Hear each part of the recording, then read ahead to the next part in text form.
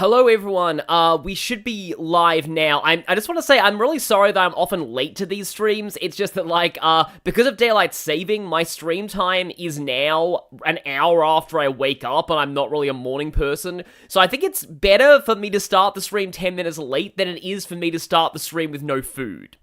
Or water.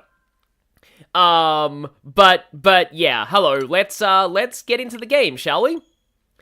Hi everyone. I noticed there was a bit of a thing in the chat about, like, evil church and stuff. I will agree, I like the way Metaphor handles it. But I don't really want to... I should probably save some of those thoughts from when I actually... You know, I'll probably be doing a full playthrough of that game. And yeah, Metaphor's great. Oh, okay, we're still in Fonset Village, okay. Oh boy, now remembering all those dark jokes about, hey, yeah, meet my parents, pirate, digs up graves. Oh boy. So yes, we are indeed so back. Let's go. Hi, Sanji's #1 fan. Hi, Kwang. When is the next main channel video? It is coming. Don't worry, it is coming. I'm just, in fact, now might be a very appropriate time for it, because they just announced Persona 5 X as a global release. That's... Oh, right! Okay, I know why I'm here now. Yeah, so, this is actually kind of hilarious. The reason why I'm here is I actually had to kill, Demon Shell Jacob again. And it took me annoyingly a long time, again. And that's because, yes, I went and off-cameraed a whole bunch of Zenobia's affinity chart. I went back and killed, like, all of her unique monsters in Gormott, Uriah, and... started on Moradine, so now I actually have some more progress on Zenobia. Yeah, now I've got a couple of Leftheria. Oh, I know where Azure Reginald is. He's not for a while in Uriah. You need to kind of go out of your way. Jadeite Polly.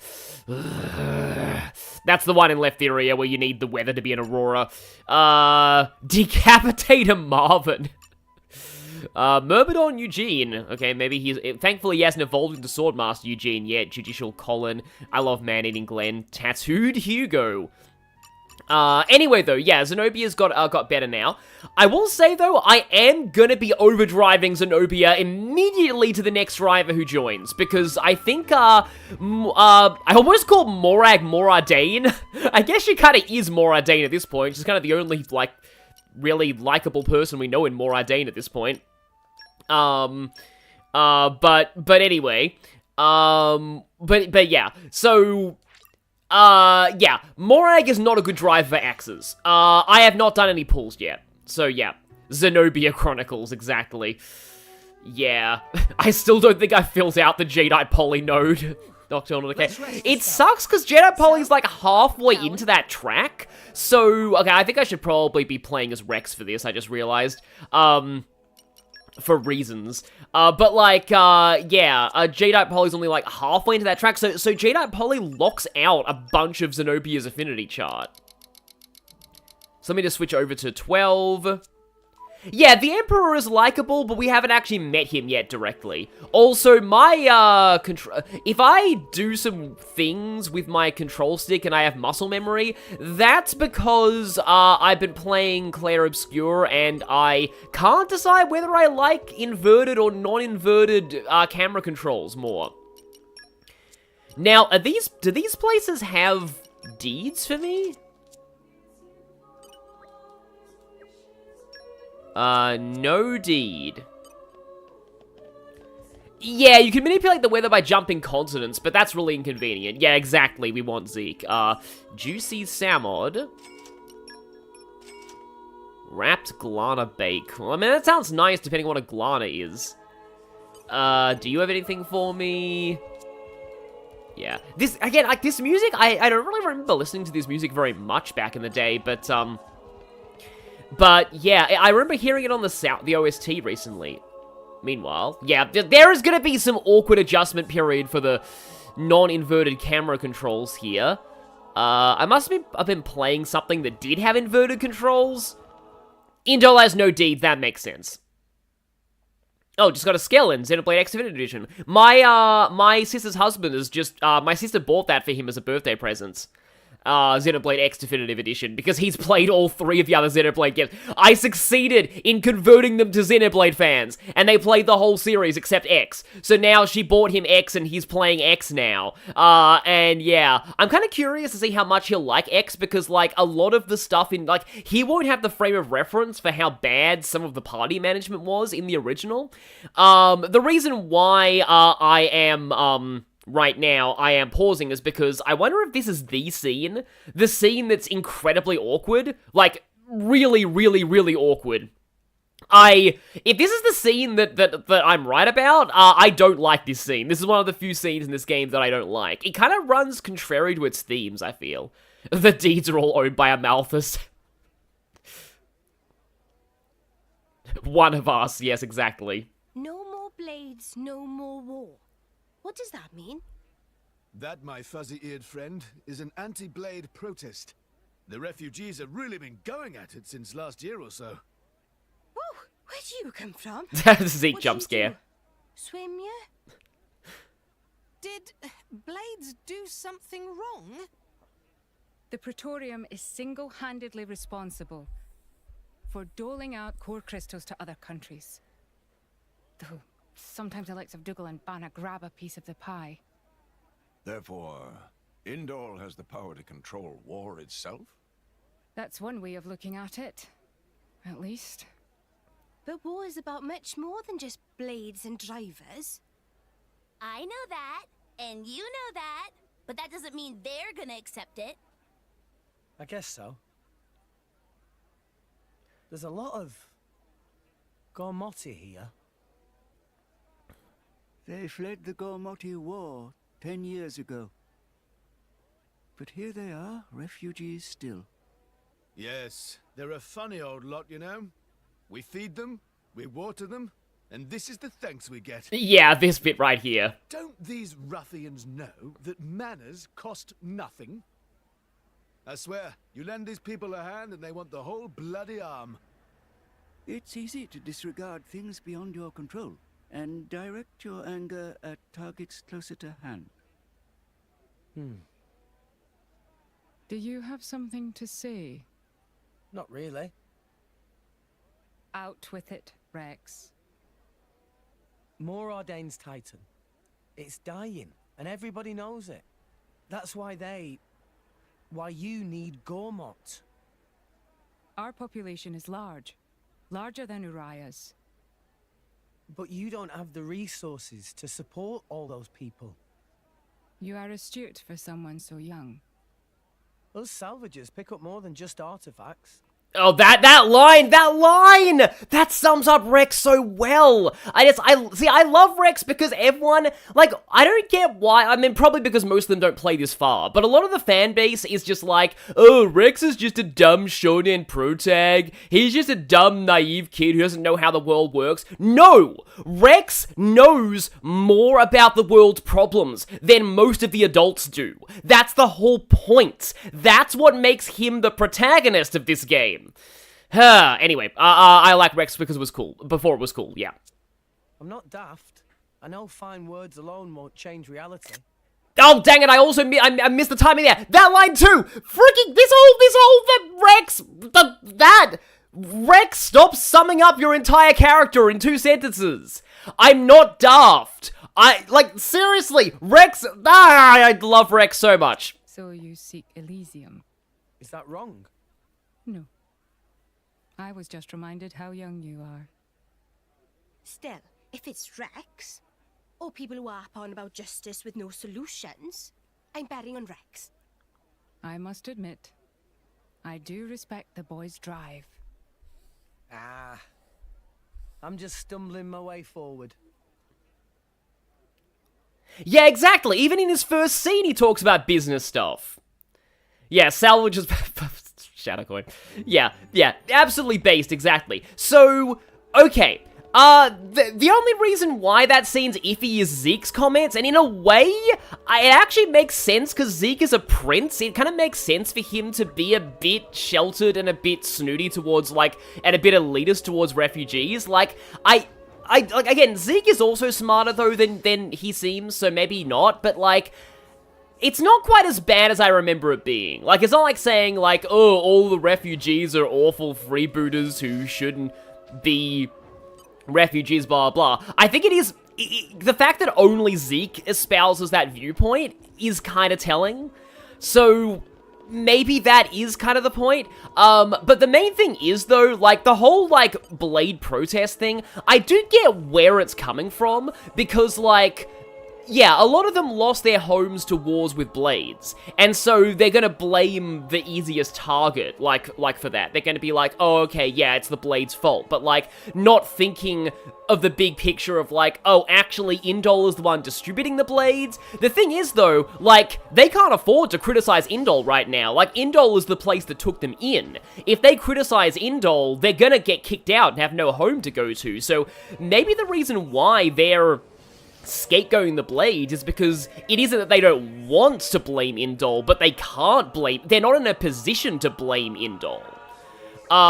Like, they aren't in a position to. Like, there's gotta be an element of pragmatism. Like, yeah, there's a lot of stuff that Indol is doing that's, like, sucky, but, like, yeah. When you think about it, really? Do they have... are they even... can they afford to actually openly criticize Indol right now? They can't really, and that's sort of sad. Like, they could, like, it is very clear at this point that Indol is only taking in the refugees. Hey, look what I found. As a political stunt, as a political publicity stunt. They want to be known for, oh, look at us, we're so nice. We accept all these refugees. Look at us, even though we kind of created them because we enabled the wars that made them refugees. This is actually very relevant to a lot of IRL politics right now. But yeah, I don't want to get too political, but like, yeah, you kind of see the thing. Yeah, this game is timeless. Blah blah blah. Oh, by the way, I'm pretty sure that throwing money here is considered gently. Okay, yeah. I'm pretty sure that throwing money here is considered a good deed for the purposes of a certain blade's affinity chart that we don't have yet. So there's this one blade, that, her affinity chart is upgraded by doing, like, these... there are a couple of random things in towns that are marked with a trophy icon, that are just you doing random good deeds for people, and that actually fills out that one Blade's affinity chart. Perun is her name. So, I believe that by the time I actually got Perun, I'd already done most of those, because I got Perun very late. She's apparently a bad Blade anyway, but, like, yeah. I want to say that all of those count, like, retroactively, unlike Zenobia's, where you actually do have to go back and kill the unique monsters later. The Indol is just Xenoblade a mirror, yeah. Morag, can I ask you something? And yes, the chat has mentioned that yes, it is indeed considered a good deed for Perun. Go ahead. Rex is the one who woke up Mithra, and I think he appreciates what that means. And? It's just that, well, you're not doing anything to stop us. Why is that? Well, I decided to not be a jerk anymore. Because of Adam. 500 years ago, he became this great hero, who we celebrate even today. But I know him only through legends. A chance to see what his blade is capable of for myself? I confess, I was intrigued. So here I am. You know I'm not Adam, right? But you are the Aegis's driver. The second you're under Imperial control, you won't be that hero anymore. Rain Cold Steel. I'm not sure I follow. Just saying. People with great power should be their own masters? Is that what you mean? Close enough. You can interpret it that way if you like. Even the mighty Flamebringer can be bloody hard work sometimes. Can't you just admit the real reason? I don't like what you're implying. Yes, I do agree, Nocturnal Decay, that Perun's obscenely aggressive jiggle physics are very annoying. The inner praetorium is beyond this gate. Here you will find the main administrative facilities. With your permission, I'll show you to your lodgings. Oh no, I agree, Skeeth Wannabe. That was something that got me very sus when I first played this game. I don't have Perun, by the way. Also, look at Poppy and Tora just freaking out at this. It's funny, because this actually reminds me, I actually have been to the Vatican, and I've actually been into St. Peter's Square, which, yeah, it's kind of like the equivalent of this, I guess. It was interesting. I was on a tour of the Vatican, and the tour guide was interesting. Like, they were actually pretty... Like, they weren't like, they were actually pretty critical about some things. Like, they were, like, it was a very objective tour that explained a lot about history that, you know, like, you'd think that, more that, like, you'd think all the tours there would kind of be propaganda. But, like, this tour was really interesting and very, like, unbiased and more of a historical view of everything. Mentioning some of the Greek and like, for example, there's a statue in the big gallery of art in there that confirms that the ancient Greeks did not think the world was flat. Like, there is a statue holding a round world. Like, they knew the world was round back then. Anyway, yeah.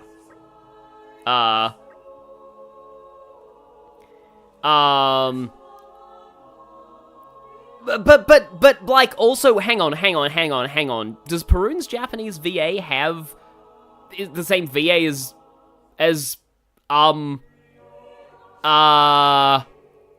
sorry, my head's blanking a moment. Temera? Because that's kind of hilarious, when you think about it. But yeah, some people in the chat were saying, like, I'm catching up because I had to let that cutscene play out. That Perun is, like, the worst of a good weapon type, which means she kind of averages out to being still okay. Yeah. It's like, I feel like there's another character like that, like in a Fire Emblem game. Oh, no, I know, it's Lowen, maybe? Like, it's like, yeah, the worst Cavalier is still really good. Or maybe that's Isadora. But, like, it's someone like that. It's like, you know, you're the worst Cavalier, but you're still a Cavalier. Yeah, calling Torna's a little weird, exactly. Yeah. Did it just go to sunset in the middle of that conversation? Does time pass while you're in dialogue? I wonder if it does. Now, I do remember, there is a really crazy side quest that takes place here eventually. It's probably not until the next... Oh no, maybe the side quest is now. So I will say, there is... Yep, it's Mellica. I remember the name because it sounds like Melia.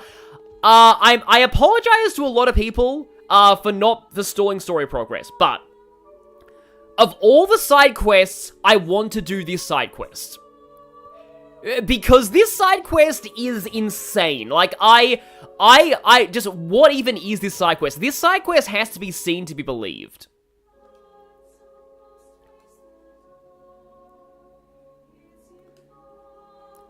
Yeah, like, the thing about Gormott, though, and the Gormott area... Yeah, I love how people in the chat are saying, oh, this one. I have to show this side quest because of reasons.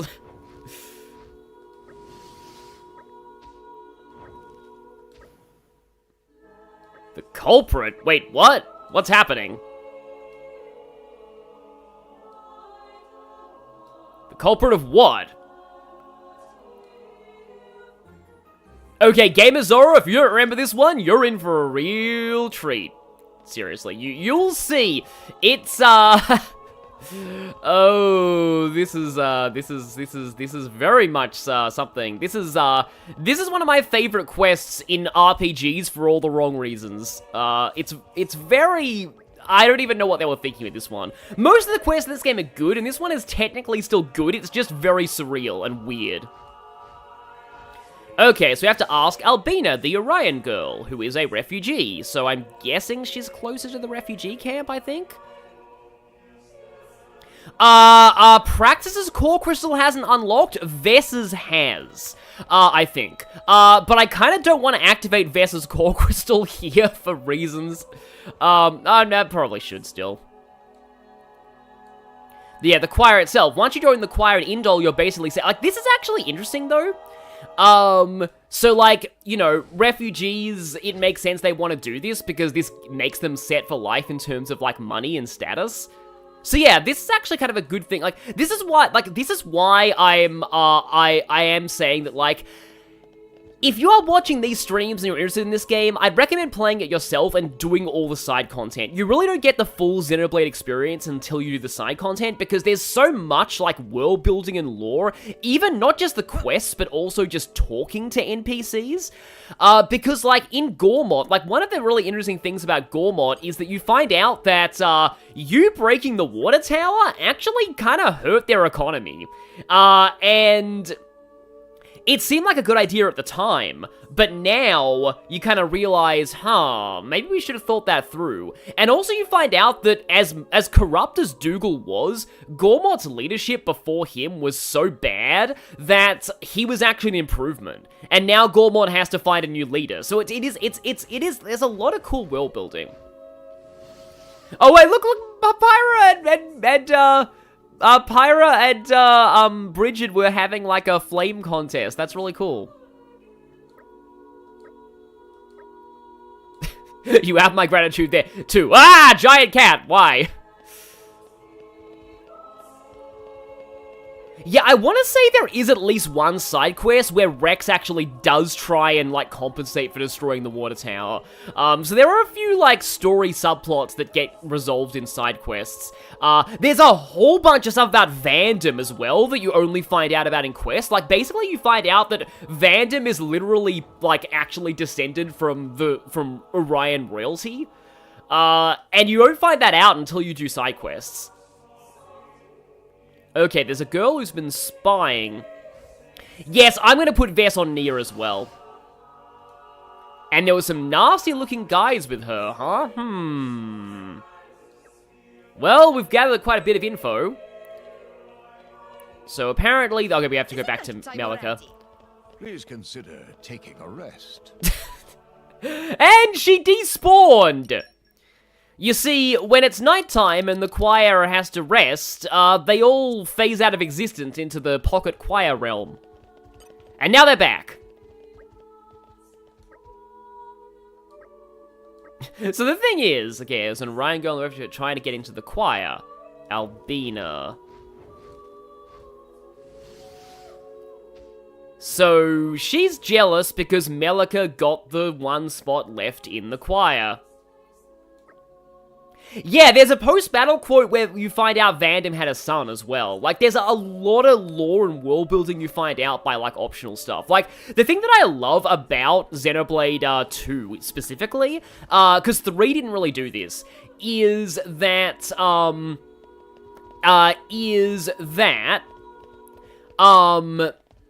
you basically find out everything you could possibly want. Like, every question you could possibly have about Allrest is answered by the end of the game, either in the main story or in side quests.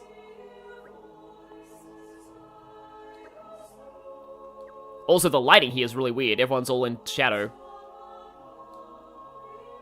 Also, why is there a guy with a blade standing next to her? This is not going to end well. Yeah, take me out. So, this child here casually admits to wanting to assassinate another child. Like, I get that there's fierce competition over the choir positions, and I get that, yeah, it's definitely an issue for Indol to be like, hey, refugees, come join the choir, you'll be set up for life, and it causes a lot of resentment and stuff. But hiring assassins? A child hiring assassins? Like, I don't know, like, this kid is just basically a cartoon villain. It's, like, so bizarre. Like, I understand the motivation, but, like...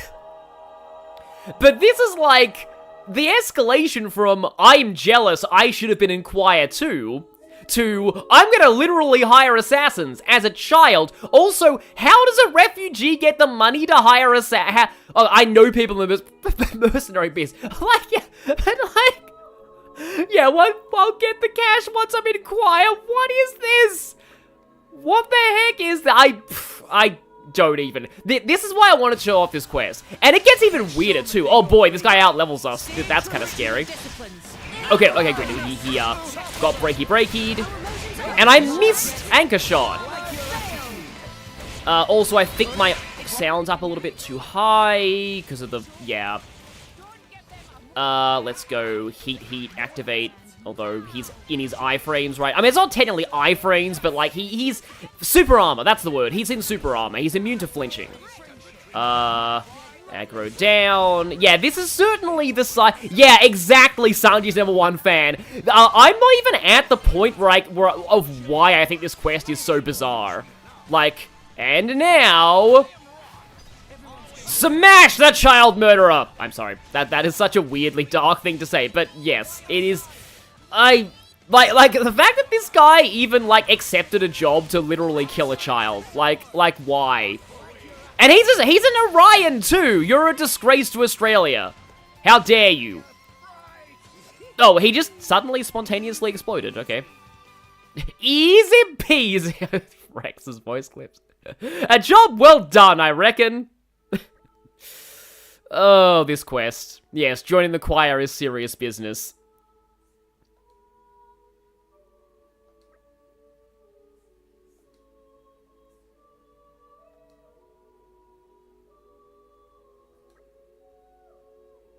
What are you saying? I'm the one in the wrong here? I mean, like, okay. You literally hired assassins to murder a child. I'd say you're pretty in the wrong here. This isn't like a three houses kind of morality debate or anything. This is like, nah, clearly there's a wrong side here. Oh, I get it. You think I'm just not good enough. Yeah, it's not because I tried to murder you.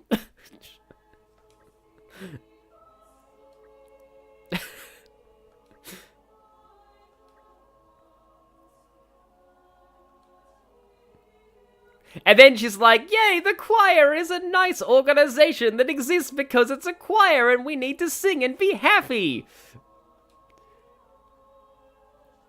Like, I mean, this speech would make more sense if she hadn't just tried to murder her. Like, this is like a classic power of friendship speech, and yet it's like, again, murder. Just like, you know, murder. And then here's the thing, she apologizes. And then it's all like, I'll try again. I'll try singing and get a happy life. I'll just be a nice rival to you. Let's be BFFs. Thanks so much for your help. This kid who actually hired assassins to murder another kid and should probably be in therapy, like seriously, is my best friend now. It's all's well that ends well, right?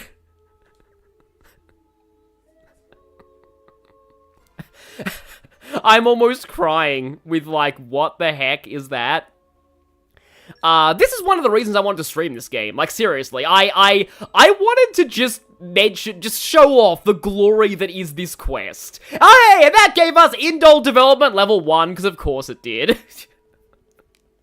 like, in a game that, okay, there's maybe one other side quest that is as weird as this one. It involves Zeke and Yaoi. And I'm not exaggerating. But that's later. But apart from that, all the quests in this game are pretty serious. Like, oh, actually, apart from a couple of ones involving, like, Banner's family. But anyway. This is how American schools handle bullying. Oh, boy. Telferus. Hi, everyone. I just wanted to drop by and say hi. I'm leaving and missed the stream today. There's been an emergency. Oh, I hope everything's okay. Maybe watch the VOD, though, because... yeah. We've made Indol a better place by preventing child murder. Oh, this is... yeah. And the chat's now reacting to my comment on the Zeke Yaoi thing. Yeah, it's later on, there's a quest involving a literal Yaoi fangirl and Zeke. That's the only one that's as weird as this. I want to go back because, like, there's actually another quest in Indol that is almost as weird. And it might open up now. I think it's like down in the lower part of Indol. Can we survive this without splatting ourselves? Well, we can if we hit a thing on the way down. Like there's a... I remember it being around here. Zeke Yaoi's peak. Is it at nighttime?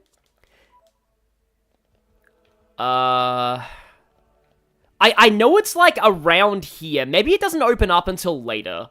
Because there would be an exclamation mark on my map if there was a quest here. So, like, I assume it hasn't unlocked yet. It's not the Boreas, quest, though, I believe. But yeah, it mustn't open up until later. This place does look kind of nice at night, though. It's Severin. Yeah, I think Severin is involved in that quest, but anyway. You need to meet with Amalthus first. Yeah, that would make sense. Which I guess we'll do now.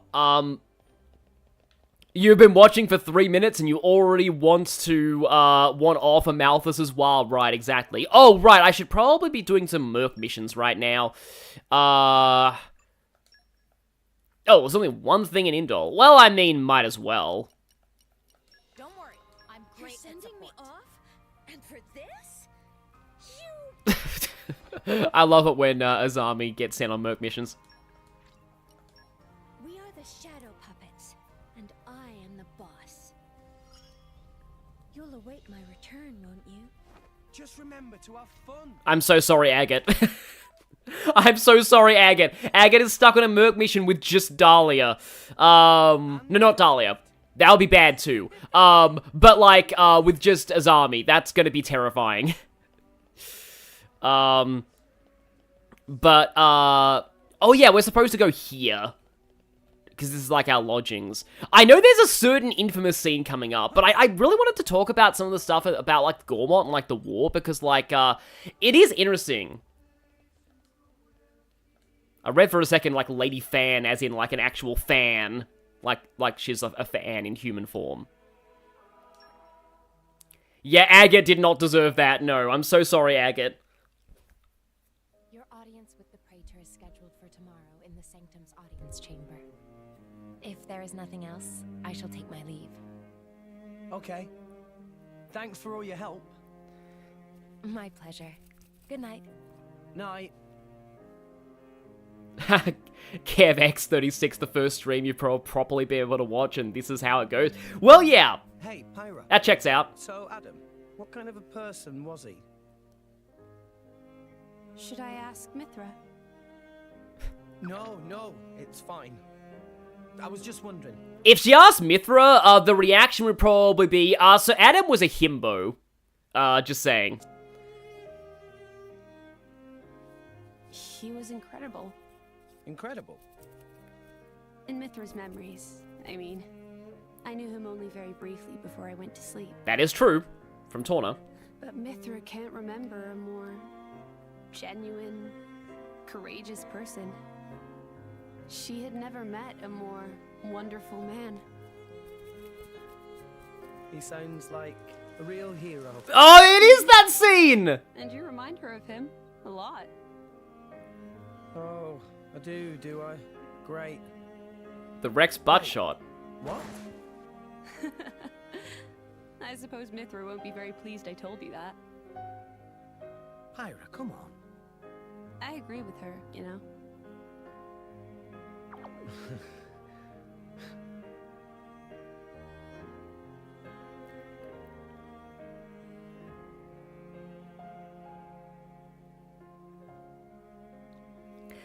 Yeah, this led to a lot of people, like, shipping, Mithra with, like, Adam, but that's not what their relationship was. That's a... It's cold this morning. Torna thing, you'll find out. Miss Fan.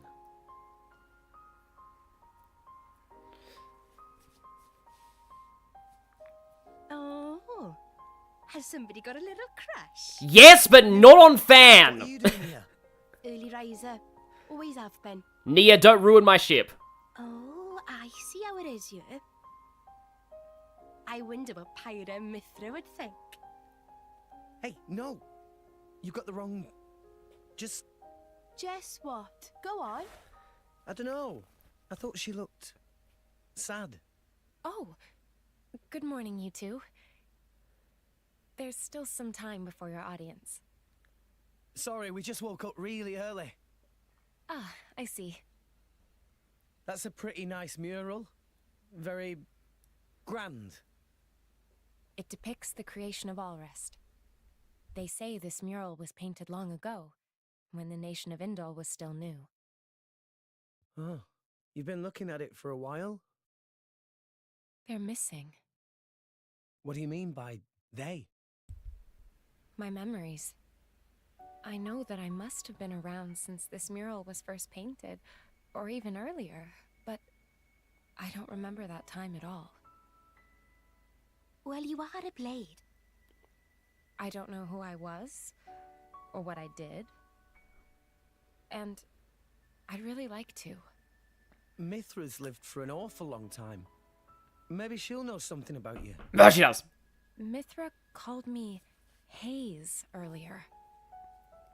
Could it be possible that she met me somewhere before? Sometime in the past? Yes, he did. Do you want to ask her later? Could I?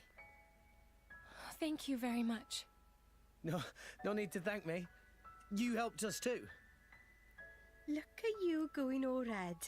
I'll tell Pyra, I swear. What? I told you, it's not like that. We'll see. I forgot about this. Hey, relax. You'll give yourself wrinkles.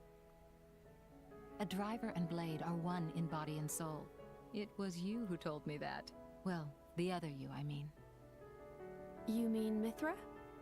Of course. It was 500 years ago, so perhaps you have forgotten. Oh, I do remember saying that. So it's true? But how could she possibly remember? You're wondering how I could remember words from so long ago?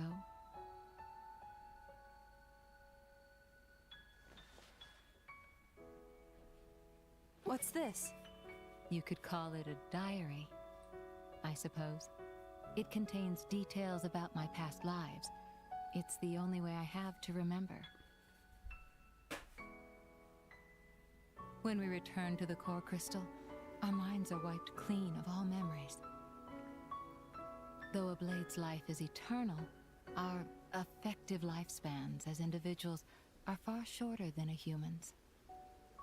You know, it's not just me.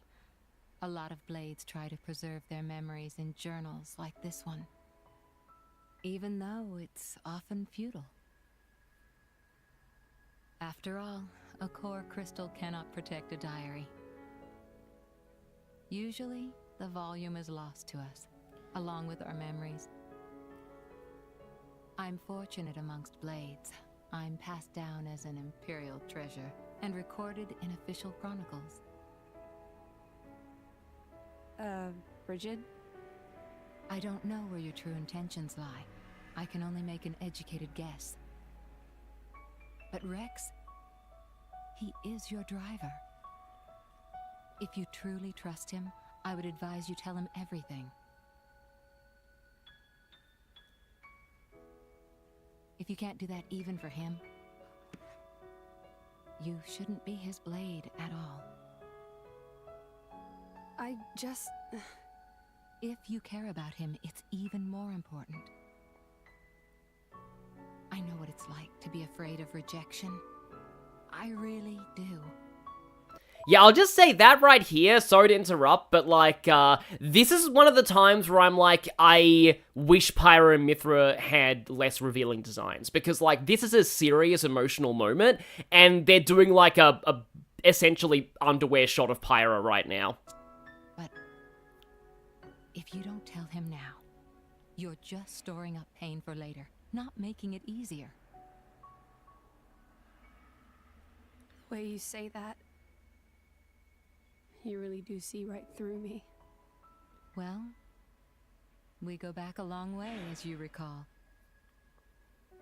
And we're both blades, after all. Oh boy, Shadowblade. Yeah, I'm sure that the other more Ardanian blade will get as much development as Bridget does. Oh boy, yeah. Wow, that's weird lighting. But yeah, like, okay. sorry, I'm just, was just distracted by a bunch of things at the moment. I agree, though, that I miss Rock. I wish Rock had more dialogue, like in story scenes, but also, they're given, like, think about this. They have, like, I don't consider the Blades to be party members in a gameplay sense, but they are treated as that in a story sense. So, like, they have to give character development and, like, writing and dialogue to all the main humans in the party, and all the main Blades. Fitting Rock into the party dynamic would have been really tricky. I do get that. I do wish he got to do more, though. Yeah. But yeah, I forgot how good that scene with Bridget was. The weird fan service notwithstanding. But, like, yeah, also, you know, real people leave their room like that. Their hotel rooms like that. Don't try that at home, please. But yeah, it's Bridget's whole arc is really cool, and her dynamic with, but that is the thing, like, I do feel like Pyra and Mithra are really the only people Bridget has meaningful interactions with. In a lot of ways, Bridget and Morag do kind of feel interchangeable in all other scenes, which is kind of a shame. Yeah, there is an excuse for them to have developed Rock later, I agree with that, but I'll talk about that once we get there. Also, yeah, this is the infamous part, I think. I think it comes a little later, but this is a very memeable quote that's incoming. There's very good reason the cheapest reward from the Land of Challenge is Pyra's Gormott disguise. Oh, you can unlock that as an outfit. That's cool.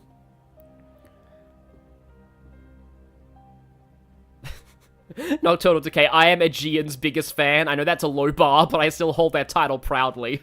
That kind of reminds me of me saying that, like, I like Wade Whipple in the Sonic movies. Again, low bar, but I actually don't mind him. Especially after the Knuckles show. This quote used to be your desktop wallpaper. I mean, it's understandable.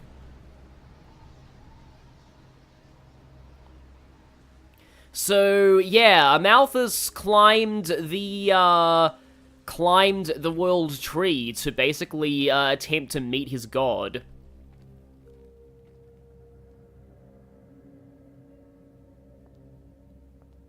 And this leads to some really interesting... This is gonna sound weird, but like fanfic potential. Because we know that Amalthus only took one of the core crystals up here. But like... He awakened Malos, but what if he had awakened Mithra? And what if... would that mean that Rex's main blade would be Malos? Would Malos have been positively influenced by Rex? By the way, this scene is supposed to be this dark looking. Like, it's a very common fanfic plot, let's just say. I think it's called Aegis Swap, like in the fandom. But, like, there's a very easy avenue for AUs. It's just, yeah, what if Amalthus took the other crystal? Like, that's just all you need to do to have the timeline completely change.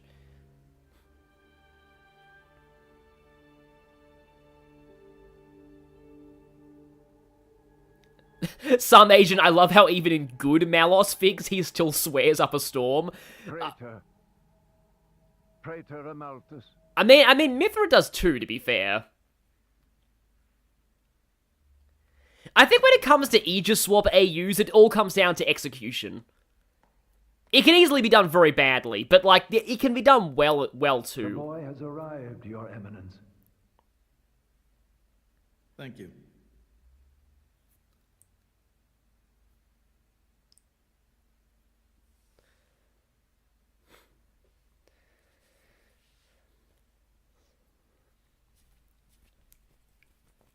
So you're Rex. I've heard much. So, literally my first reaction to seeing this guy was the following. If this guy is not evil, it would be the biggest plot twist of all time. Hi, you're not the Praetor, are you? Why are all my memories monochrome? Indeed. I am Amalthus. I understand your surprise. I imagine you expected somebody older.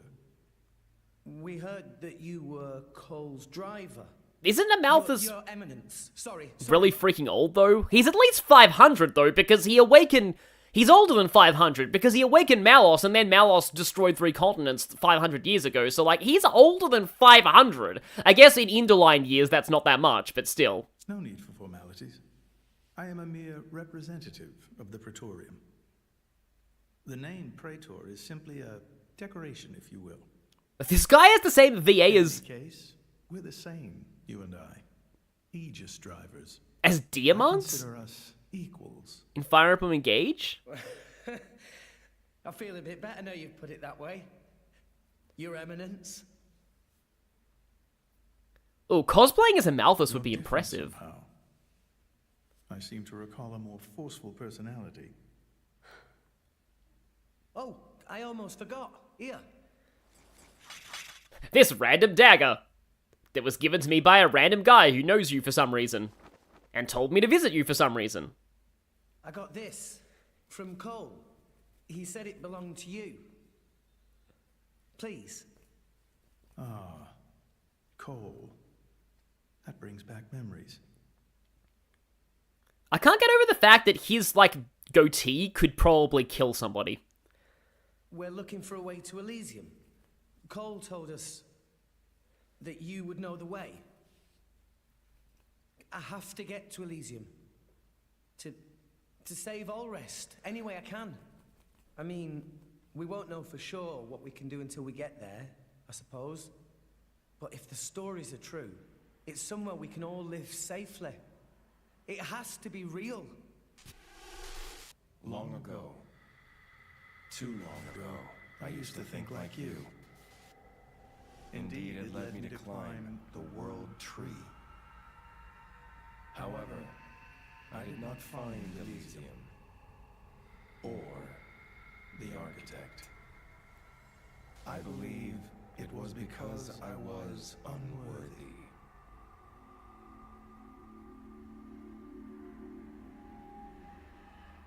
Rex, I know your desire all too well. I shall help you on your quest. Really? Oh, thank you so much. No need for thanks. This may be my destiny.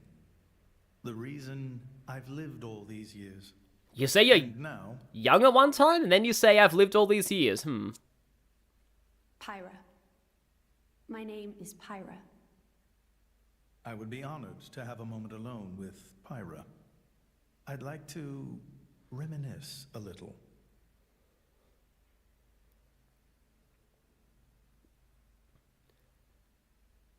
Well, I mean, at least he was nice enough to try not to, like... So Old Man Cole... To make sure not to dead-name Pyra, I guess. Really did know the Praetor. Who'd have thought? World is small place. Will Pyra be okay by herself? He's the Praetor, dimwit. What's he gonna do, eat her? Back there, I felt something weird for a second. What? Rex? It felt like we were talking to that Malos guy.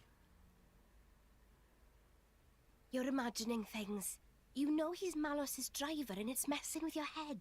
They not seem alike to me. No, I know. It was just for an instant. Just this one moment where I couldn't tell if we were talking to the Praetor or Malos. Sorry, I'm not explaining it well.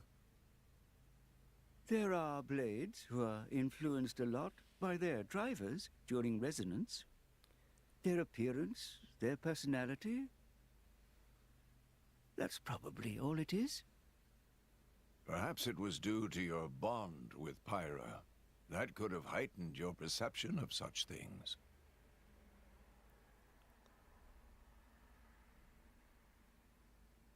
I don't know, Malos seems to be able to actually have fun. Yeah, I agree. It was painted 1,500 years ago. Even through exposure to the elements, it has never needed repair, always as pristine as the day it was made. The technique is long forgotten. I often wonder if we are growing as a people, or in fact, regressing. That is one of the most memed quotes from this game, because it's very fitting for a lot of things. It's a very good reaction image, and sadly does sum up a lot of IRL stuff. What do you think? Though at the same time, I just realized that, like, in a way, that is almost like Amalthus saying, "This world is imperfect," and already that's very sus. Well, I'm just amazed at how little you've changed. Has nobody ever wondered about that? I am Indoline, and the driver of an Aegis. It keeps me young. If you say so. Why do this now, though? You've never let anyone go there before, have you? Times change, Mithra. So do people. That's not an answer. I would like to believe there is one who can reach the Architect and save this dying world. Is that really so strange? And Rex is the one. Would you have resonated with him if he did not hold such potential?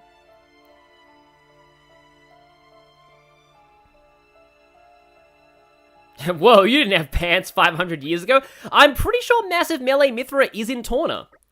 I want to say.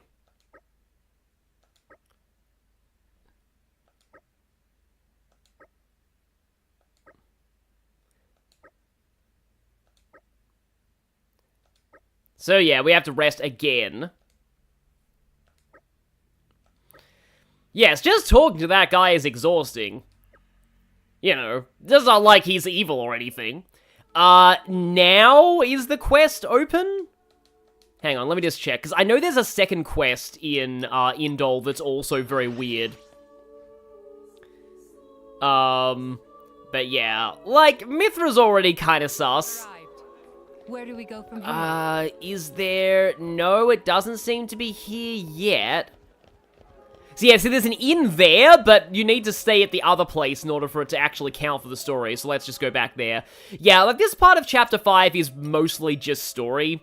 But it's it's good story, and it's good development. Fan Norne thinks she's Morgana with how much is making us sleep. Yeah, exactly.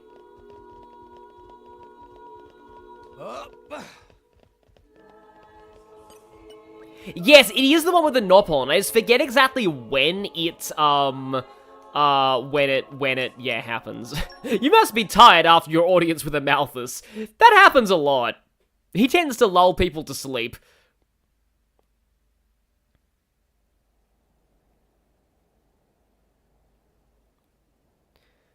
Meanwhile, in this land, whatever this is...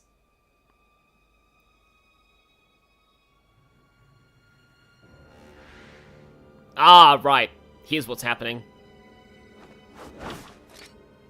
I was like, is this really Villain Land? But okay, no, it's Villain Land now, so this is officially a Meanwhile in Villain Land scene.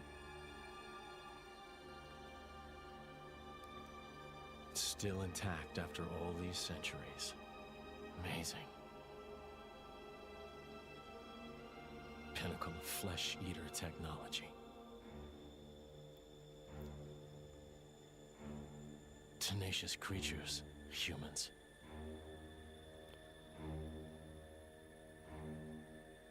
I'm so sorry to do this to you.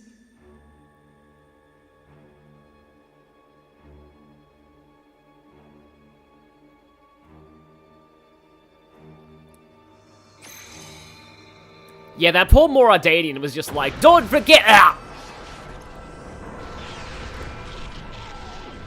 He didn't even have a chance to say, think you could take me.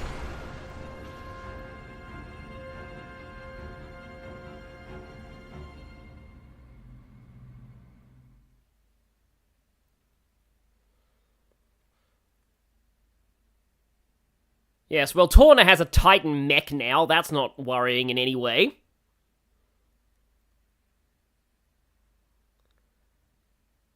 I see. Very well.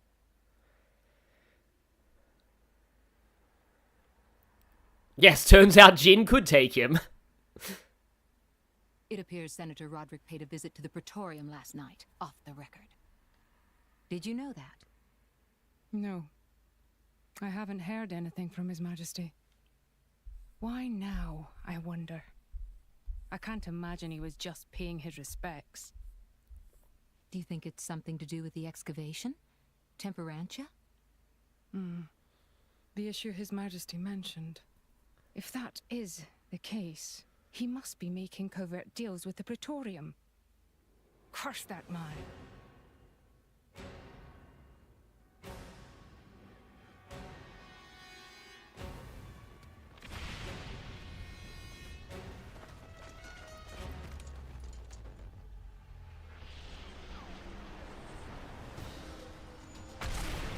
So, like, Temperantia is sort of a bit of a demilitarized zone between Uriah and Moradin.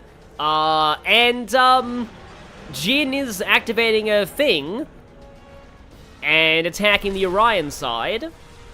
And Moradin was last seen using this thing. And there's, like, Moradanian technology all on it, so, I wonder what that's gonna send a message about. Also, Jin, how dare you kill a whole bunch of Australians? You are now on my list. Now, Nalos is the real dirty Australian killer, but Jin is getting up there.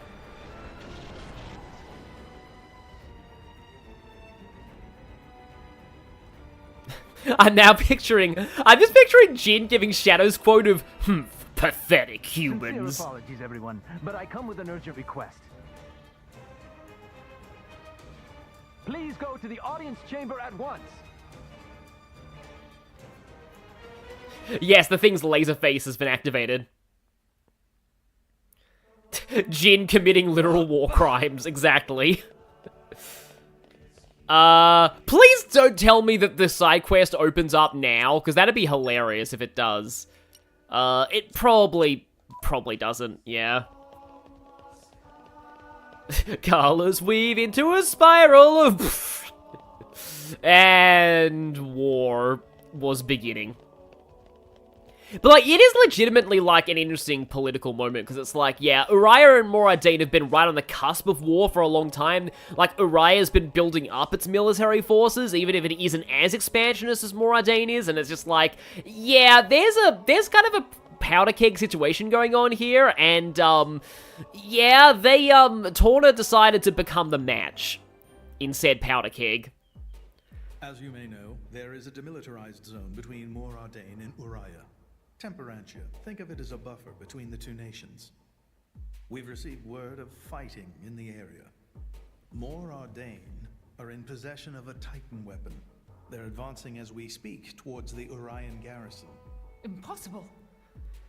Well, the two countries' Titans are at their closest right now. You're saying we were waiting for a chance to strike? Unthinkable. Our people would never go to war against His Majesty's will. At any rate, we must investigate. Yes, you're right. Praetor, I beg your leave. We need to find out what's going on. Your Eminence. Thank you. Your Eminence, Might I ask you to assist Special Inquisitor Morag in her investigation? We have no reason to refuse, and you needn't worry about me. I am quite grateful to hear that. Let's go after them. Hurry.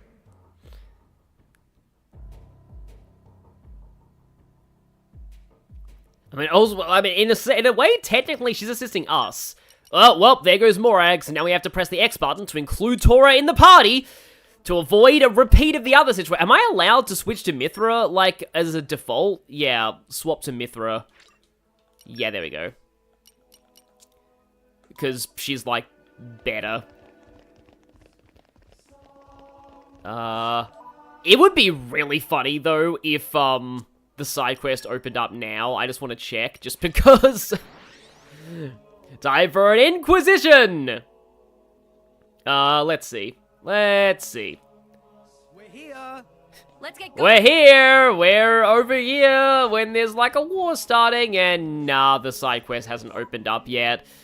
It's not nearly as crazy as the choir side quest, though, so yeah, it's probably not worth showing off, like, as much in detail as that one, but, like, it's still, I love Mellica the Chorister, because it's just one of the most ridiculous fever dream side quests of all time. And it includes some of the side quests in the Trails games. There's a few weird ones there. Oh yeah, we have to go to the is this like the Moradanian embassy or something? I don't know. Who's responsible for this? Preparations are still ongoing. If we attack now, we could... What have you done, Senator Roderick? I like how Senator Roderick's, also lol eyes Morag there. His concern here is not, oh no, we're starting a war, but oh no, we're starting a war when we're unprepared. It's like, oh, I wanted this war, but, like, we wanted to actually kill them first. Like, we wanted to be in a better position to kill them in this war. Yeah. Special Inquisitor, what are you doing here? The Emperor ordered that the dig be halted. He was very specific, Senator. You are... If you've restarted it, you have violated His Majesty's will. You are super fired right now. The Emperor doesn't understand Moradane's urgent lack of resources. This is for the Empire. Your patriotism is touching. But that doesn't explain why you're waging war with Uriah. It wasn't me. I did not give that order. But I would have if I could. And I would never dream of declaring war without His Majesty's express consent. Ant lies. So who in the... Morag! Who are these people busting in here? This is the driver of the Aegis. You are to afford him the same respect as me. This is him? I heard the rumors, but this boy? There are rumors now? Wow. Am I really that famous? Do you have any idea how much it costs to repair a water tower? It's a lot. So less famous, more infamous. Morag? Is Moradane really attacking? They are, as much as I hate to admit it. Tell me, what's going on?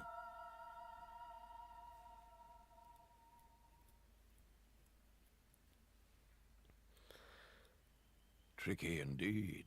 If this escalates into all-out war... The timing is all wrong. We can't win this fight, not now. Sounds like you were planning to start this sooner or later, sly rat. Maybe save the accusations for now. But the Empire never really wanted a war, did it? That core crystal. Don't tell me you're the... Answer me. You're right. Mithra? Who stands to gain from an Ardanian-Urian war? Who gains... You don't mean... Jin and Tona. It's very possible. But how? Maybe just coincidence after all? Master Pawn. I wish I could believe that. Inquisitor Morag, please. You are the only one who can put a stop to this. It's a bit late for that, don't you think? But I'm not going to sit back and watch. Brigid? Right. Morag. Rex, this is an Imperial matter. We can't ask for your aid in this affair. Not if it's really a coincidence, like Tora said. But, if Tona are really involved, doesn't that make this our problem too? But... Think of it as compensation for the water tower. How's that? I knew you'd go there. You're so noble, it hurts.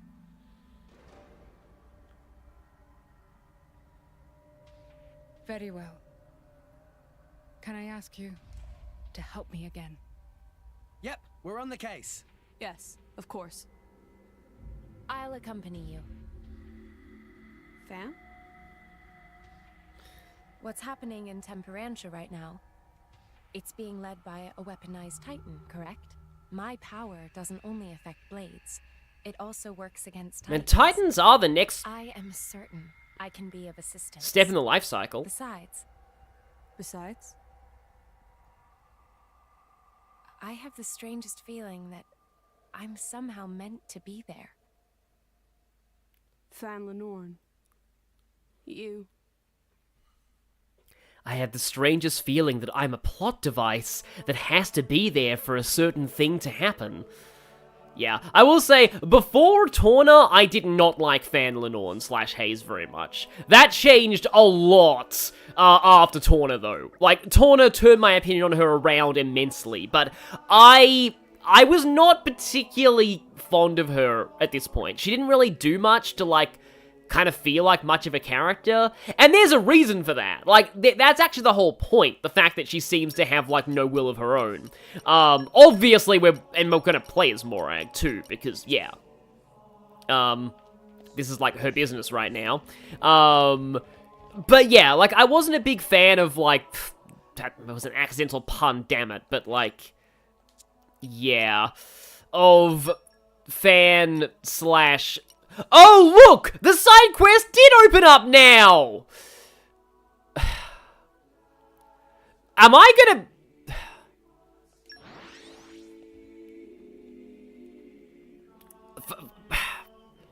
For the sheer audacity of that happening, I'm sorry, but I'm gonna have to do the side quest just because it's so dumb. Oh hey, Mora, Dane, and Raya are about to start an all-out war that's gonna devastate the foundations of Olres as we know it. Well, let's do this side quest. I'm sure it won't delay us at all.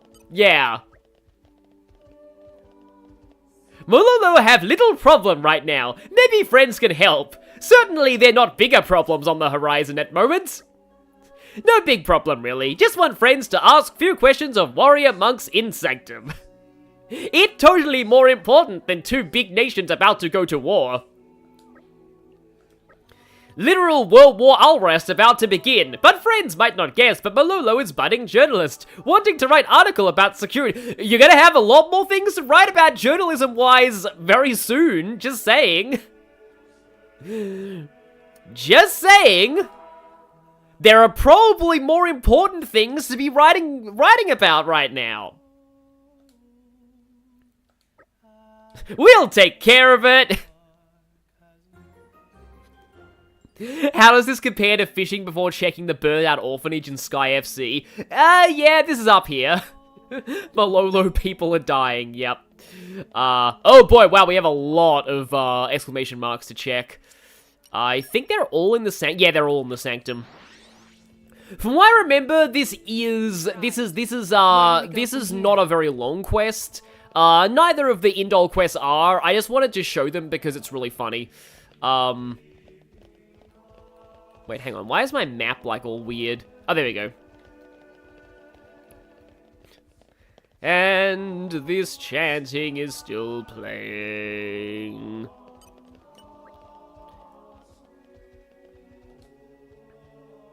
Yeah, the other weird thing to me about the anti-Blade protest, though, is it kind of seems like it's meant to draw parallels to things like gun control or, like, nuclear disarmament in the real world.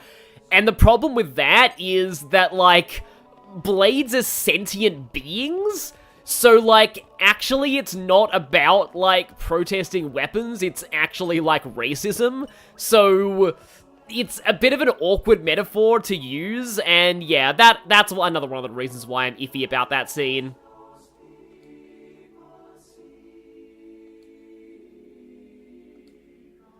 So Indol still has crime, but it prides itself on being safer than most nations. Well, that's interesting to know.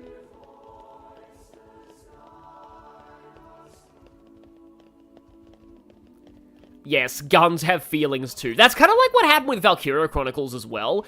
Because, like, Valkyria Chronicles, the Valkyria are like a metaphor for nuclear bombs, but they're also sapient beings. So it's like, yeah, it's weird.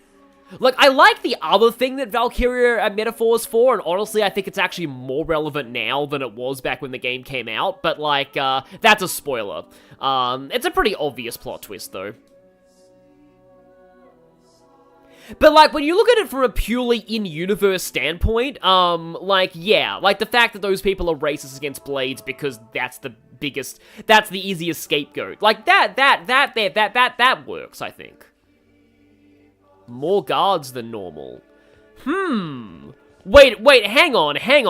That guy told us to, ask around and find out about the teachings of Indol, but it certainly sounds like we're actually finding out about Indol's security, and exactly how many guards they have posted, and what their, you know, how easy it is to do crime in Indol. This is not suspicious at all.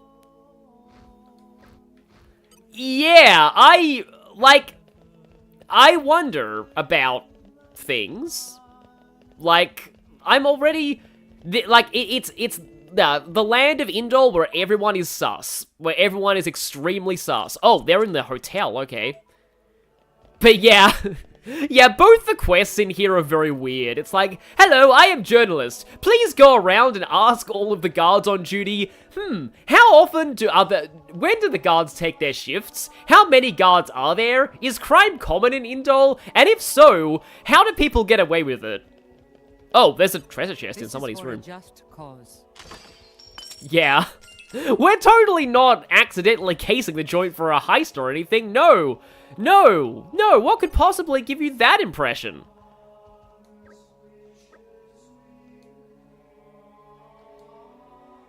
There were 23 guards here at night. Now, we'll need to know exactly where those guards were, what their shifts are, and how likely they are to notice a Nopon sneaking around stealing things. But don't worry, this is all totally hypothetical, and Azami just came back. Perfect timing, Azami! What's your security number?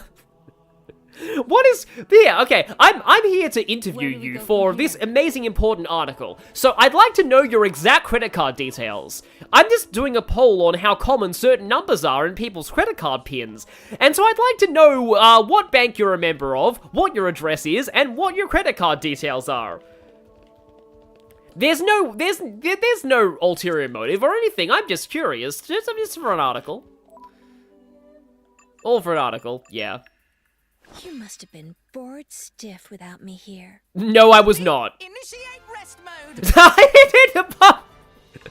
Sorry, I'm unhinged this stream, but like, so I don't know if I've mentioned this before. I probably have on his stream, but I love it whenever a Blade says something like dumb when they return, and then Tora says Poppy initiate rest mode, because in my headcanon, that's his code for Poppy just whacking them on the head and knocking them out. So whenever a Blade does something like that, and Tora's like, Poppy, initiate rest mode! And then Poppy just whacks Azami and knocks her unconscious. It's just, yeah. Oh right, Allies of Justice 3 is, oh, wait, that's Azami's quest, yeah. And that's Godfrey. I mean, I guess I can do the Godfrey one. I'm not really going to be using Godfrey anytime soon. I'll do it. I think I might actually need Earth soon, so I'm gonna go Azami again. And for this? And then I need another Strength 20 plus. Oh. No, Wulfric is not 20 plus. Oh no, Wulfric is 20 plus. Of course. Okay, so you, and then I need another Ether Cannon. Reporting. Oh yeah, Godfrey has to lead this. I'm a little suspicious that Godfrey's Heroes of Justice group needs a lot of cannons. But anyway.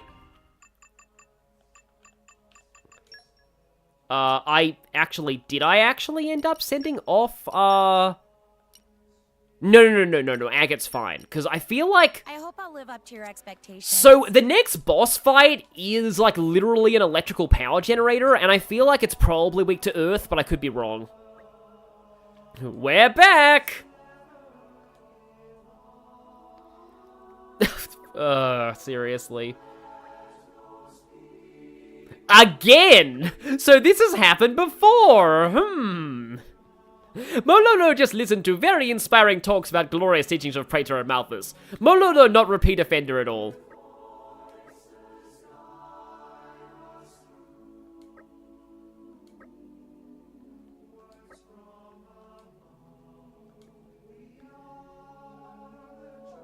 And now we're being asked to deliver a package for this person. I wonder, yeah, like, in real life, don't do this. Don't ever do this. Like, if somebody acts that suspicious and then just says, oh, deliver this package to an... Like, this is literally a port, too. It's a port of entry. Like, don't do this. Like, this is how you get arrested for drug possession. Like, don't do it. Like, do not accept, like, any packages from anybody, especially not at airports. That is just good life advice. So yeah, both of the quests in Indol are really insane right now.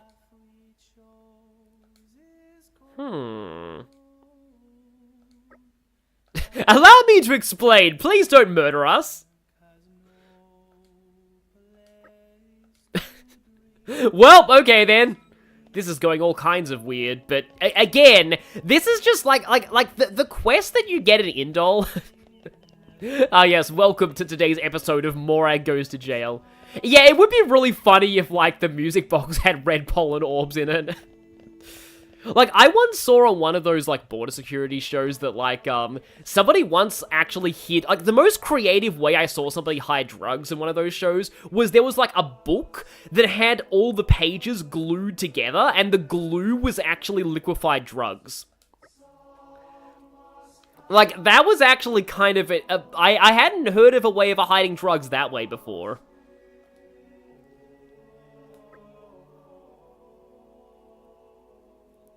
There's a good version of a quest in X that involves starting a pollen orb smuggling ring in New LA. Yeah.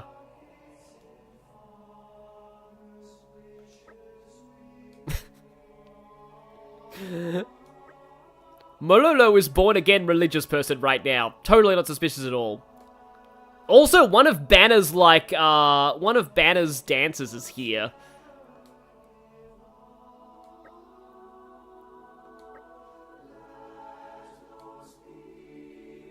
Dave Chorus, yes we have.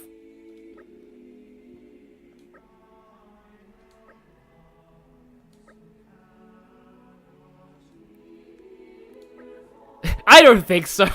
I love how blunt Mellica, not Mellica. Why did I say Mellica? I was thinking of Mellica the Chorister. Like, this design of the older Indoline people is kind of cool. Oh, but his name literally is Sephirin as well! Like, again, it's also insanely sus of the fact that somebody's joining a religious group on the orders of somebody literally named Sephirin. Like, that's not gonna end well either.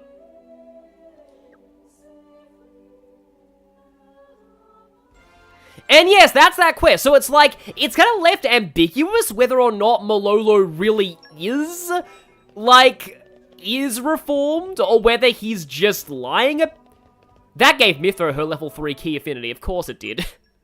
But, like, or if he's just lying about it and he plans to still do crime. I feel a change. You don't know, because there's no follow-up on that quest, so it's just like, yeah, that's it, that's what we have to work with right now. Like, yeah, again, Indol's quests are just so downright weird that I had to show them on the stream. Now that that's out of the way, let's go actually stop the war. Mithra's learned so much from this. Exactly. Mithra's like, somehow I feel like I understand the world more, and I don't like it. Hey, remind me again why we're bringing this banner. Because this sounds like fun. We're not on holiday here. I've heard a lot about these Norne people. They're the ones collecting core crystals, yeah? And besides, I can't pretend this doesn't concern us too. Not when they're calling themselves Norne. Foreshadowing! Shalad?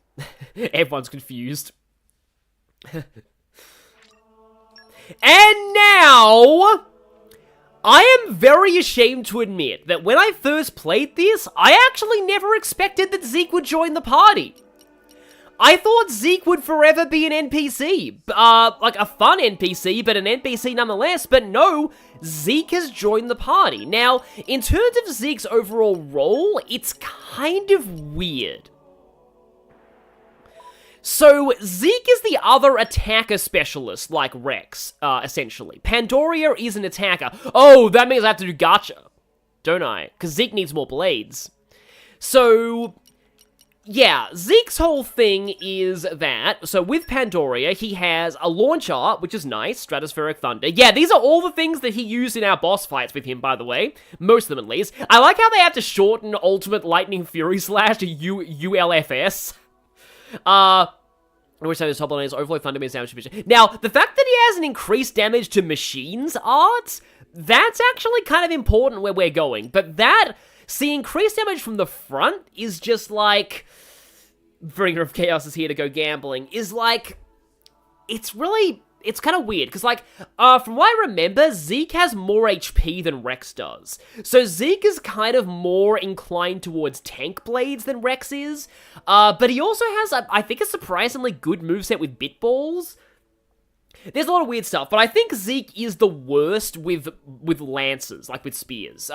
Because I think he's the one where, because he does a lot of weird flourishy animations, and I think he's the one where, the animation for his smash art is so long that the launch timer ends before you can get the smash. Also, I should probably go ahead and 8,872 points here. Yeah, so yeah, bear in mind that, we're gonna be doing some stuff with, like, Zeke now at the moment. Yeah, he's got like, luck, hang on, let me just check everybody. Yeah, he has more luck than everybody except, Tora. He's tied with Nia. That's kind of weird. But yeah, his strength is pretty good. Dex is a little lower. Yeah, Rex has more dexterity right now. Other people have more agility at the moment. Holy crap, more Rex agility. But like, yeah, it's like, sometimes I struggle to find a good role for Rex. According to Steel Poker Ninja, he's the best with everything except lances, katanas, and twin rings. Okay, watch me pull those things on him. But here's the thing, Zeke is very good with axes, so I am going to oh yeah, and he is higher level than the rest of us.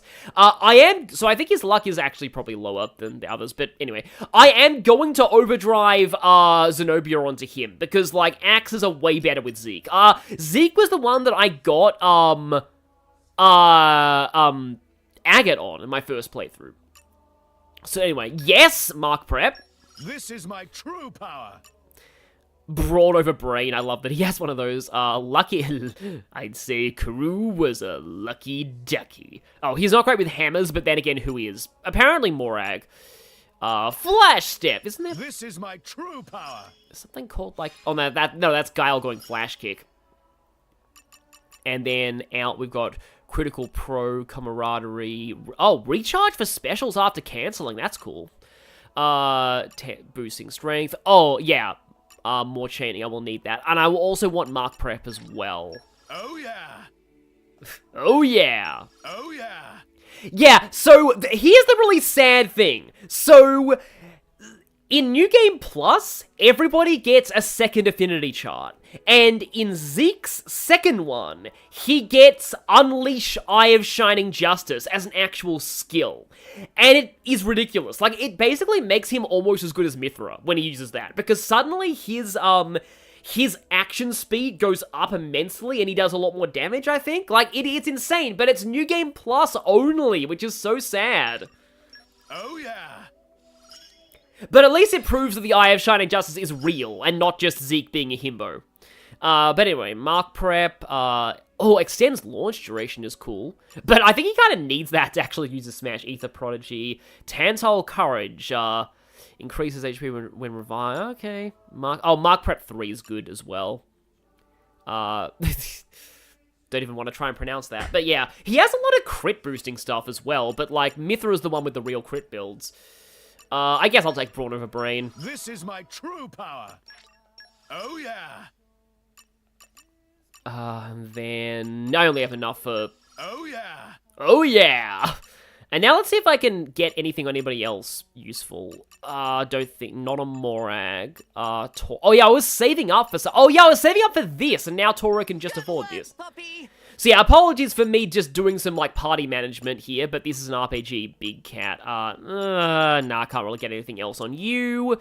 Okay, so now, I guess I should go more, and also look how much Zeke's strength just went up from me just getting those abilities. So, Pandoria. What's your courtship like? See, that's got a special effect, but also it sucks, compared to your current thing. Your courtship is pretty good. Yeah, Purple Lightning Edge is also kind of hilarious. Although, isn't that the title of, like, somebody in Sarah and Cold Steel? She has 3 Ox-Core slots, which is good. Oh, Affinity Max Attack is not bad to have. Special level 2+, break resist. No, I don't want Arts Aggro. Oh, I only have 1 Hunter's Chemistry. I need more of those. That's, like, one of the best things. Oh, Elemental Prioritizer is nice. Yeah, I'll take that. And I don't want Block Rate up. No, not Arts Aggro Boost. Critical up, I guess I'll take that. So it'll raise it by 1%, but still. So, Pandoria. Or Pandy, as she's often called. Lightning Force, increase damage dealt to machines. That might be useful soon. Electric Circus increases critical damage to 25%. Thunder Doom, also critical damage. Well, that does stack well with Zeke. Quickest Purple, boosts Arts recharge by 30% at max affinity. That's not bad. Thunder Blast, adds a 60% chance of dealing a guard and nulling attack. That's kind of cool. Okay, yeah, this thing is really weird. I didn't really think about this until I saw Enel's video explaining, like, Pandoria, like his specific Pandoria video. He explains it this way. So, nobody else uses the same weapon as Pandoria. So, having a skill slot dedicated to raising her auto attack speed by 20% or more at higher affinities, all that really means is that, because, like, relative to what, there's no comparison. So, like, because nobody else has the same weapon type as Pandoria, really it's just her, she just goes at this speed naturally. So, it's effectively a wasted skill slot. Because, like, increased speed means nothing when there's no frame of reference to compare it to, if that makes sense.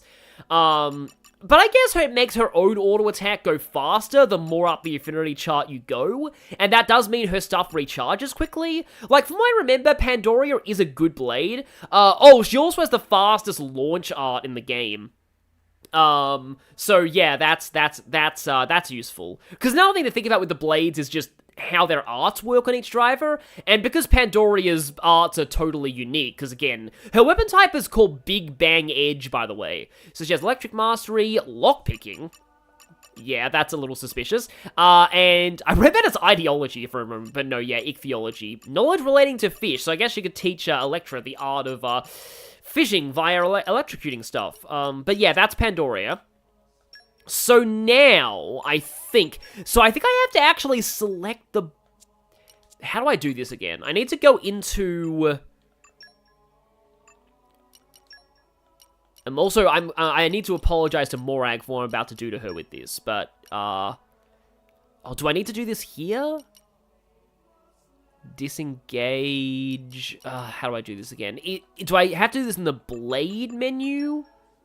Manage blades, maybe?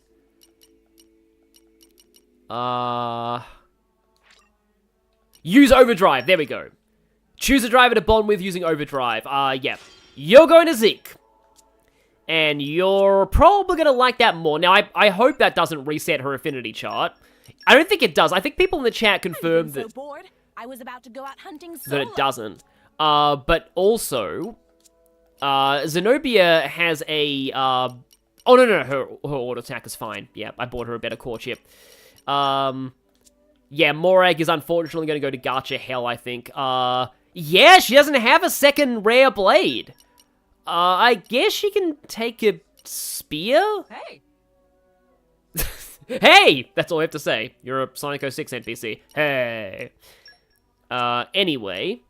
I'll do enhanced arts later, because, like, first, yeah, we're gonna have to, okay, so we're gonna engage things, we're gonna summon core crystals on Zeke, and, oh, right. Actually, no, wait. Firstly, Nia takes Vess's core crystal. I think Zeke's axe arts are pretty good. Also, practice will be ready eventually. War is starting, but we need to gamble, yeah. And Praxis on Zeke is actually really funny. Praxis has unique dialogue if she's engaged to Zeke. This is also a really cool awakening. But first, the donut lady. Hello there. I'm Vess. Oh, I forgot Vess was lightning. My power? It's like a warm, soft bed.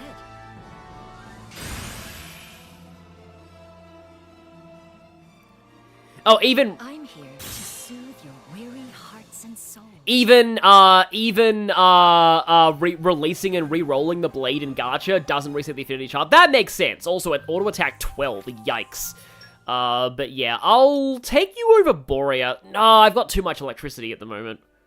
I think I will take you over Boreas. I will attend to your every need. And you will need a different element then, because I don't need to worry about electricity anymore because of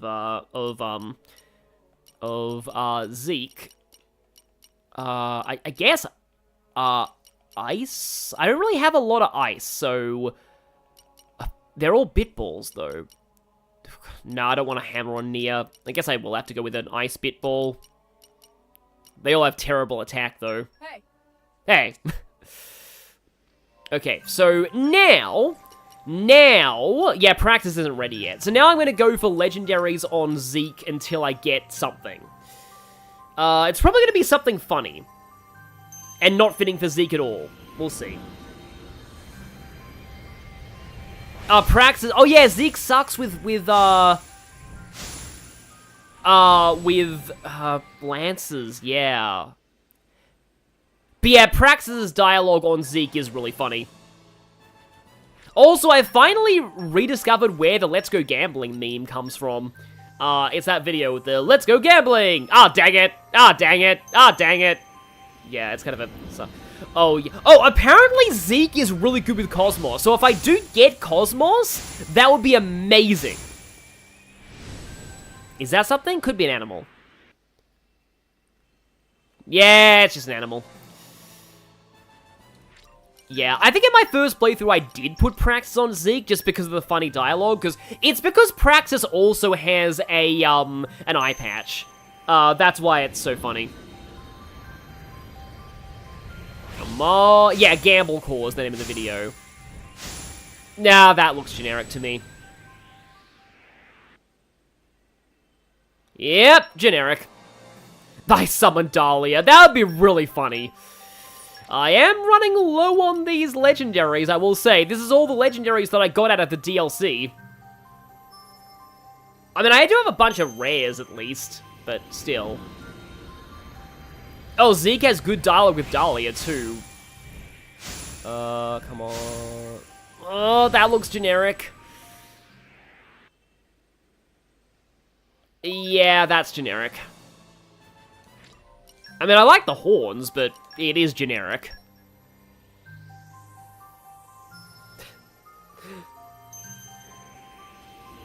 Yeah, Zeke talks about infringing Praxis' copyright. No, Zeke talks about Praxis infringing his copyright. Ah, that's generic. I'm not having good luck with these. I mean, it's not necessary. We've got enough overdrive protocols to give Zeke some... I mean, that looks cool, but it's a hammer.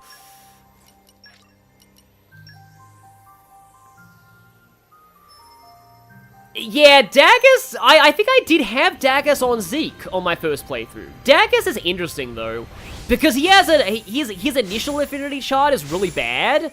But he has, like, a second affinity shard you unlock after his quest. Who's that? Oh, it's Cora! Oh, interesting! Here's Cora. So, she was my first in my first playthrough. This is my first rare blade, I got her on Nia. That's not who I would have wanted, but... But she is also one of the funniest blades in Merc missions. She's also one of the others with Girl Talk. And she's the one who has the only quest where Girl Talk actually works. So yeah, it's time for the Legend of Korra. Yeah. I don't know how good... Oh, apparently Zeke is good with claws. Yeah, let's just do that. It's been a long time coming. Yes, it has. Isn't fierce though. Oh, right, yeah. Funny thing about Cora, she talks a lot. Yeah, you'll see if I send her on Merc missions. She's the main recipient of Poppy Initiate Rest Mode. Humanoid Pikachu. Yeah, Zeke doesn't need her because he already has lightning, but, you take what you get, I guess. See, before I didn't have enough, enough lightning, but now I have too much lightning. Anyway, I'm gonna open a few of these on Morag just to see if I can get something to replace, Zenobia. You run to get ice cream and see Cora. Oh, that was something. And that was generic. From what I can tell, the first 3 don't actually matter. They're just there to taunt you. I'm not sure if I'm right about that exactly, but, like, I have heard things about the first 2 silhouettes don't actually matter. I said 3, I was wrong. Oh, Zeke has a topple art with knuckle claws. That's cool. Yeah, I can't believe we haven't got Percival yet. Because normally I get Percival early. But you know, that's the reason why, another reason why I wanted to stream this, because every playthrough is different from the different rare blades you get. Like, normally I get Percival really early, but I'm not getting Percival early this time. Yeah, exactly. The first 2 silhouettes don't matter. It's just there to taunt you.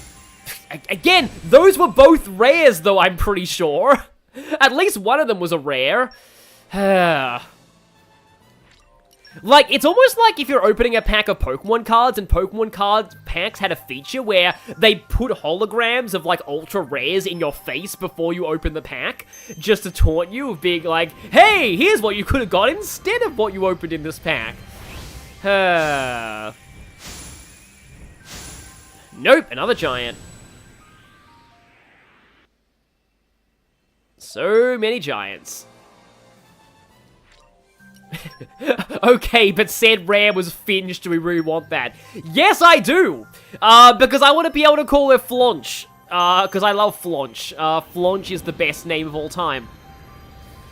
Literally happens at the end of her quest, the NPC calls her Flaunch. Speaking of, was that actually Flaunch? No, it was a generic. That would have been so funny if it was actually Flaunch. Oh, hi Lenny. How is Daybreak treating you? I'm sorry I couldn't watch your Daybreak today, because I was streaming this. Normally you stream a day earlier than this for me. But yeah, hi Lenny. Zeke just joined, so, I overdrive Zenobia to him, so now I'm gambling to get Morag, Percival, seriously, why? To get Morag another rare blade, because she only has 2 now. Also, Zeke just got Cora. Also, we did Mellica the Chorister, which is hilarious. Like, one of the most ridiculous side quests of all time, not outside of Yakuza.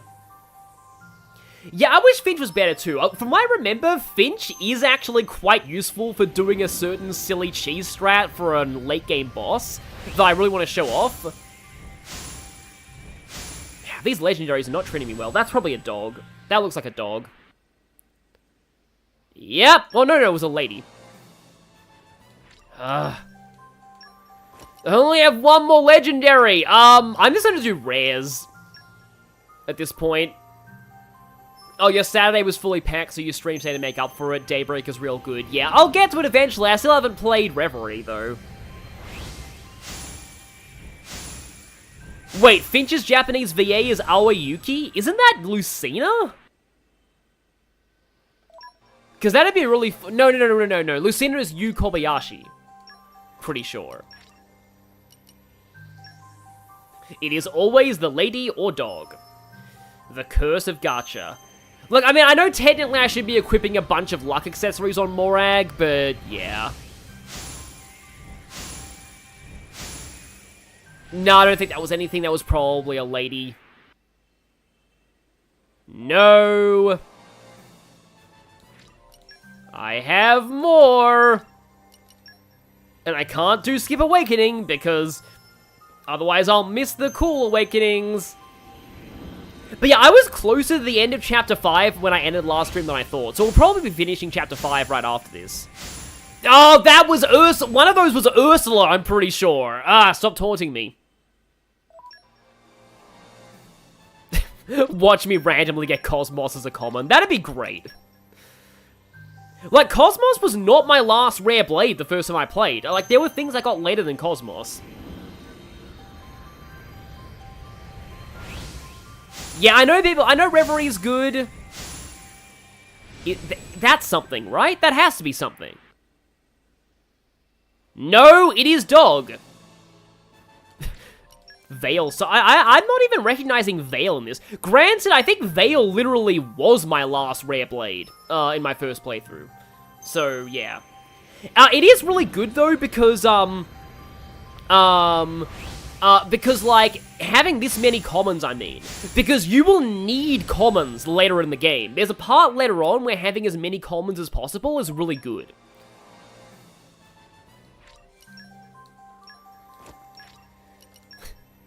Dingy, dingy, dingy. This music is driving me insane right now. No, the first silhouette was Perun, yeah. Perun was like a really late game one for me. And that was Ursula! That's definitely common.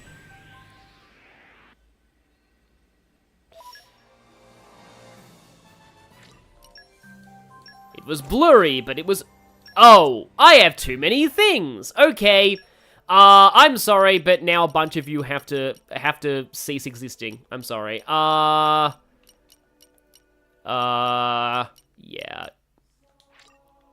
Goodbye. Yeah, I am so sorry. I'm sure we'll meet again somewhere. Oh no, I accidentally released the really good one on... From... Nia. It's fine. Okay. This is fate as well. No use fighting it. Whoops. Well, yeah, I'm going a little bit crazy right now.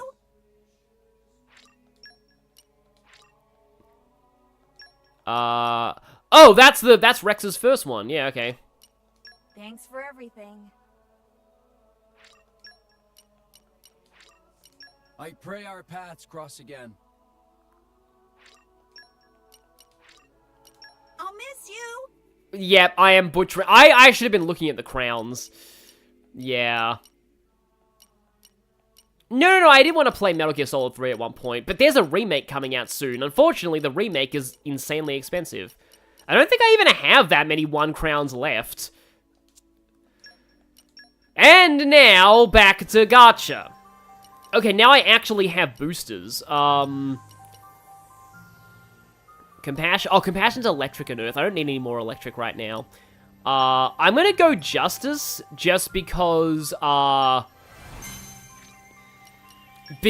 that's potentially Cosmos. Common Wind Knuckle. You think Rock has it bad? Ah, that was Percival. I'm pretty sure this is a common. No, it's... Oh! I am Dagus. That's not great. Lower your gaze, underling. Because I already got rid of an axe on her, and that's fire, which Morag already has. I much prefer you on Zeke. You have the honor of being my driver. This is a very big moment for you. Don't blow it.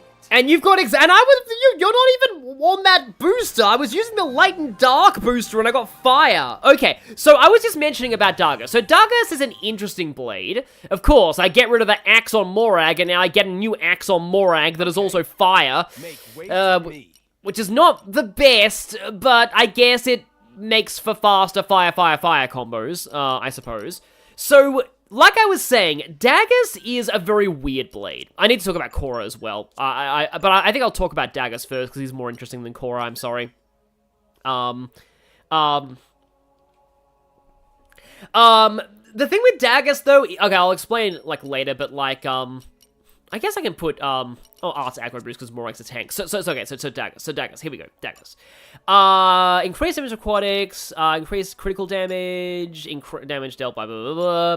Kaiser Zone increases damage and AoE of party attacks by 40% at max affinity. So this is actually really good.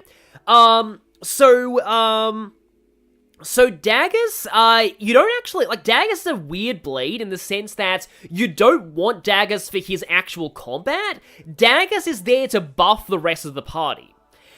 He is basically a support blade, despite being classed as an attacker. So this alone is, like, why you want daggers. Regal Presence increases blade combo damage, probably just for him, though.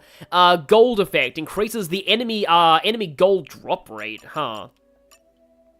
And then he has Cavalier Attitude, the belief that kings should delegate work to subjects. Exclusive to daggers? Question mark? Yeah, time attackers use daggers just for Kaiser Zone. You just stick him, basically you put one party member with just daggers, so it ensures they never switch off him, and just have them there as moral support while the others go to town. So yeah, he's a weird blade.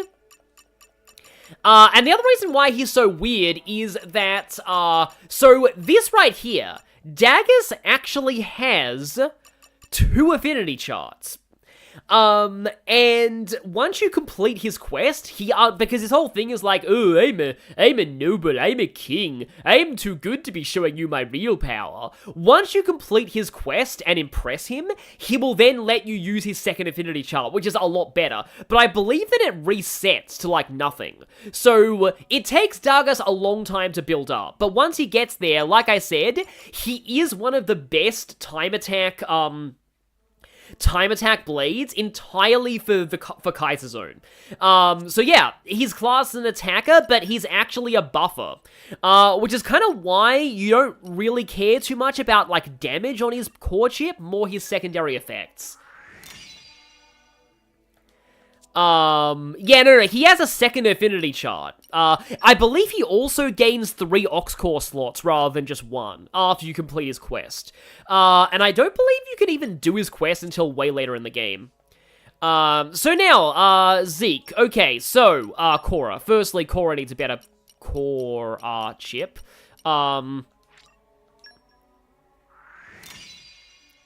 Jawbone Knuckles. Yeah, daggers does look like something out of Castlevania. Korra has 2 Ox Core slots.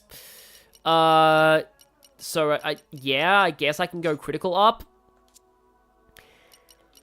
So, Korra's, like, not great from what I've heard, but she was my first rare blade, so I have a soft spot for her. Electric Pom-Pom. Yeah, she's basically a cheerleader, though strangely she's not the supporter, the buff user. Increased damage dealt to launched enemies, spawn a small potion, healing. So, yeah, basically standard healer specials. Stop Thinking. 6% chance to stop enemy moving for 3 seconds after landing a yeah, so this one right here is really weird. Like, the way that Xenoblade 2's battle system works, preventing the enemy from moving rarely stops them from actually hitting you. Because the enemy can still attack, they just can't move, I think. So, like, if this was a full-on action RPG, this would be amazing. But it's not, and I don't remember this actually being that useful. Walking Joy restores HP every second while moving. Here's the problem with this: when you're moving, you don't auto attack. So you have to give up attacking to heal yourself with this, and the healing is generally not enough to, like, outweigh that. Potion Hoarder extends the time HP potions rare on the ground. Yeah, this is actually kind of useful if you get Korra early in the game. There's a few pity groups that have Korra as a pity blade, and she's not a bad pity to get, especially, like I said, early, because early on you rely on HP potions a lot more, so, like, that's not bad. Girl Talk, she gets that all the way out to level 5. It is only used in Korra's quest, and only for comedy. Electric Mastery, which I've got a lot of right now, and Lockpicking, so it's basically the same as Pandoria, except she has Girl Talk. So yeah. Oh yeah, she actually does help with Crossette, because Crossette gets attack power up with HP potions, so, yeah, I guess Korra has that niche. So yeah, now I've got a... Oh, and of course, I was blabbing so much that, your Merc group came back. Oh look, more skills on Godfrey that I won't use. I can do even better. Oh no, Korra's quest is actually pretty. I do like Korra's quest. It's comedy, but it's good comedy. Looks like I'm not done growing. Okay, so Florin's got an affinity level up. From strength. Yeah. My first playthrough, I did get Nia's. I did get Korra on Nia, and so I got Nia's launch art that way. Allies of Justice 4. Okay. Well, I may as well. I guess.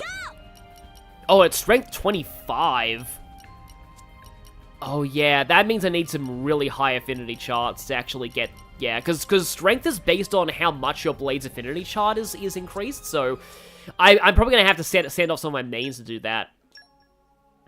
But yeah, oh yeah, Adenine is really good, but like, sadly, yeah, Adenine is also in pity for some people. I think Chugga got her early, and Adenine is really good, but like, I got Adenine late in my first run.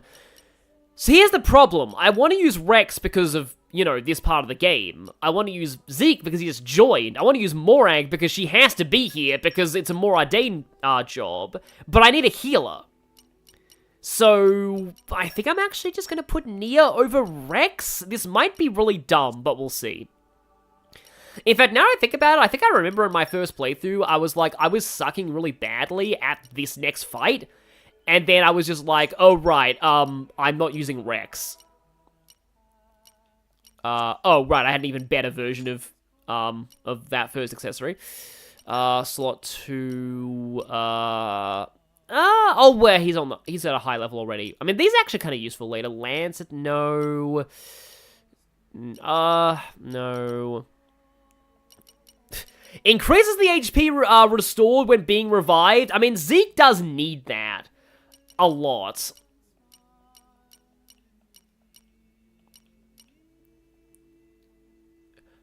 Assault. I mean, Zeke does like having higher affinity, so maybe I should take that. Shell camo, ether. I like that, though. I like having her ether higher, but also, where's that increased, yeah,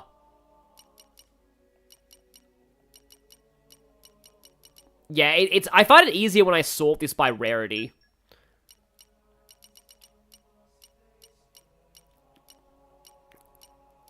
I just need to, like, Assault Stone, Attack Stone, Champion. Okay, where is it? It's the increased break duration. I think Nia will want that.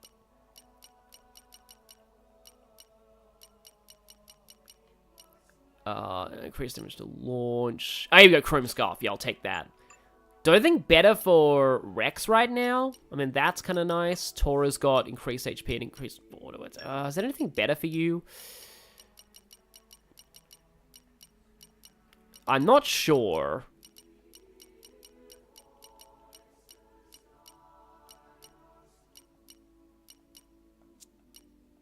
Oh, wait, hang on. Wow, that is way better. Seriously, that's a way better increase. Sorry that I'm just doing... I mean, I shouldn't be apologizing. Taunt resistance, I mean, Tora wants to be taunted because he wants the aggro on him. Red thread, auto attack. Oh, I've already got a level 3 Assault Stone.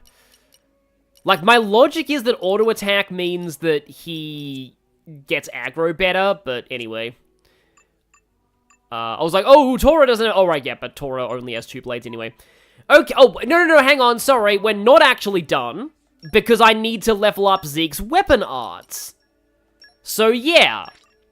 Obviously, leveling up Stratospheric Thunder a lot.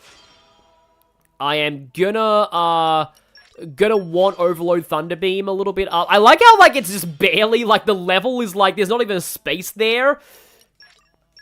Like, it makes sense for Zeke to have, like... for Zeke to have art names so long that, that they barely fit on the window. It's like Odin getting a bonus from having, like, a forge weapon that's name is at least, like, 12 characters long.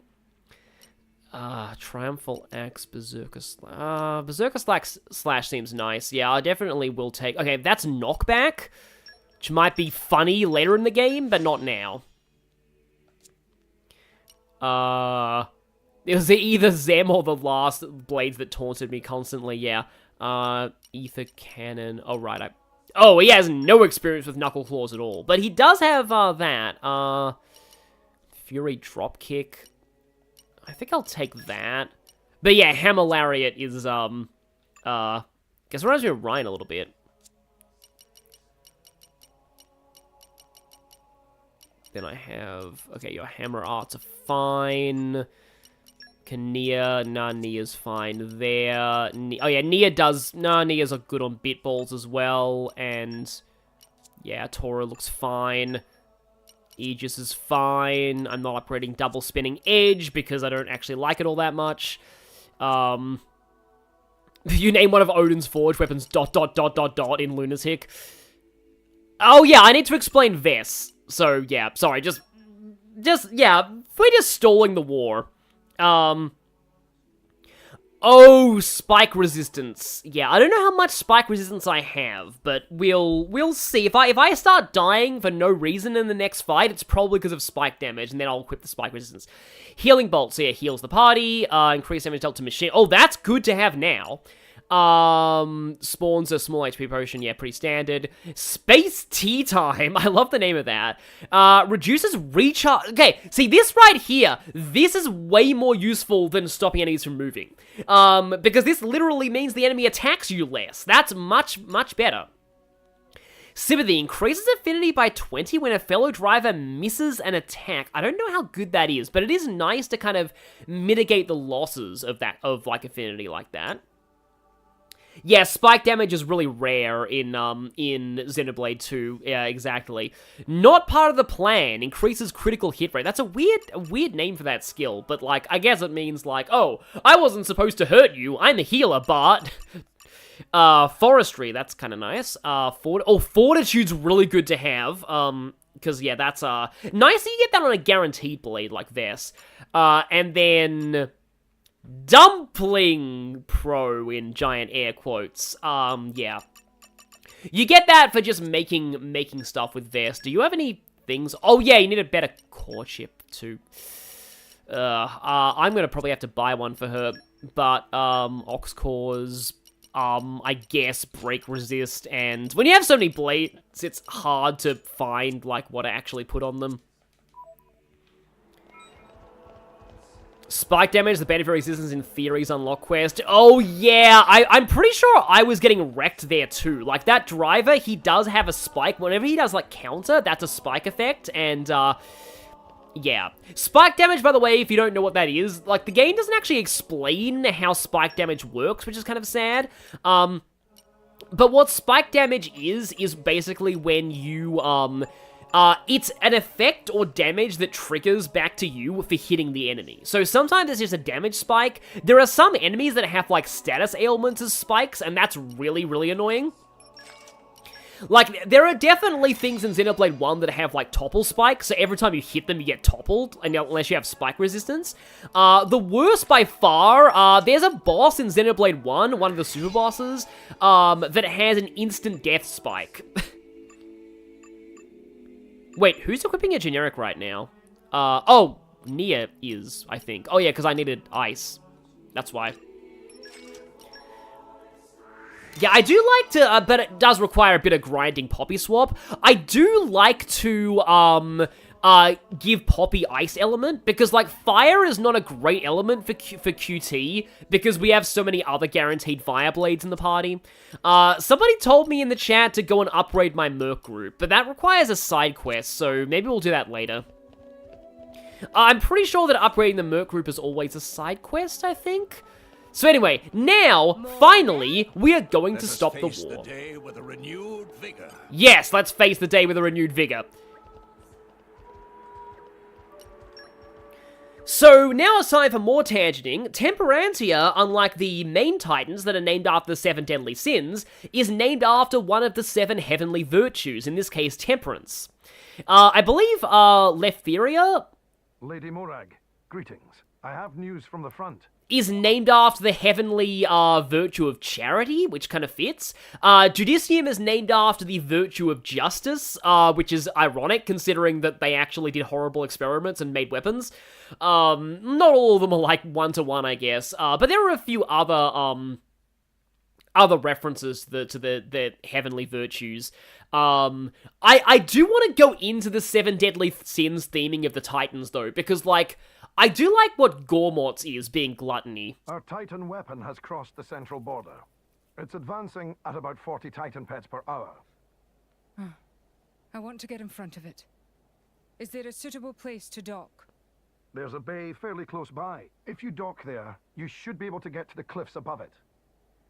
Understood. Go. Yes, ma'am. Oh, you can't craft the ice core yet. You need Cutie Pie for that. That makes sense, because I always had Cutie Pie as ice, because, like, ice is just so rare on good blades. And yeah, for a place named after the virtue of temperance, you know what, I guess it fits, because, like, this is the place where both nations have to exercise temperance and restraints, because if they don't, there'll be a war. I guess that's why it's called Temperantia. Battlescar Cove is such a cool name. That could be the name of an anime, or like a TV show. And yeah, if you want to go back to anyone else do fast travel, I kind of want to try salvaging though first, because like there's some funny things that can happen. Yeah, the music here is like really intense, obviously, because yeah. What's here? There is also a funny glitch that you can do, in Adrian Wonderland. That makes sense if Bayonetta has the virtues as biblically accurate angels. Let's go with Silver. Oh, that's what this reminds me of. Clockwork's boss theme from Sly 1. It does kind of sound like it at points. Like it'll be something good. Okay, yeah, it's probably fine. So you can fish up squoods here, and it's hilarious. Squoods are the giant squid things. And now it is time for the Zekenator to finally battle! And yes, he does indeed call that out. Topple, please, somebody. Oh, do I actually have... Oh, I have Topple in this party, but it's Zeke. Okay, I've got to remember how my break topple launch stuff works here. Pandoria is launch. This is actually kind of weird though, because I almost feel like I need to have Zenobia in the lead slot. Because I need to have access to topple faster. And then Pandoria comes in with the launch. So, I actually think I need to put Pandoria lower.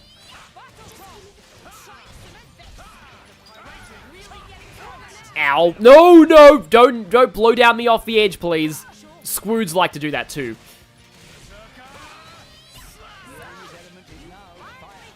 Enemies element is now fire, okay. Wait, doesn't Korra also have, like, launch on Zeke?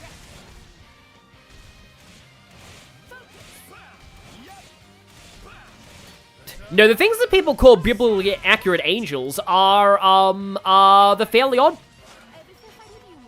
Parents. Well,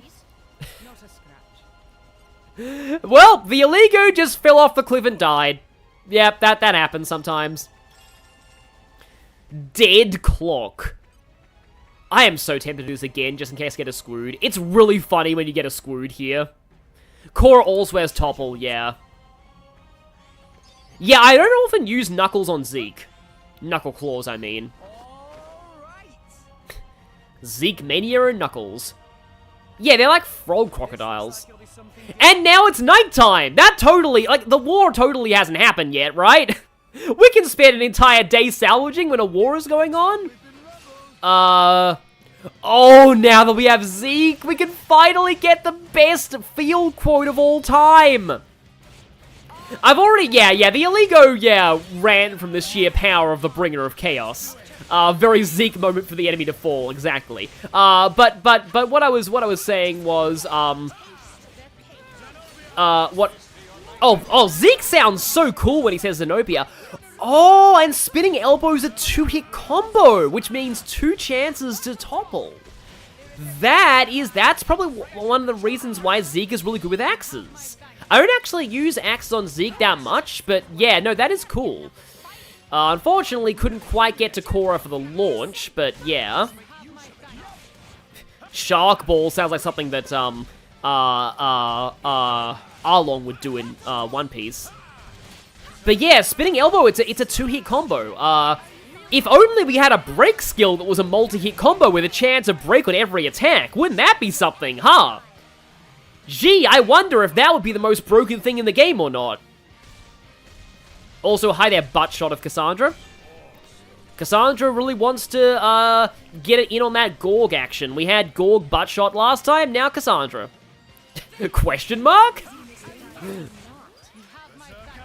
Launch. Oh, Morag just said what? I love when Morag says what. Morag says what?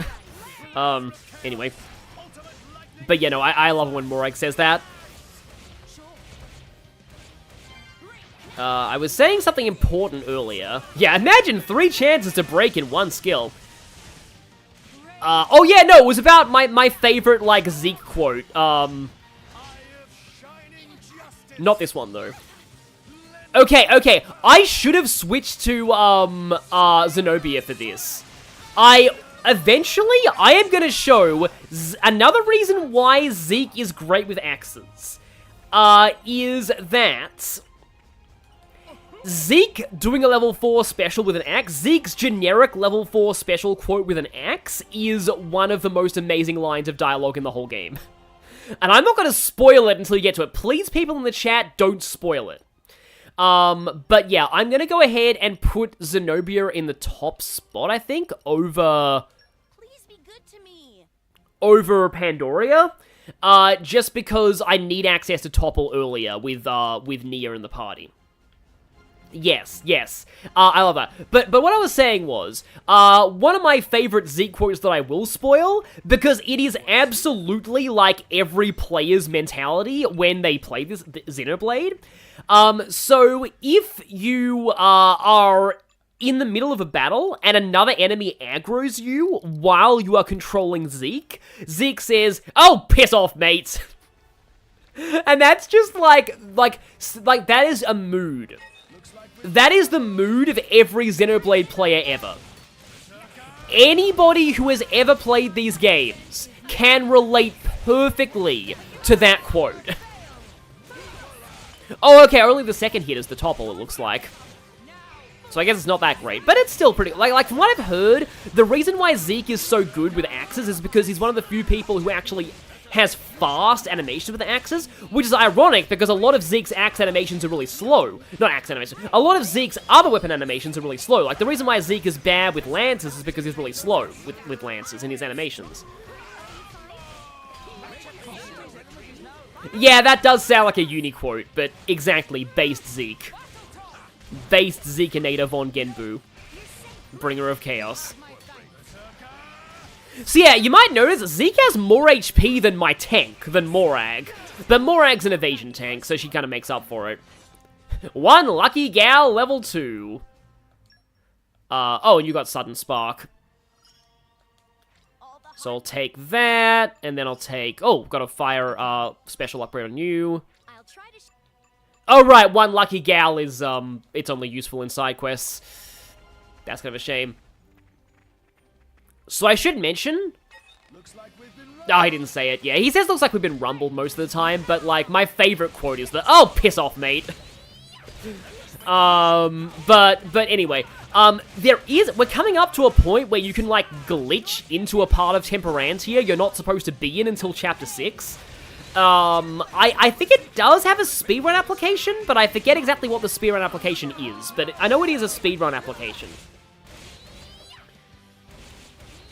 Zeke attended the Malik Caesar School of Deceptively High HP. Does Malik really have high HP? I forgot about that. I know that Malik is like the black mage of that party, which is weird, because he's like the big guy of the team. Yeah, he's very squishy despite that, exactly. So it's like Chansey. High HP, bad defenses. But like, sometimes I do like to put tanks on Zeke because of his HP. And it kind of gives him a class bonus for, other stuff. Oh yeah, right, my Earthblade is on. Do I have any Earthblades in this party right now? I don't think I do, and that could be really bad. Only Tora and Rex do. I forget if this thing actually is weak to Earth or not, but we'll see. I forgot that there was so much of this area before we got to the actual thing, because it's really just a linear path until the story. Malik has the highest HP of the Graces party. Oh, yeah, I am actually taking a lot of damage here. I probably should pay attention. Mogan Hawks. That sounds like Megan Fox. Oh, yeah, it's right here. Yeah. So, I think by using, like, Zombie Hover... by the way, I should probably save now. By using Zombie Hover, which is like that debug tool they left in the game where you can just, like, spontaneously die and then, be in a state of death and falling repeatedly, you can actually glitch your way into the lower area of Temperantia at this point, which you're not supposed to be in until, like I said, after Chapter 5.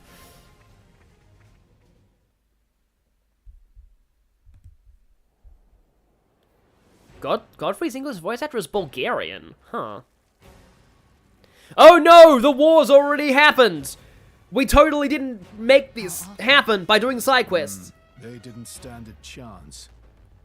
Look, over there. It's a big bulbous scorpion thing. Watch out! Here it comes!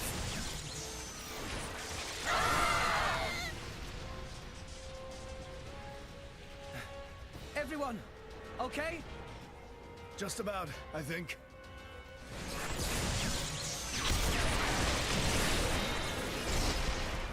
We have to stop it. How do we do that? On its back, there's an Ardanium drive mechanism. If we can somehow sever the cables connecting it to each leg, its energy supply will be cut off. It'll stop. Lady Mithra, I presume you'll be able to destroy them. Good plan. Sure, that sounds like a feasible measure. That is, if we don't mind reducing the whole area to ashes. What do you mean? I read instruction manuals. It's my job to know these things. I love how the instruction manuals of Ardanian tech is like, please don't mix with Lightblade specials, or you will create a thermonuclear explosion. The weapon is powered by vaporized Titan bodily fluids.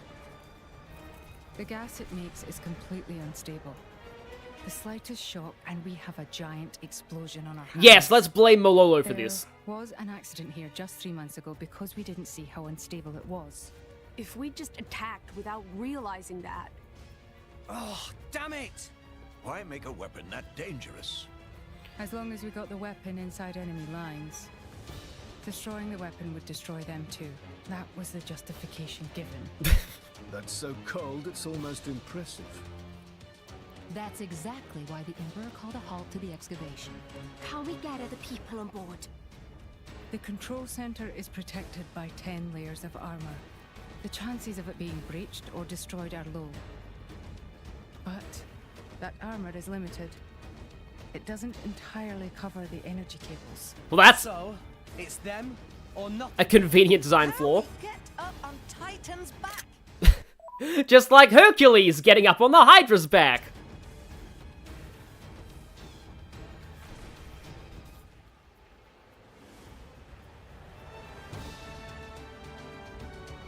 Oh look, a convenient cliff.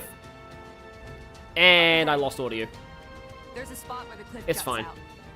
If we can get up there, we'll be able to jump onto its back. But if our timing's off, we go head first down to the bottom of the cliff.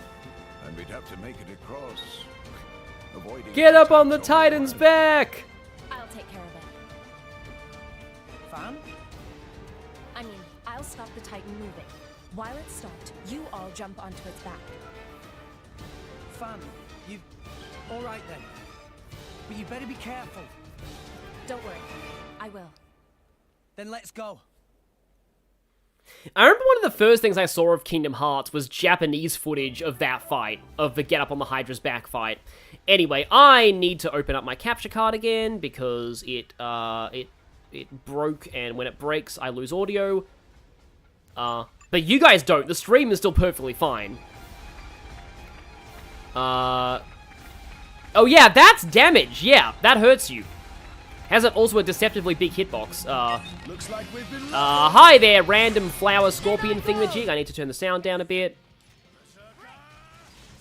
Turtlehead? How dare you do that? Only Zeke is allowed to be called Turtlehead. You will pay for that. For insulting the bringer of chaos like that.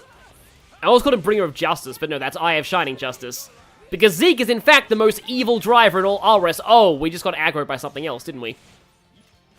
Unfortunately, he didn't say piss off man. Oh, it's one of those things, the liars. The, essentially, they're like manta rays that breathe on you. Okay, Steam Bomb.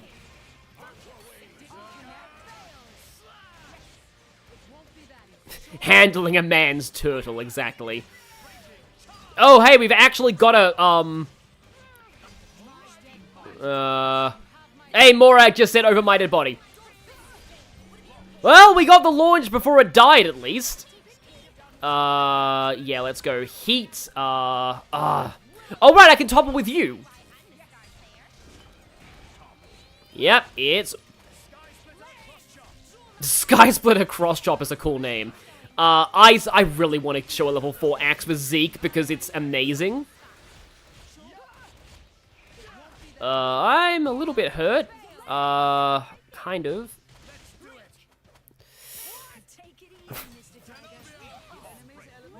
Well, I can you evasion arted through the topple. You are smart. Okay, I am actually getting up to level 4, though. In which case, wait for it. Here we go. Welcome to Axetown, population your face. That is what Zeke says when he uses level 4 axe special. That is one of the greatest quotes of all time. We actually did. Oh yeah, no, audio's quiet now. I did that because of the battle. So I hope you guys were able to hear that. But yeah.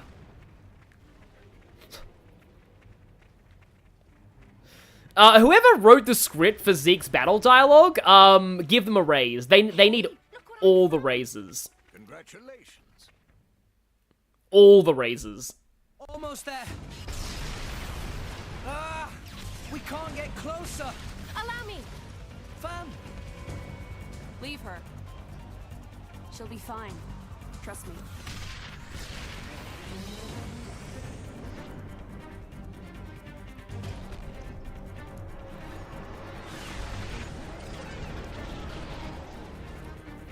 Now, let's move.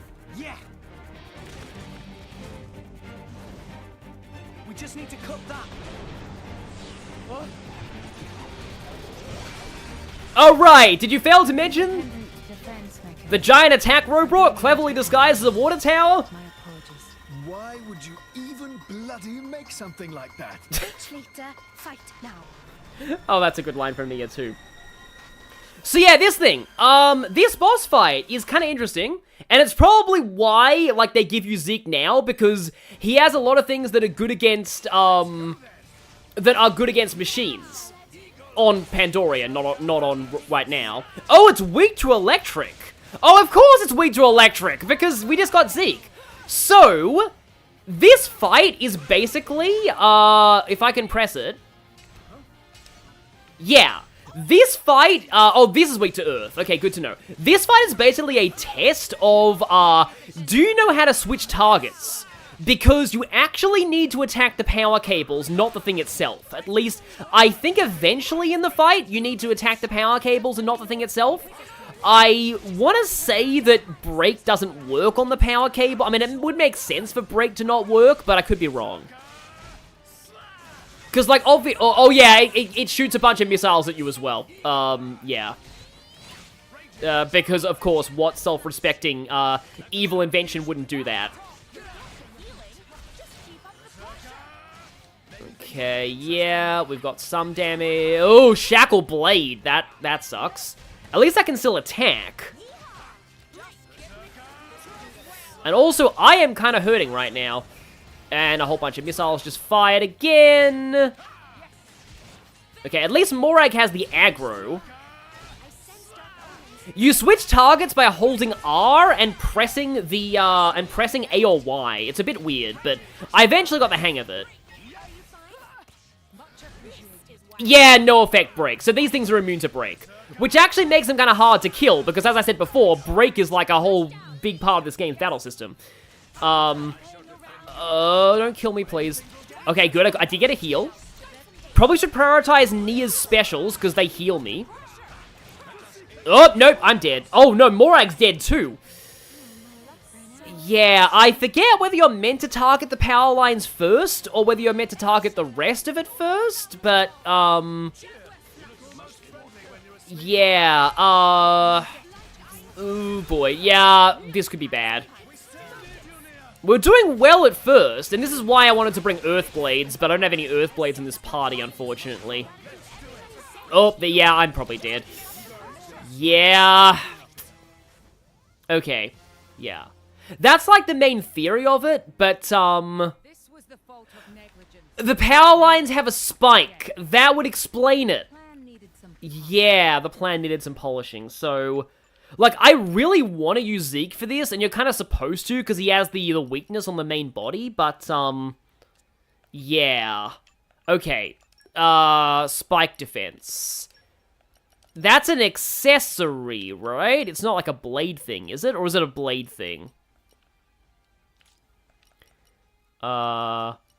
Improves resistance? Okay, we got taunt resistance, shackle resistance, higher, Is it a core? It's a core chip, isn't it? Yeah.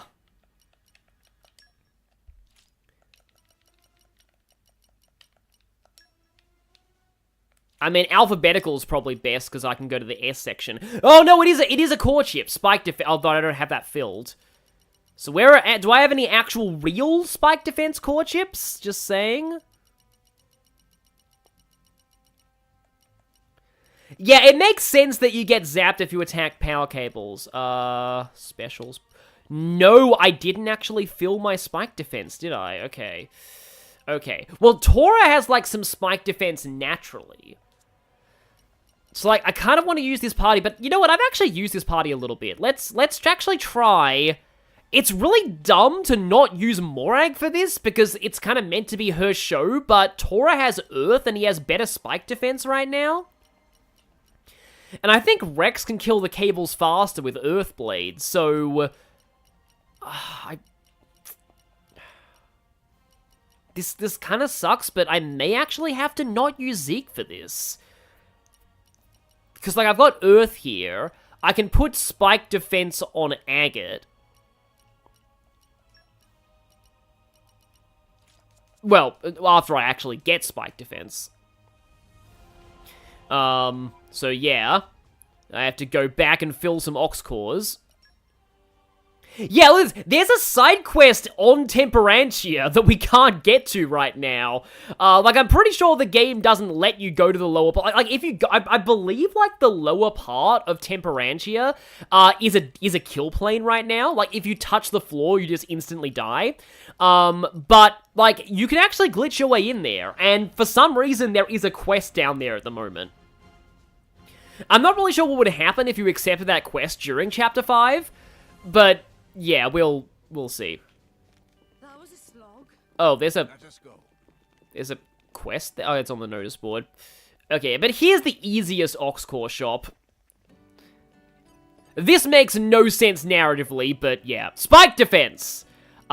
Yes. I have 2 of those as well. Yeah, reduces spike damage taken by 70%. That's gonna be useful right now. Like, that is one problem, though, I will give this game. Do I have anything else useful? Oh, actually, aggro attack up is pretty good for Morag. Apologies while I take an Ox-Core break. Endurance, nah, that's not great.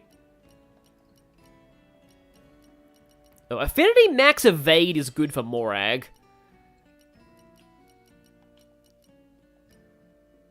Outdoor attack up is insanely good. Because, yeah, that's, like, all the time against that particular boss. Auto attack stealth 2. Oh, affinity max attack 2 is good.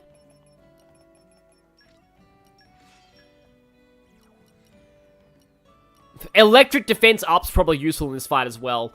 Outdoor attack up 2. Excellent.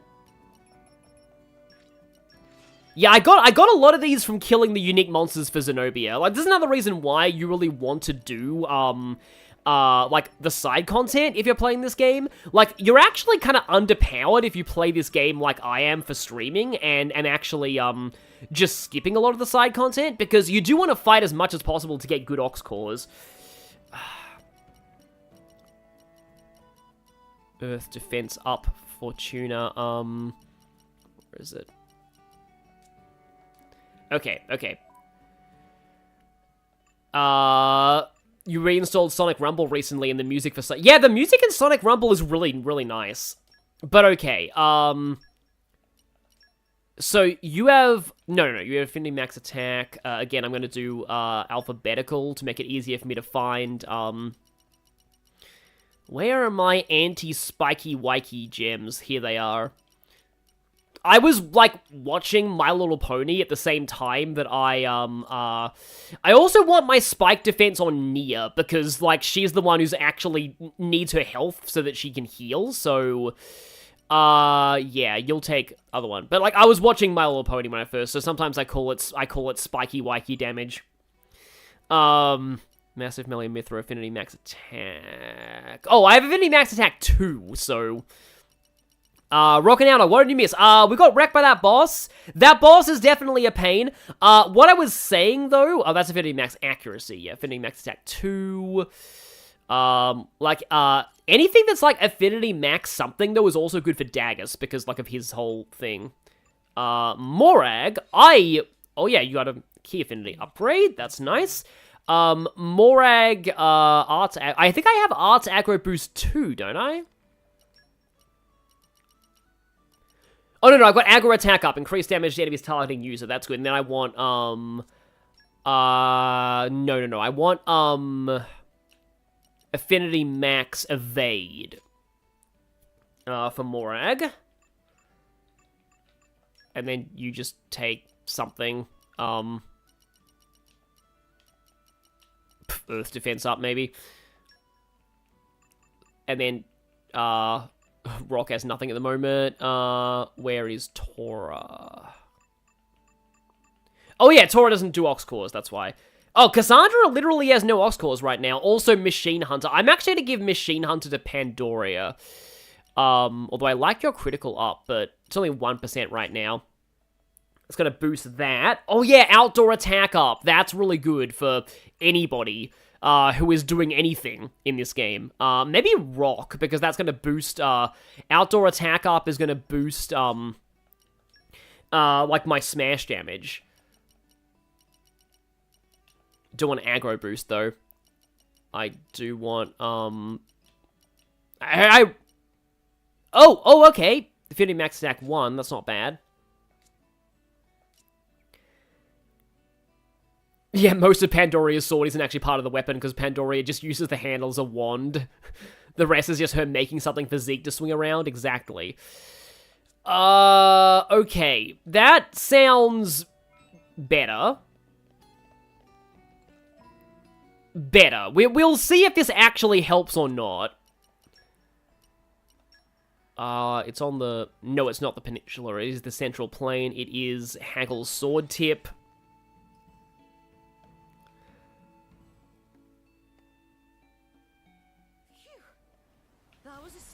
Let us go. So, I kept remembering that you have to make the jump here yourself, and actually you do, but you only get the jump free once in that cutscene. If you lose the fight, you have to make the jump back there yourself. So, I believe you're meant to do this. Also, bye, Tora.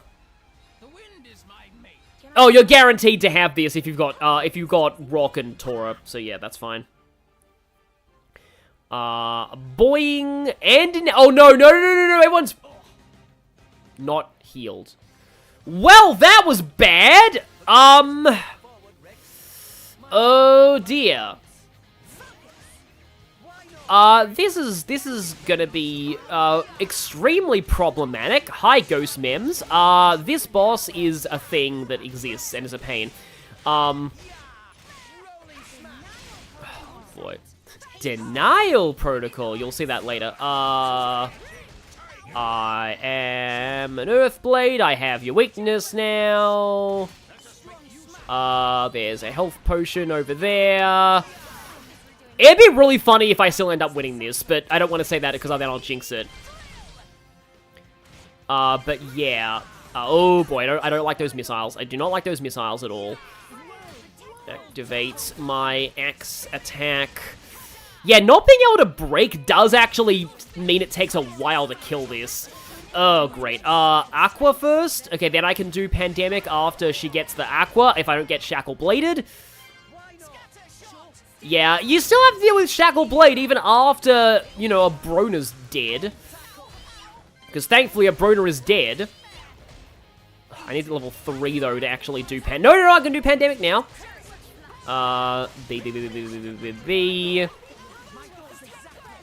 I think this boss is kind of considered that one boss, mostly because a lot of people don't realize you can target the power lines, but also because, like, the game never really indicates that the power lines have a spike effect,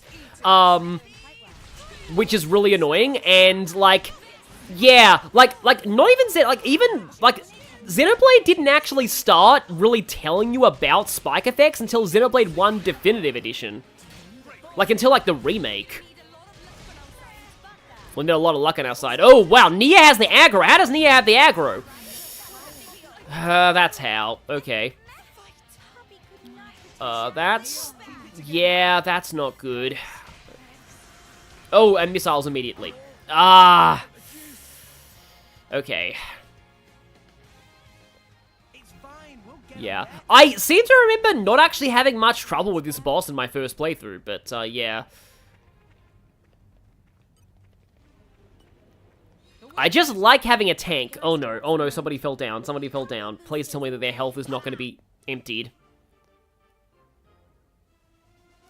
Yeah, Morag. Yeah, Nia fell. That actually does kind of suck.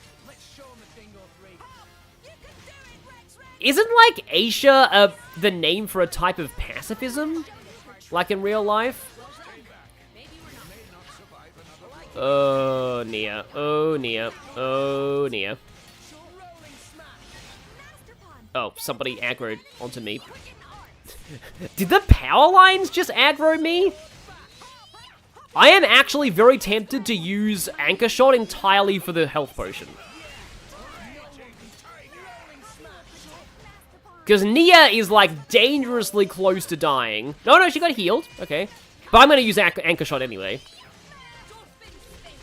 Yeah, spike damage is basically the Rocky Helmet from Pokemon. It's basically that, yeah. And it wasn't until Xenoblade 1 Definitive Edition that the game actually told you, like, what actually had spike effects and what didn't. It was really annoying. I'm gonna go Agate right now. Oh, look! 2 health potions just spawned in front of me when I am stuck in an axe animation. Okay, I'll take those. A good chain attack would be nice. Especially if I can get some orbs going. It's just like, I need party affinity gauge for that. Also, missiles just happened. I was about to say, doesn't somebody have, like, an attack called, like, Missile Circus? But I think that's actually Poppy. Well, hope my attitude is enough to actually get through this. Okay, we got that. We got this. I can go Rock, for, a level 3 later if I wanted to, okay? Oh, Short Circuit. That's probably when it starts spiking, I just realized. Yeah, there's purple numbers, yeah. So it doesn't start spiking until you see Short Circuit. Okay, that makes sense. This explains why I was going from, like, doing well to sucking. Yeah, I think Nia just got spiked right there. Oh, and missiles just happened. I feel like I'm gonna... I need health potions right now. Oh, Poppy's down. That's bad. I can't help her up because if Rex dies right now... Yeah, I'm taking insane spike damage now. Tora, get me, please?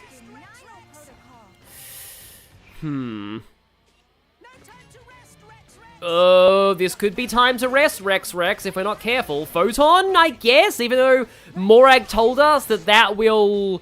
Okay.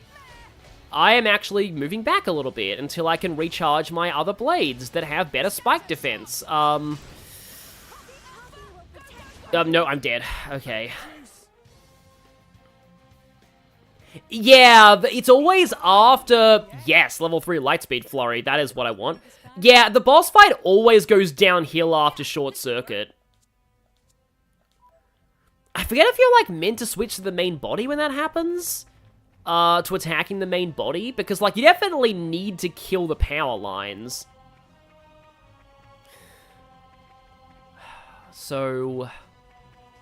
I kind of like having a tank... like, Rex will have the aggro if I'm not using Tora here. Oh, and somebody fell off again. That actually does genuinely really suck, though. The fact that, like, people just fall off the cliff and then they go into the fight with 1 HP. Like, that's not great. Because it immediately aggroes you and starts the fight once you get there. Oh, it's healing! That would explain why you need to target the power lines.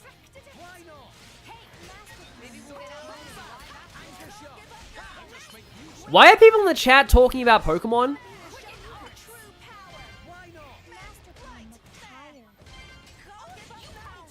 Yeah, Nia, one of Nia's, I did put spike defense on one of Nia's. Hit it, new.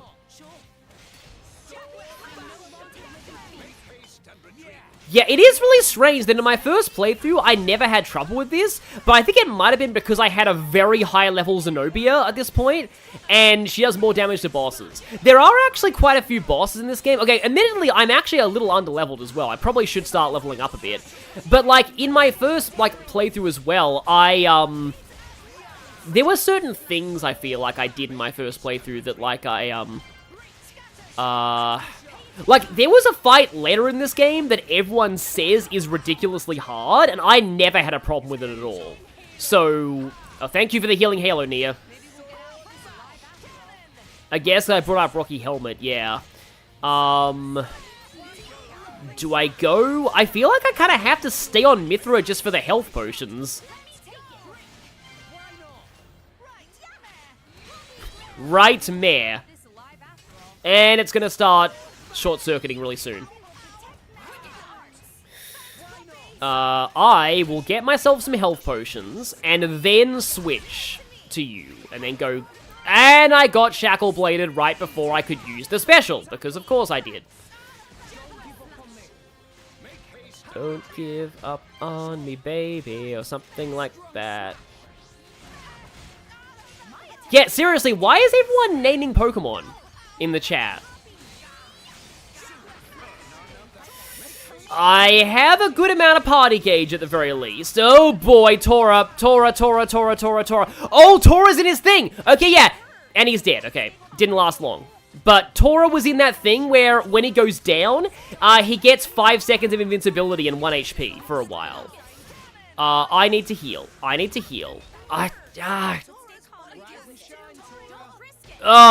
Did Nia just immediately die after she... Because here's the problem with spike damage. You can't stop your AI allies from triggering it. Like, you can't tell them just don't go near the enemy and don't auto-attack them. Because, like, they automatically do it. Someone asked your favorite legendary. Yeah, I'd appreciate if people didn't do that. Maybe keep the chat relevant to what I'm discussing and what I'm doing on stream right now. Yeah. But anyway, okay, so... I honestly feel like Rex isn't actually helping right now. So I think I'm going to actually go back to you. I think I'm gonna go back to... I'm gonna go back to this team, I think. For now, because Zeke's higher level. But that means I need to switch the spike defense around. So you're gonna need to take the, okay, Machine Hunter's good. I'm gonna switch over the spike defense to you, I think.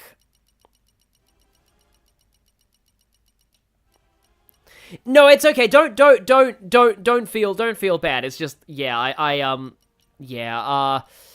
that goes off of Agate and goes on you.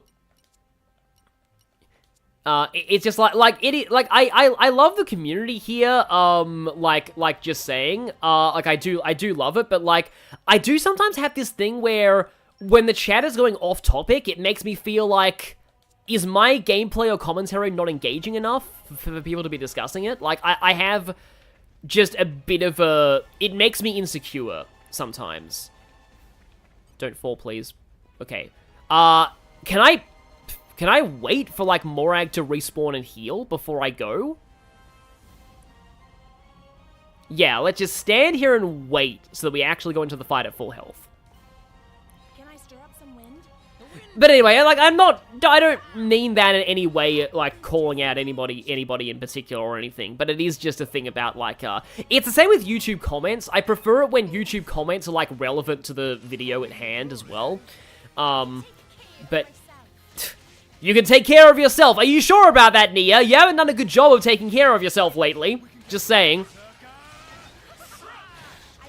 So, Zenobia is the one who has the spike defense on Zeke.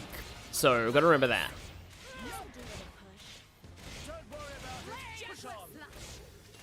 that. Morag, if you have the aggro, please don't go near me. Because... Oh, wait, I need to focus as well, my attacks. If you've got the aggro, Morag, don't go near me, because then the missile's AoE hits me in the face, like Axetown. Okay, we got the Venom Water. I think that's a slight heal. A big laser just hit. Okay. I am losing health more than I did in the other attempt, I think. Okay, we got a health potion. Okay.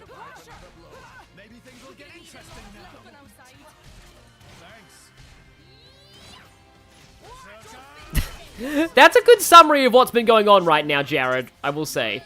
Ice and wind kind of combo a lot. Okay, we got that. We're about to... And here's the thing, like I wish there was a way if I could specifically tell Nia to stop attacking when the... I just realized what the answer to my Nia spike problem is. I have to play as Nia.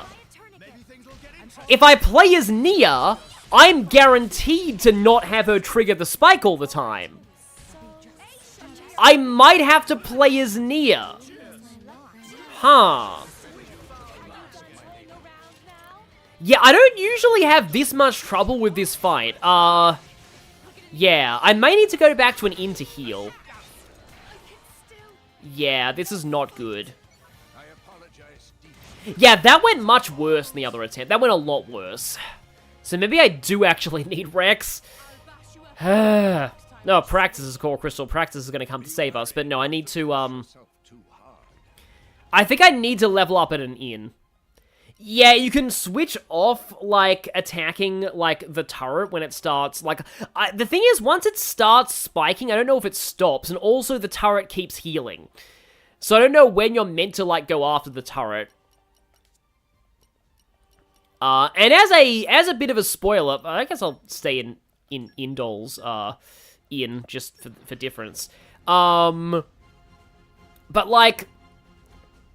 what was I saying? So... There is another boss fight right after this, and I think it's even harder from what I remember.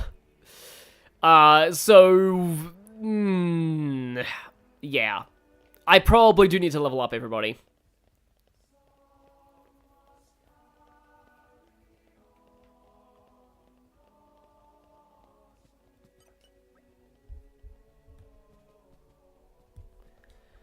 So, I think any kind of rest is fine.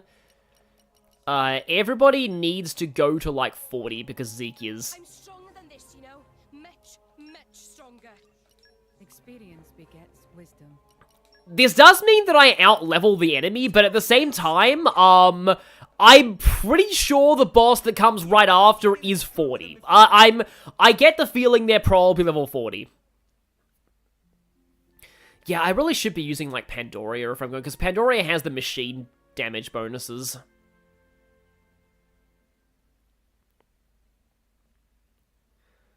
You certainly seem well rested. Good morning.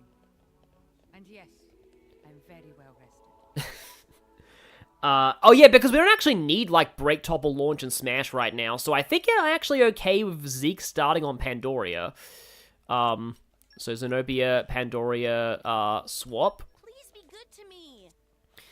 And I got Morag, and I got Nia, and... yeah, we established that I was playing as Nia for this, so this could end badly, we'll see. Oh, Nia doesn't have any Earth rares. Okay, so now, we go back here, we go back to Central Plain, and we go back onto Haggle Sword Tip.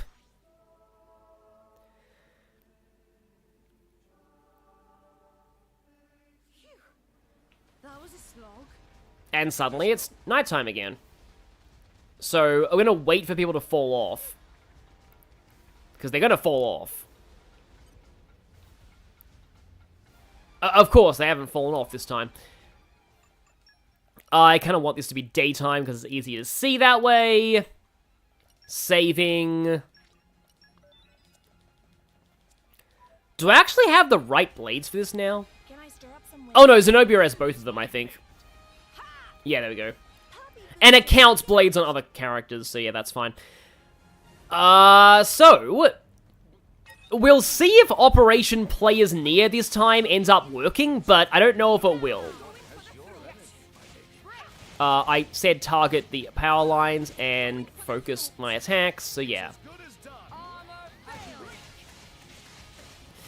I hate the fact this thing's immune to break. Yeah, that is the one thing that makes this fight so hard, is this thing's immune to break, and break is like the core of the entire battle system. It'd be like if you had an enemy in, like, Persona that was immune to one more. Like, that's kind of like what I feel is going on here. I'm gonna save my heal and halo for a little bit. Because I'm sure I'm gonna need it later.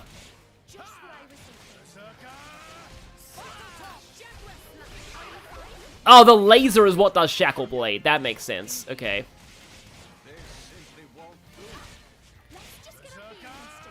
I also do have a bunch of other healing, though, on my bit balls. Okay, now I use Healing Halo.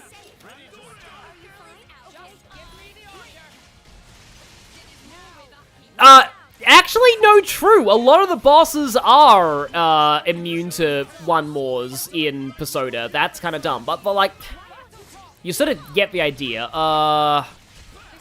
So it's gonna start spiking very, very soon. Yeah, Short Circuit, it is spiking now. So I need to not do much, and I need to...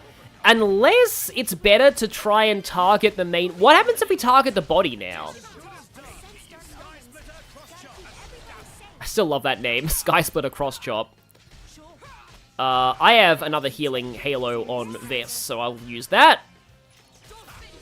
I mean, it may not be a halo, but it is healing. Okay, activating the missiles. Yeah, it is definitely better when you, oh, I have another bit ball. Ah!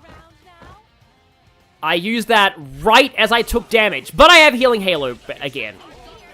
Thank you, Healing Halo, for going off at the right time. Oh, I got Stop Thinking, but yeah, like, that's not, yeah, it's still attacking me. Like, that's why Stop Thinking is bad. And we got Shackle Bladed again. Let me go and pick this up. Yeah, we can't do any damage because it's still healing. Like, that's another reason why a ton of people have problems with this fight, because it's just like, oh, I can't damage the thing at all. But it's because of, you know, reasons. It's because of the fact you need to kill the power lines first.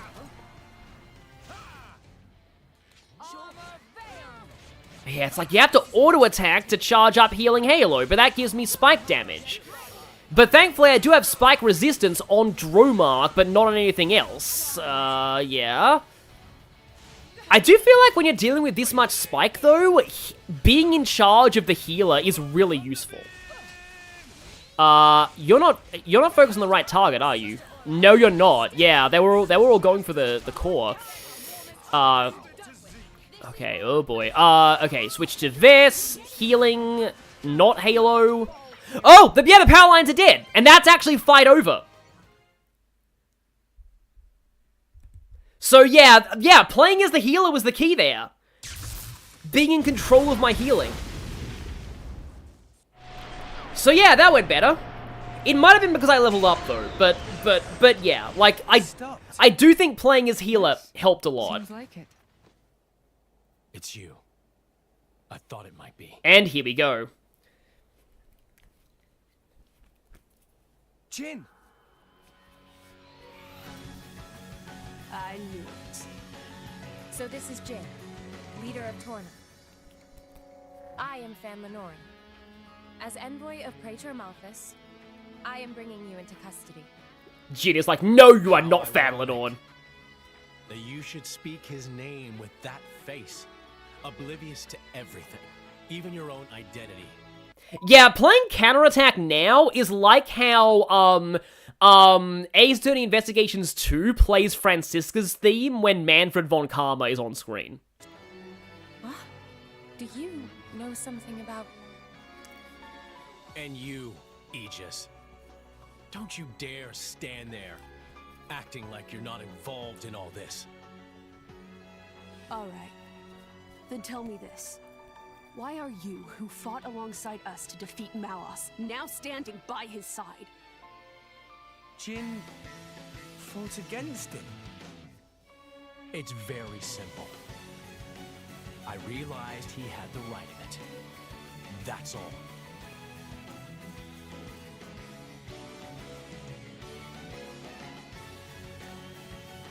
And the scene that launched 1,000 ships. I don't think it's as simple as that at all. So clever. You always were too clever for your own good. Sorry. That's just the way I am. Mithra! Don't tell me! Yes.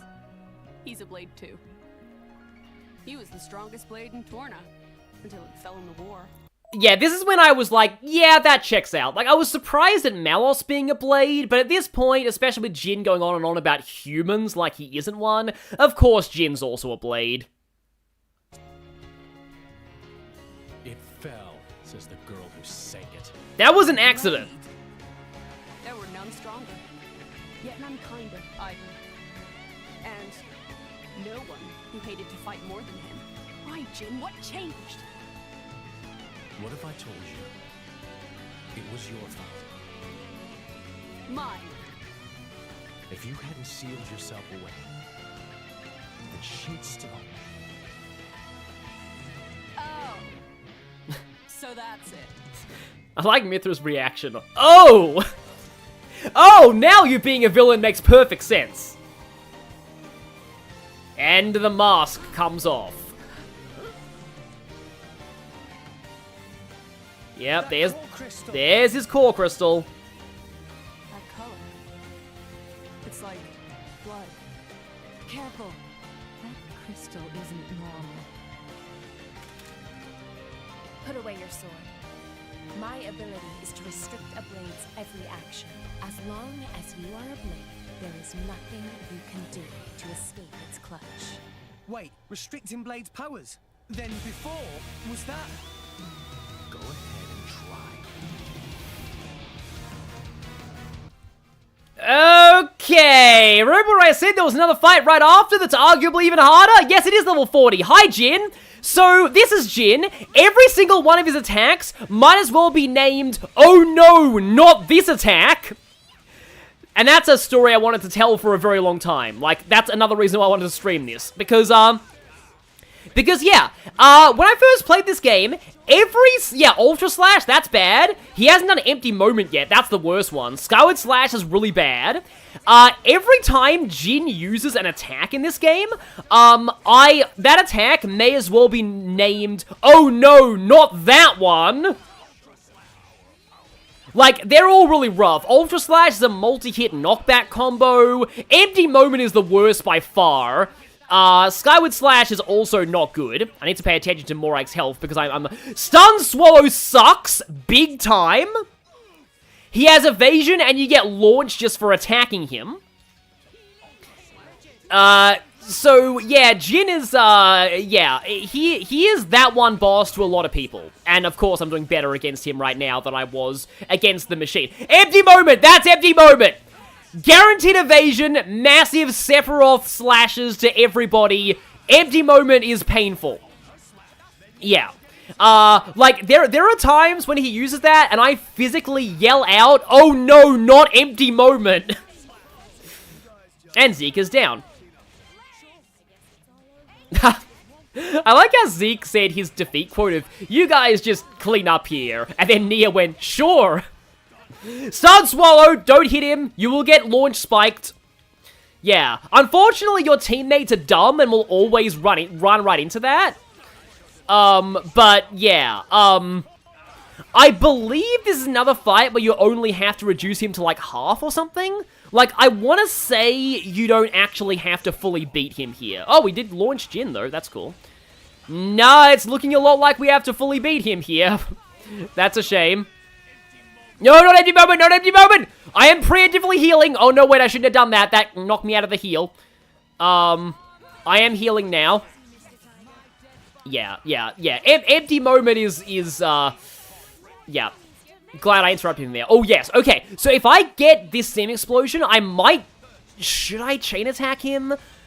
No, I only have one orb.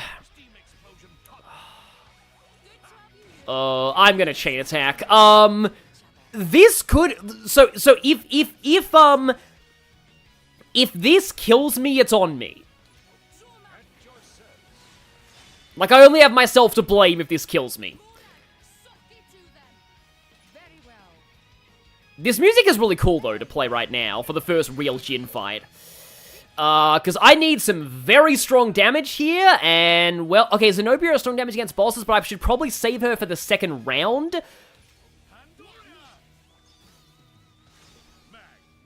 Okay. Round 2, let's go. Do I go Dromark again? I think I'll go Dromark again. Because he is... Oh, no, his topple ran out. I think I probably have this. Yeah, no, he's down. Okay, yeah. But I'm going to get a lot of overkill with Zenobia. Let's just watch the damage numbers go here. Yeah, 70,000. Yeah, I overkilled Jin in a chain attack. That's actually pretty impressive. So, of course, I had a way easier time with Jin than I did with the machine, because, like, most people say that's the harder fight there, because Jin is always that one boss. How is he still moving? Even that Petroka girl couldn't withstand it. No, it's working. His powers are certainly limited now, but Jin, he's one of the most powerful blades in history. Yeah, he's just that good that a nerf version of Jin is that strong.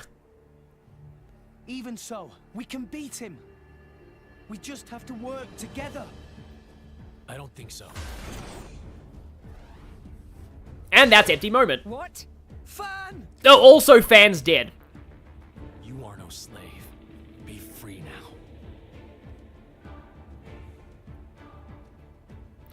Yeah, we really should have been protecting the one who was nerfing the guy's powers, just saying.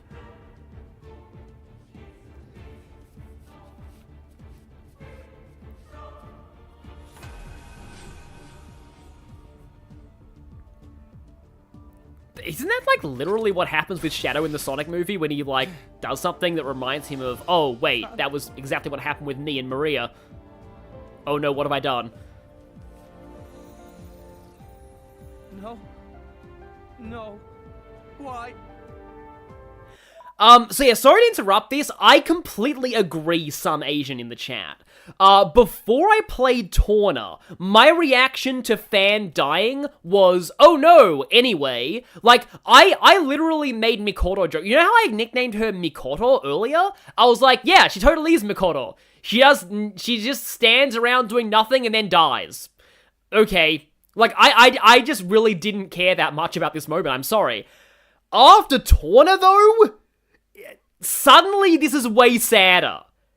I'll just say that much. Torna, like I said, took Haze/Fan from, like, one of my least favorite characters to, okay, yeah, this is actually really tragic. Jin! Why the hell would you do this? What good does it do you? Why, you ask? Then let me ask you this. Blades are granted phenomenal power from our creator on high, yet we are doomed to never remember. Why? What? The accumulation of memories is what allows mankind, no, all life to grow, change, evolve, but blades are fleeting. When we return to our cores, our memories are lost, our growth snatched away forever. People aren't so different. Man's life too has an end, yes. However, though each individual life is fleeting, you pass on your memories, allowing you to grow as a species, as a culture. Why does Indol control all the core crystals? By controlling the moment of every blade's birth, they enslave our entire kind. How is that fair? We have no culture because Indol decrees it. Because that's what your kind do. Like, that's not wrong, but... Why are you the masters and we the slaves? But it doesn't, like... Who embody the very nature of this world. Justify... Embody the world. Destroying the entire world. If you saw the last state of humanity, you'd understand. Now that you have come this far, there can be no turning back. But I'm afraid your journey ends here.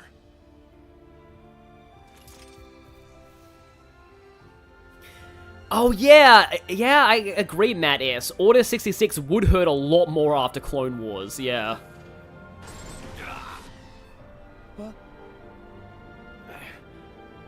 And suddenly Deus Ex Machina to save us? What are you standing around for? Show that scumbag what's what! What? It's Akos. Malos sent me. Time to make an exit. Ready? Who says we're going to let you go? You really don't understand, do you? You really think this is over? What the? How? We cut the bloody cable! Certainly. But some energy still remains deep in its core. Don't you see? They literally had like a USB power brick. My 3DS may be out of battery, but I still have my power brick. I'll leave you to it. Bye. Wait!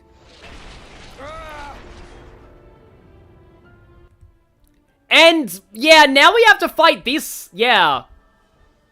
Because like, they wouldn't, you know, not have you kill the main body. But yeah, we gotta fight this now. So, yeah, let's just finish this off. After that dramatic boss fight and story moment, it does feel a little awkward, honestly. Like, this can't help but feel like an anticlimax after what just happened. But, like, it is a lot easier now that it doesn't have its, cables, at least. That is not an easy one to retrieve, just saying. You fool, I used my portable charger, exactly. Okay, it said resist, it didn't say no effect, so break does work. I just need to get luckier with it. No, they are really going all the way over there, aren't they? I mean, technically it makes sense for Nia to be over this side and not be in danger from the main body of the boss, so... Okay, well that wasn't break, though. Also, this boss theme right now is kind of unfitting. I actually do like how they used, You Will Recall Our Names, the kind of more heroic theme for Jin there, because it kind of leads you into that false sense of security of like, oh, yay, we're totally standing a chance against Jin, right? And then, no, that was just nerf Jin. Here's real Jin, rip. Like, it's a good way to pull the rug out from under you. Oh yeah, Razor Thread is the Shackle Blade attack. Resist break again. It must have very high break resistance. Oh, here come the missiles. And that is why... Oh, I haven't even taken a ton of damage yet. Okay, activate. I probably shouldn't have gone for heat here. Okay. Like, that is actually one thing, though, about the Xenoblade battle system that... I mean, it's fun when you're getting it right, but, like, if you're doing really well in a battle, you will continue to do well. And if you're doing badly, it will just get worse. Like, that's basically, yay, we got break! But yeah, because, like, getting stuff like break and topple and, like, launch, that boosts your party gauge and means you get more chances to revive, and you get more health potions as well. So, like, if you're doing well, you will continue to do well, but if you are sucking, it's very hard to turn things back around. And sometimes I do like it when RPG battle systems allow for more of a chance of a comeback. Sometimes. But, like, I can't deny that just like that Jin battle earlier, these fights are very, very fun and flow really well when you pull them off correctly. Like, the break, topple, launch, smash, loop feels satisfying. It feels, to me, a lot better than the break, topple, daze combo of the first game. Like, daze never really felt as satisfying as launch smash does. Which is why I'm glad they changed it to Daze Burst in Xenoblade 3. And I got blocked on my break attack there. I think I need to actually heal, especially now. Oh, here come the missiles. I don't think I'm ready to go for a, okay, Flambolt. And then I can go for Zeke to go for... Ah, wow, okay, yeah, I need to switch blades. I need to switch blades so I can heal.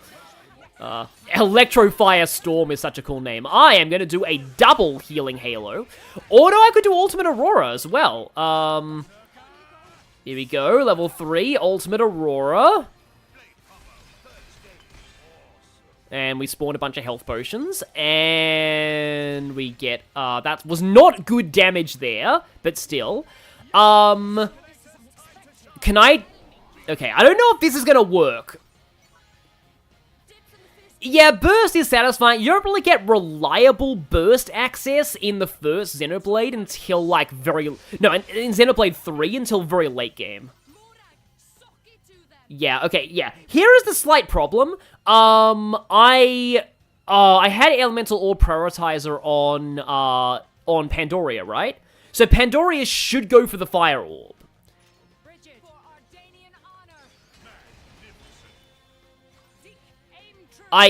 Yes, Zeke, you better aim true or I'm in really big trouble here. Hit the Fire Orb. Yeah, there we go. Okay, there we go. We should have this now. I love that line. And you thought it was over. Oh, right. Its weakness changes to Earth at half health. That makes sense. But okay, this maybe? Okay, we got a break on the ice one. We can go for Bridget again. Okay, yeah, 700% damage right now. That sounds like a... No, actually, hang on. Maybe I'll save Zenobia for round 3. And Pandoria does have boost damage to machines. I mean, last time I saved Zenobia for later, I didn't need Zenobia, but still. Dromark? I think I've probably got this, yeah. More like level 3. Okay, yeah, Zenobia is definitely gonna do this. Yeah, 30,000 and then another... Yeah, look at this Zenobia damage! Yeah, I love Zenobia against bosses. Like, that's not even, like, the best damage she can do. Like, that's actually pathetic compared to what many people are capable of. with Zenobia. Like you can do millions of damage in like the end game of like with end game setups, and Zenobia is not even the most optimal for that.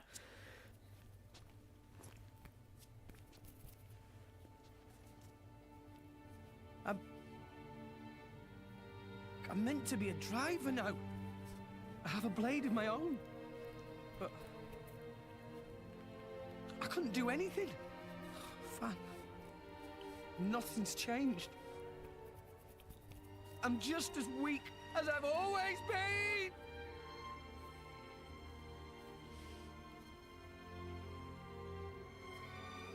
Jin, what happened to make you like this?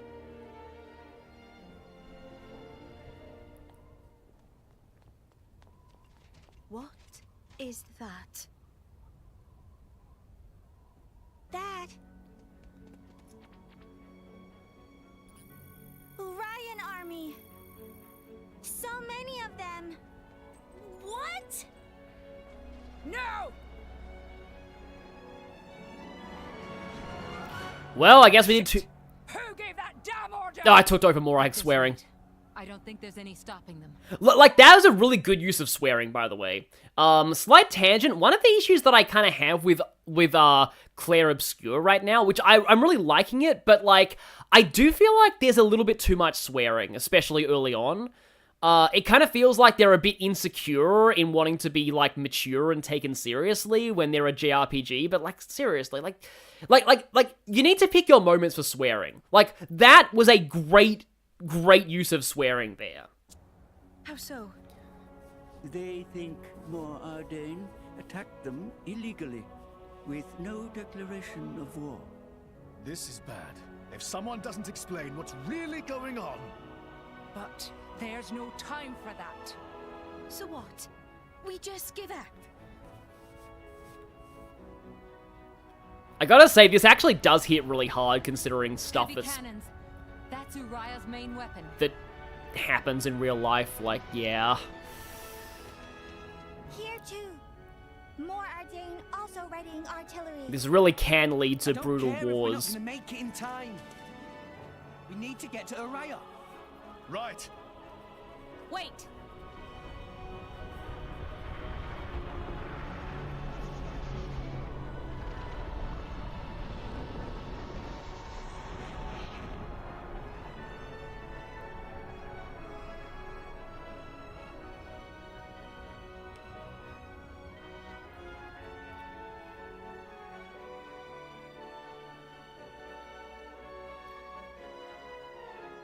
And if I'm remembering right, is that... Yeah, that's end chapter, I thought so. Yep. So yeah, I think I speak for everybody when I say story-wise, that chapter is way better than chapter 4. Like, there's okay moments in chapter 4, but, like, this is where, this is, the story is already really good at this point, and it just gets better from here. I don't want to say this is where the story gets good, because I think it was good everywhere until chapter 4. Chapter 4 was just the one low point. But, from here on, this is where it gets really good. Like, everything is pretty much the entire plot is consistently amazing from now onwards.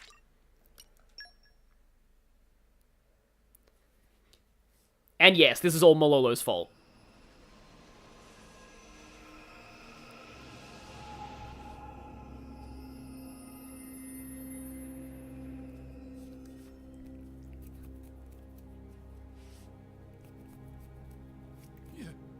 You little scamp.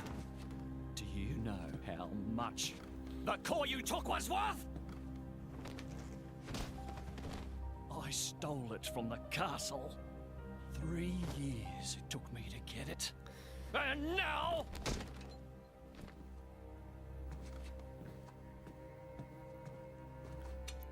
Please! She's barely 10 years old! Silence! Stay out of it!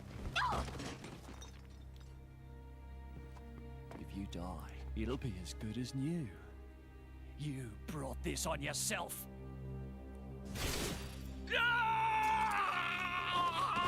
Okay, that Australian kill, I'll give him. That was, yeah, I'm okay with that one. From now on, I'll protect you. Why are there so many disgraces to Australia in this game? Always. Yeah. Cause My name is Jin. Oh, sorry. What's yours?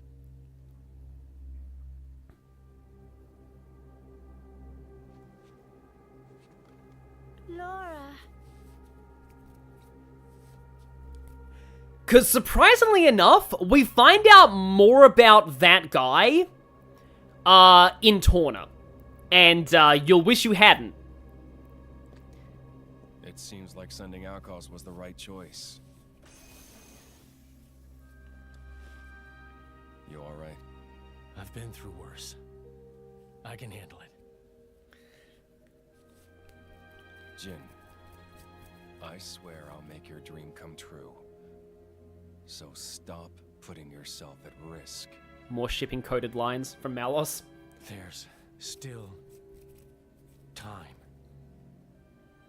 Is that part of your dream too?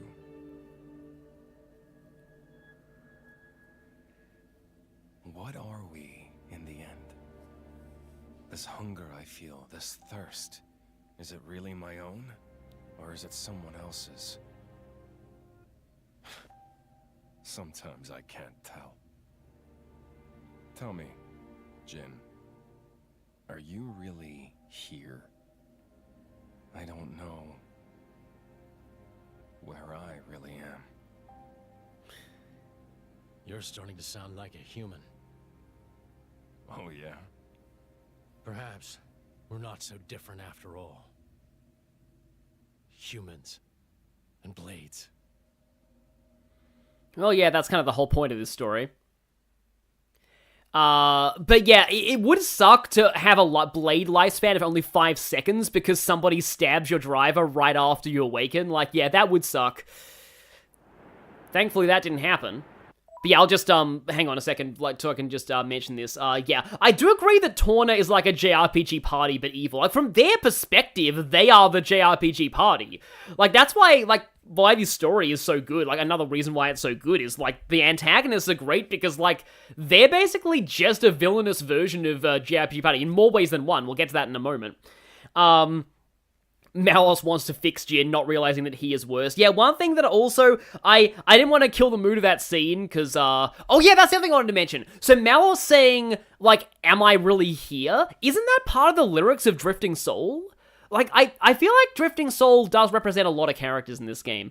But the other thing is, the more jokey thing that I was gonna say was, like, when he was saying, is that part of your dream too? And, like, the camera panned over to Laura. I'm sorry, but the first thing that came to mind was Malos being like, is that part of your dream too? Because I'm okay with polyamory.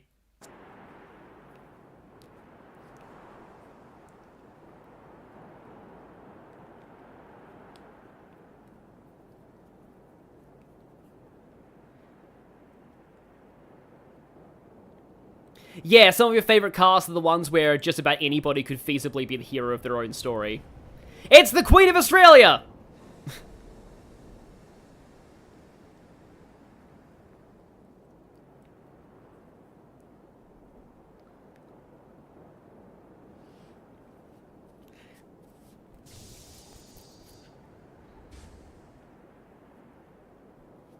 And, Scottish Marth.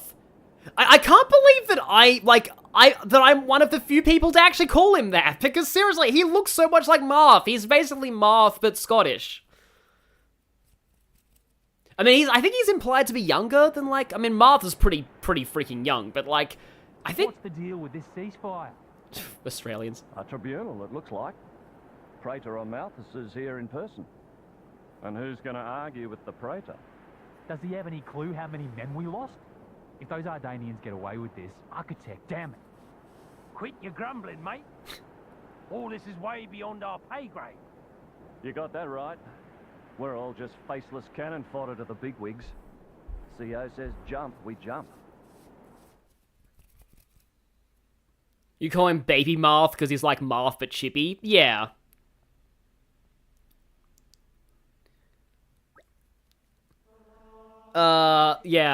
diversity within the antagonistic Aegis is polyamorous. I've seen people in the chat, like, only half-jokingly say that, like, canonically all of the Aegises are into men. But that's, I can't talk about the reason why that they say that until very in-game spoilers.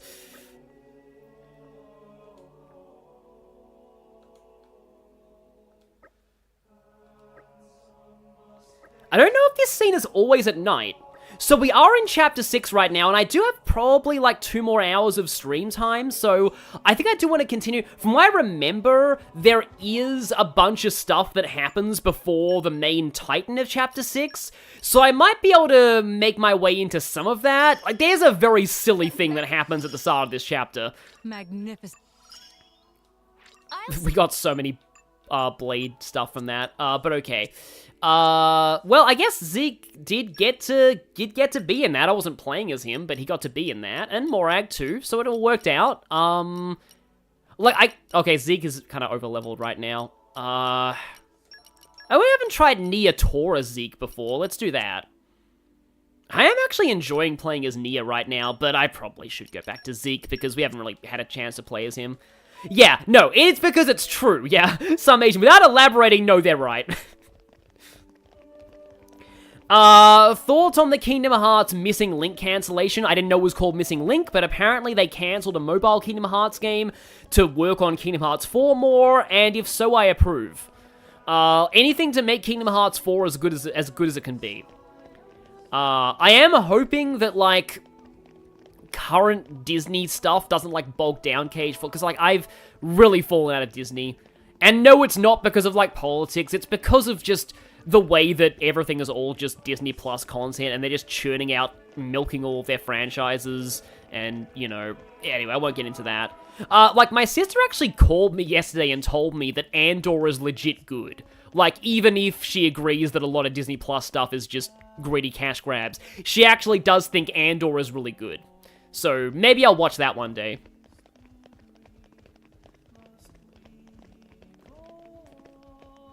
Oh, right, we have to go in here. Oh, yeah, there's a conference room in here. I remember this now. Yeah, like, the last Disney film that I actually liked was Zootopia. That was in, like, 2016, I think. Yeah. I kind of almost watched Encanto once, but, like, yeah. And I did see Moana after Zootopia, and I didn't even like Moana that much. And now they're doing a live-action remake of it. Like, it was okay, but I also felt like, the bit where Moana starts doubting herself just made no sense. Like, it wasn't nearly as built up as Rex's moments of doubt in this game, to use a comparison. Like, Moana just kind of started doubting herself out of nowhere.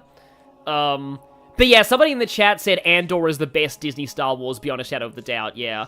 Like, I heard The Mandalorian was also good, but, like, didn't that get weird? Like, they put in stuff in Book of Boba Fett, and then I feel like they milked that because Baby Yoda merchandise was really starting to sell, and they kind of had to do that, even though the whole point of it was that he had to give up Baby Yoda eventually. Anyway, I've never seen that. I don't really have an opinion. Yeah, we kind of need to be witnesses to be like, yeah, it totally wasn't Moradin that fired the first shot here. It was just a bunch of random jerks who go around calling themselves Torna.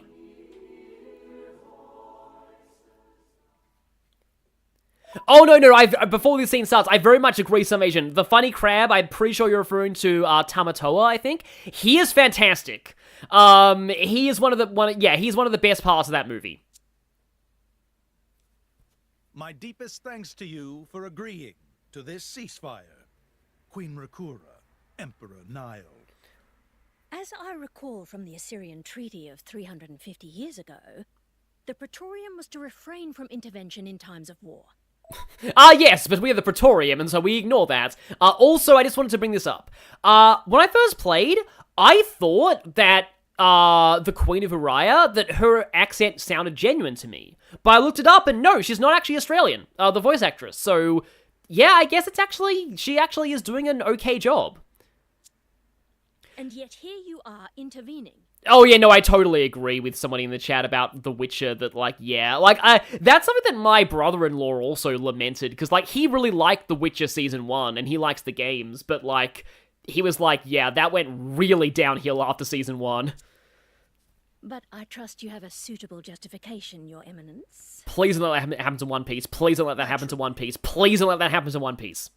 But first, to ensure impartiality in these negotiations, may I present Nira, acting chairman of the Argentum Trade Guild. Yep, Nira. Furthermore, representing the Tantalese, His Highness the Crown Prince Ozikairis Brunev Tantal will also be attending. Sadly, this is a formal meeting. The Crown Prince? The prodigal prince of Tantal. So he can't be introduced as Bringer of Chaos? That'd be so great if he's like, ahem, no, please use the real title. And then they're like, Zeke von Genbu, Bringer of Chaos, Master of the Eye of Shining Justice, Bearer of Ultimate Lightning Fury / Max, Protector of Turtles, and Most Evil Driver and all rest. Yeah, that's how he has to be introduced. Seems the Praetor has as much clout around here as ever. Could we not just take them out here and now? Good point. All the principal nations' heads gathered here? It'd make things easy later.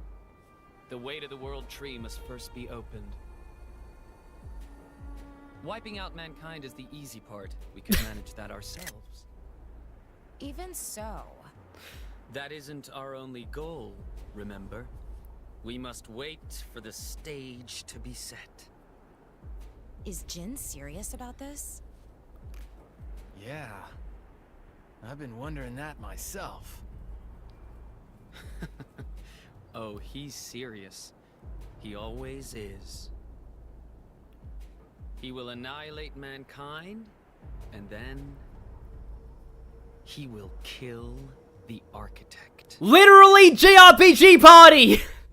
That's the other reason!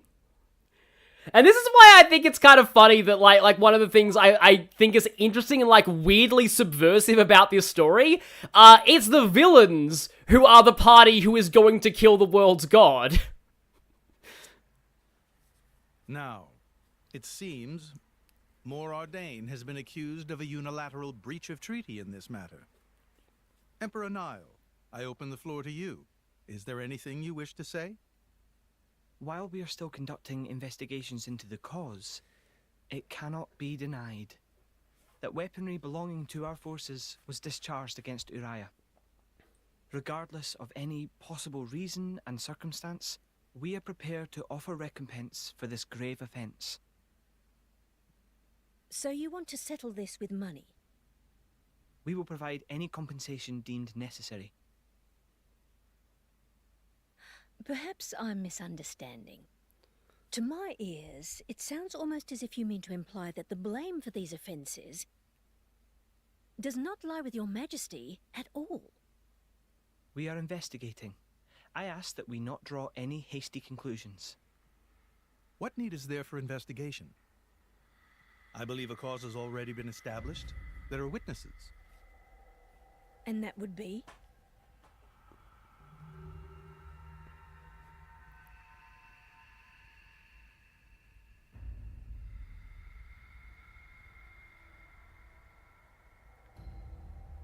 What a preposterous notion. The people you speak of are merely a terrorist group. How could they possibly command that measure of... It's the truth. I, Ozikairis, swear this in the name of King Eulogimenos Tantal. Can confirm ex-Chairman Banner give these people some kind of supplies. Military supplies, methinks. And in great number, yes. But why would... What if I were to tell you that the Aegis Malus, who raised the world 5 centuries ago, was involved? Ridiculous. Everyone knows he disappeared in a blaze of flame. He's very much alive, believe me. That meant no body, so yeah. That arsehole, I mean, the Aegis has confronted us in person. And if my word is not enough for you...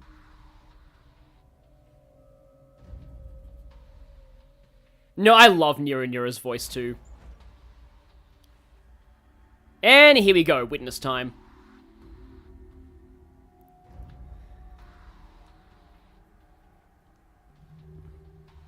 A blade? But that core crystal...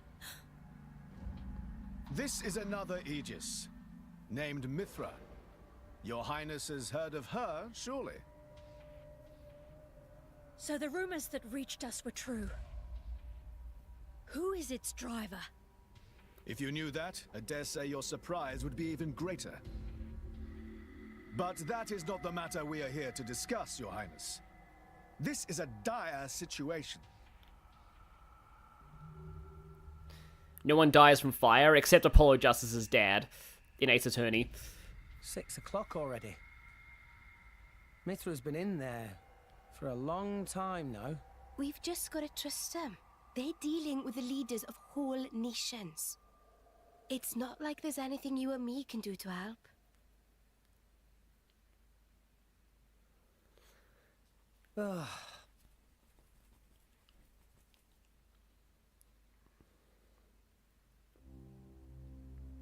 I've noticed something about Malos. He's an Aegis, but you wouldn't know it from how he's fighting. I'm pretty sure he's damaged in some way. You mean he can't use the full extent of his powers? The wounds I dealt in our battle long ago may not be completely healed. His end goal is Elysium. He wants to go back to the place he was born. There he can heal until his powers have recovered. If Malos is allowed to restore himself, the horrors of 5 centuries past will return. Or worse still, Malos's goal is simple. He means to destroy humanity in its entirety. Why would anyone desire that? Perhaps he doesn't even need a reason. It seems to be a deep-seated drive. An instinct. As natural as breathing.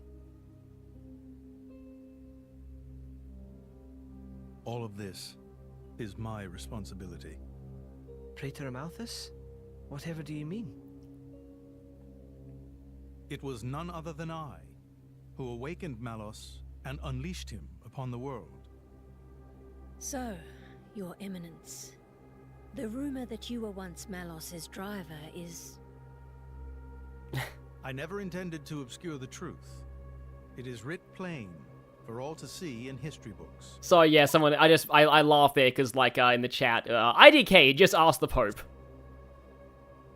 I was a fool. It was to prevent such foolishness that all passage to the World Tree was forbidden after the Aegis War. However, it has become apparent that the laws of men do not apply to Malos.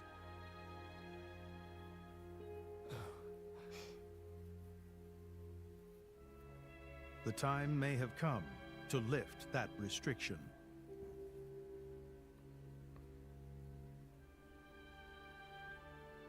Oh right, the restriction on going to the World Tree. I thought for a moment he meant like the restriction on the laws applying to Malos.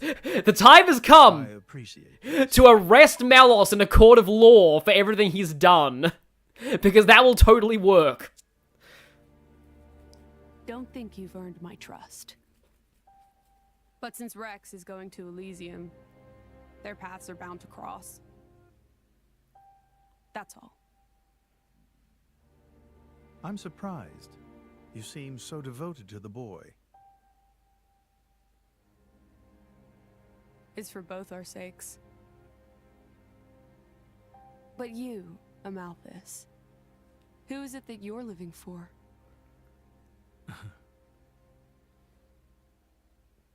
Phoenix could pull it off. Yeah, he could. Yeah, he probably could. And suddenly we're back here. So, yeah. Oh yeah, we've got Fan's funeral as well. Yeah, this is the other point where I was like, oh no, anyway, in my first playthrough, but I know better now.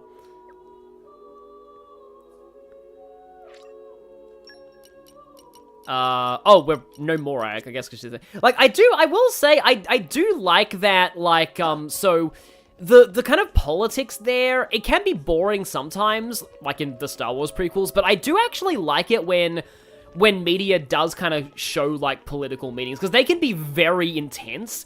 My favorite case, involving that is definitely, Trails to Azure, the West Zemuria Trade Conference. To anybody here who has played that game, you will know what I'm referring to.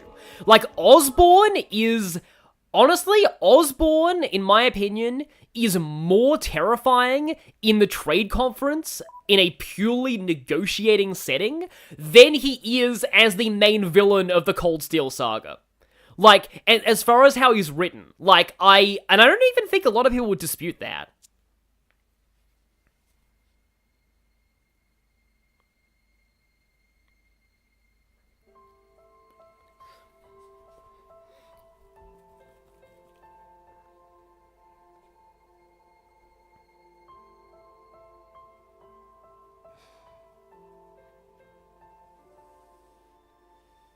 I guess they did call her a goddess. The state funeral makes sense. Shouldn't you be with him? He's a boy. Best not to bother them at times like this. I expected you to be more clingy. You really are different from her. Actually, letting him be was more her idea than mine. Really? Pirates? Get out. So wait, you're saying you want to go be clingy or what? I'll burn you. I kid. Sheesh. Wingwoman Neo's the best.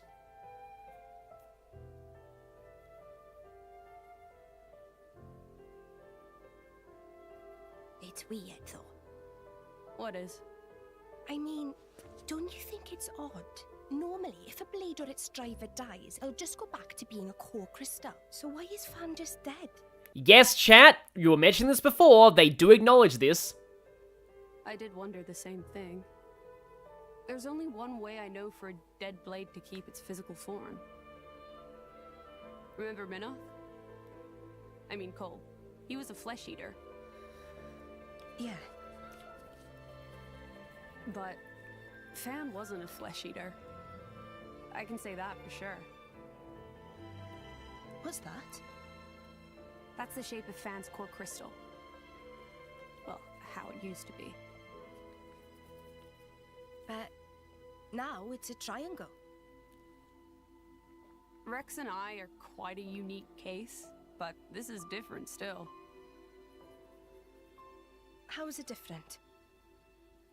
If a blade shares its core with another, its shape changes in a uniform fashion. In our case, the center part went to Rex, and the outer part to us. I don't know why that is, but it seems to be a rule. But Fan's isn't like that. Exactly. It looks more like someone stole her core, doesn't it? And the camera focuses on him when she said that. That doesn't mean anything.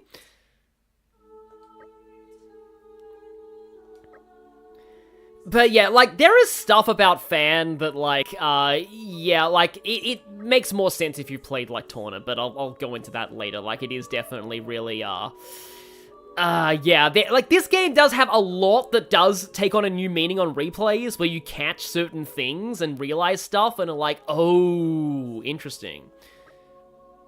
Oh no, Amalthus wants to see us again. But yeah, people in the chat are mentioning, like Osborne and stuff. I just, like, yeah, like, I think, yeah, Osborne has some good moments in the Cold Steel arc, but I still think his best moment is in that crossbow thing. When you're in the room with him, just talking, and he's just so casual about everything and just so composed, but the whole and, like, he's not physically threatening you at all. I'll gush about this if I stream Trails from Zero and Trails to Azure, but, like, yeah, basically, like, he's never physically threatening you or anything, but the whole time, you're just terrified, because he's just like, yeah, I can annex your country anytime I want, and you know this, I know this, we both know this. And it's just like, that scene is just so tense. Yeah, Stardor 8's good too. Speaking of Stardor 8, somebody in the chat reminded me that, like, Zeke being, like, the secret high intelligence / wisdom, and he's a prince, and he acts really goofy most of the time, but is actually really, like, awesome. Zeke has a lot more in common with Olivier than I thought, from Trails.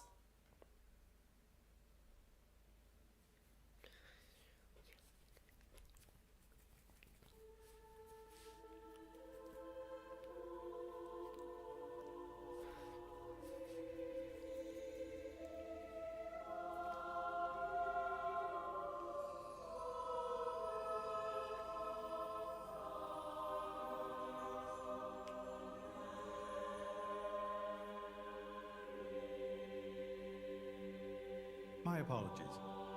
Did I keep you waiting? No, not really.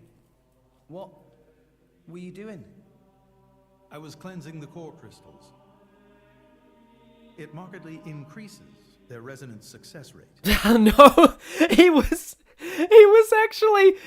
blessing the gacha. So, like, he's like, if I do this, and then he can, that's the whole, that must be how Indol gets, like, all its money. There must be, like, Amalthus has blessed this core crystal. It has a 10 times chance of pulling Cosmos. That would seriously make them tons of money, I just realized, wow. Bonding with a crystal carries certain risks, you understand.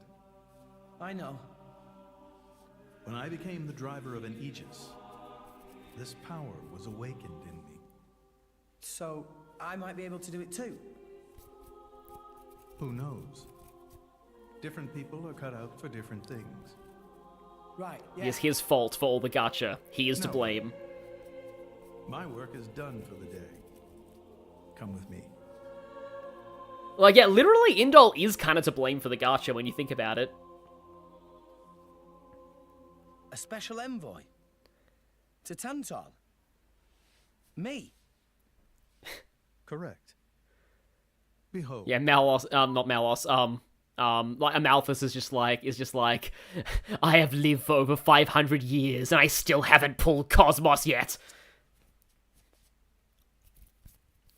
As a salvager, I imagine you are already aware, but this is Allrest, the world we currently inhabit. We make our home on Titans, moving in circles around the world tree. And here lies the Great Void. This void came into being 500 years ago. It did not exist prior to that. So I've heard. It's in our way anyway. It stopped us reaching the world tree. The Great Void is carved from the Cloud Sea by a monstrous beast known as Ophion. Wait, you mean that thing?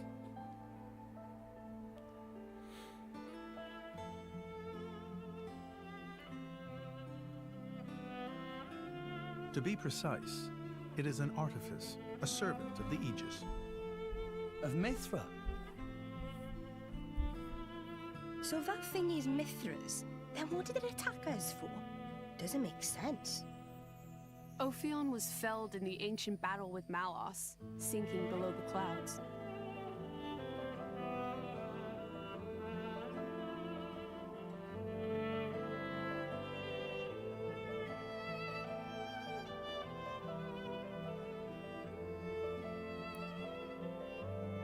This means someone must have revived it. Correct. And you're saying that someone was Zeke's home country, Tantal? Yes. They gave Ophion one directive: to ensure that none approach the World Tree. They sought to prevent a repeat of the horrors of the Aegis War, so an obstacle was created, the Great Void. How did they manage a feat like that? As I've said, mankind is regressing. Only one artifact remains that can rescind Ophion's orders, and it lies in Tantal.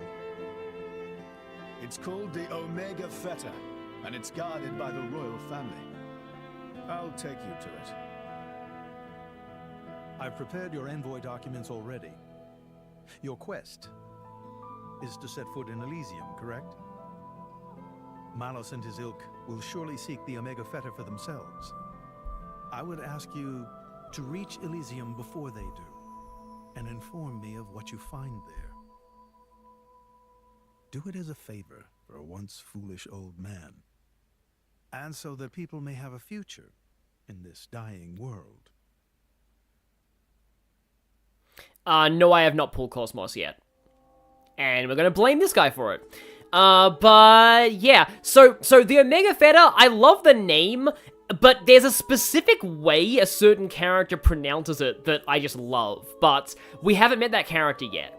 I will talk about it once we meet them, but like, I love the way they pronounce Omega Fetter. So this is basically our next destination, but like, I remember that other stuff happens before you get to go to Tantal itself.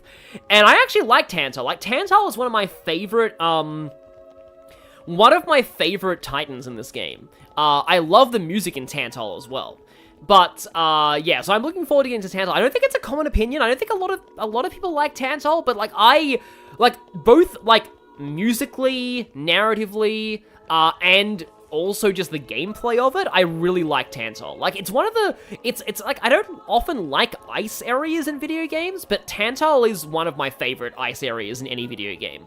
So I'm looking forward to that, but, let's just say that, I'm hoping that I'm able to do this one thing on this stream before we actually... Because there's a thing that happens before Tantal, and it's certainly a thing that happens. Oh, Amalia. Well, there's an R in there. Anyway, yeah, let's rest. We can reach Tantal by ship, but once we're there, we'll need to do a spot of walking. Run speed feels sluggish after Xenoblade Chronicles 1. You can... This is another reason why, my stream is not the best indicator of this game.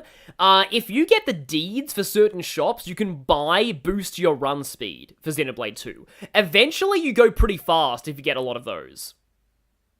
So we're traveling with Shell, you? Never thought I'd see the day. I think you'll find I make a fantastic ally. Luck of Zeke not so great. Bet we shipwrecked by tomorrow. He isn't at all. Cheeky furball. We're all gonna die. Hey, Zeke. You said before that Torna concerned you too. What did you mean by that? What? Oh, yeah, that. I don't know about those clowns, but Torna, the country that fell 500 years ago, they were the ancestors of us Tantalese. The people of Tantal are descended from Adam, the hero of Torna, who escaped its destruction. So, after Pyra fell asleep, Adam escaped to Tantal? That's right. That is the first I've heard of it. I have studied much history, but this story never featured. Most peculiar. We're humble. Don't really like to brag about it. The only real trace left is in this here sigil of the royal family.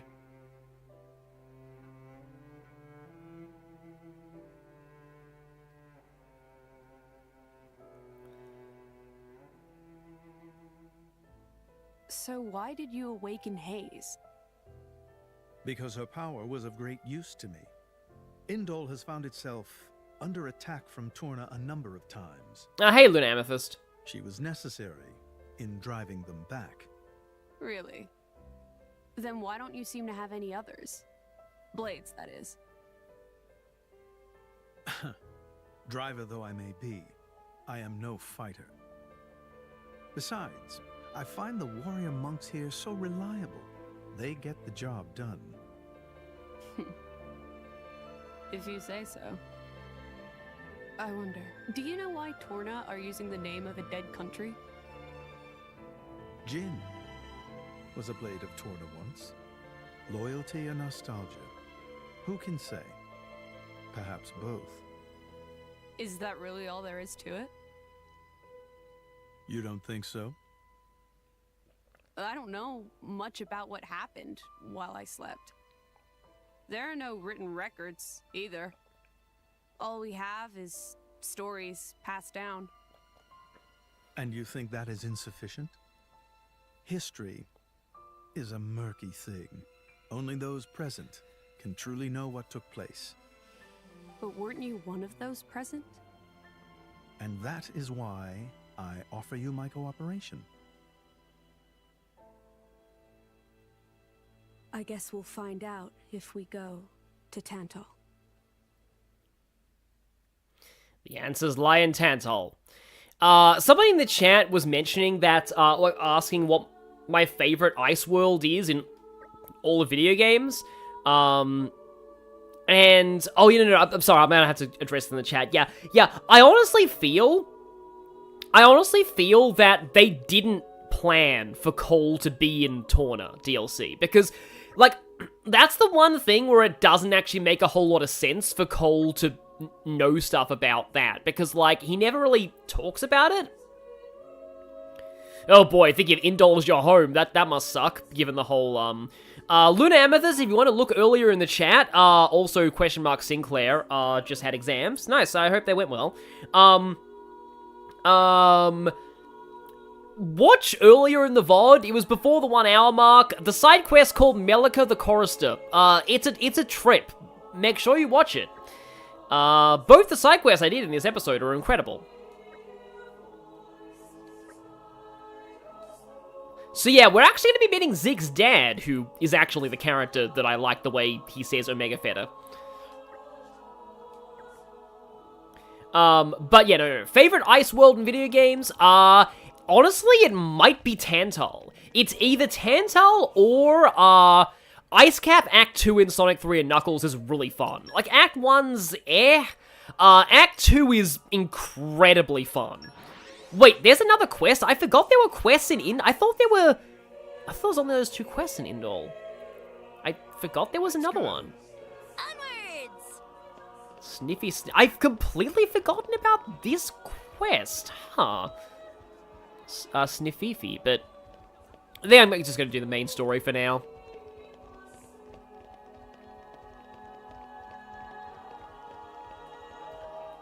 Please tell me there isn't a weird refugee scene here.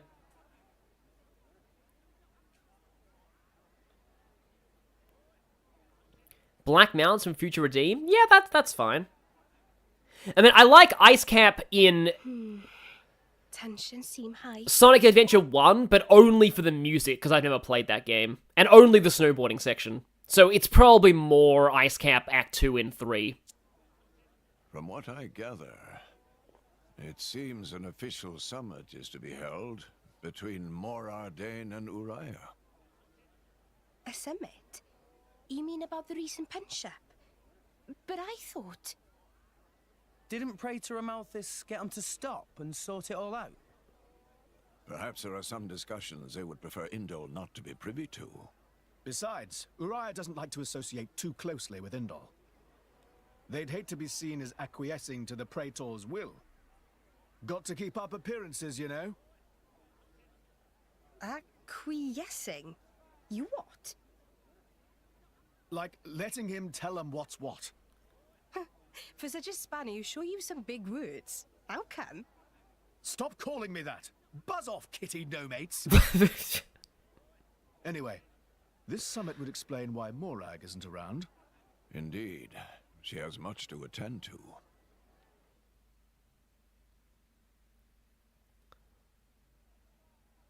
Shared sovereignty over Gormott. Yes. I don't think anything less will be sufficient to placate them. The Senate would never approve it. I can overrule them by decree. Of course, I would need to secure Senator Roderick's cooperation. Imperial decree? If it's come to that, well then I cannot dissent. I cannot help but admire your courage, Your Majesty. That means a lot, coming from you. Acting Chairman Nira. Sorry for intrude. Is emergency, so Nira take liberty of drop by unannounced. I love this guy's voice. You certainly look troubled, Chairman. So, what is this emergency you speak of? Well... You could make Nira ASMR, and I'm sure people would be down for that. Yeah, so there's a weird thing that's about to happen, and I kind of want to get this done before I end the stream, because then the next stream I'll be able to start, like in Tantal. Oh, I think this is another Perun thing. Yeah, Cookie Seller, this is another Perun thing. Oh, but the stories hijacked me before I could do it. So, we can make our way to Tantal from here. I assume the Praetor has a ship waiting for us. Hey, Shalad. What? Are we really gonna just leave Morag behind? Who's leaving anyone? She's got her own priorities, you know? Yeah, but still. Anyway, her schedule is filled with official duties right now. For sure. It's just a bit of a shame is all. You know, since we came all this way together. I guess I know how you feel, chum. Huh? Speak of the devil? Don't worry, we're getting Morag back in the party. They wouldn't take her away from us.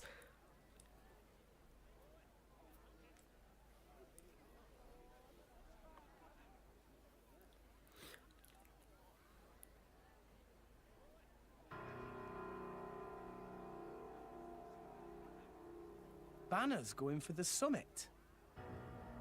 On top of everything, an assassination attempt? If blood gets spilled at the summit, it'll mean war. War's good for business, after all. I guess he wants to use that to get himself back in with the guild. Why, that little? I was wondering where he'd slunk off to. What a sneaky git.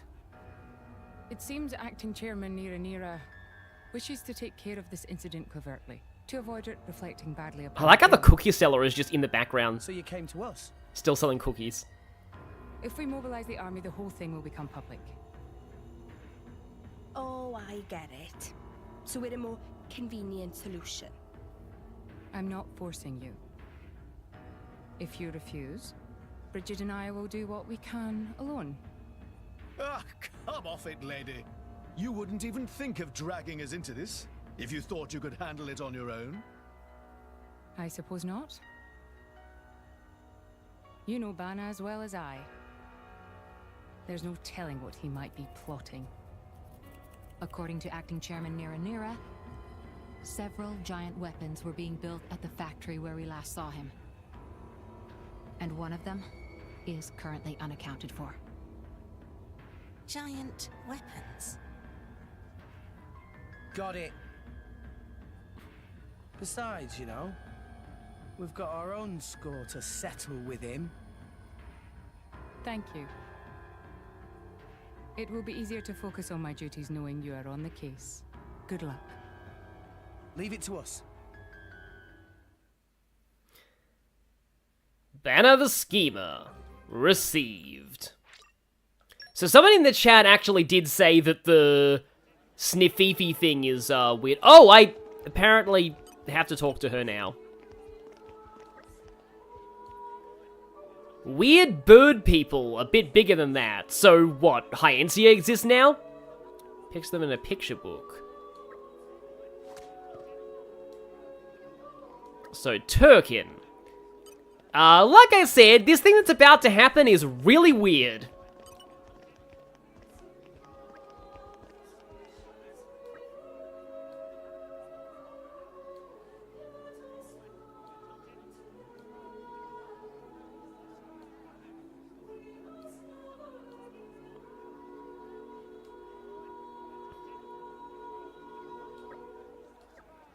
So yeah, politics. Well, that guy's clearly not going to be helpful because he's just more. He wants to talk about politics more.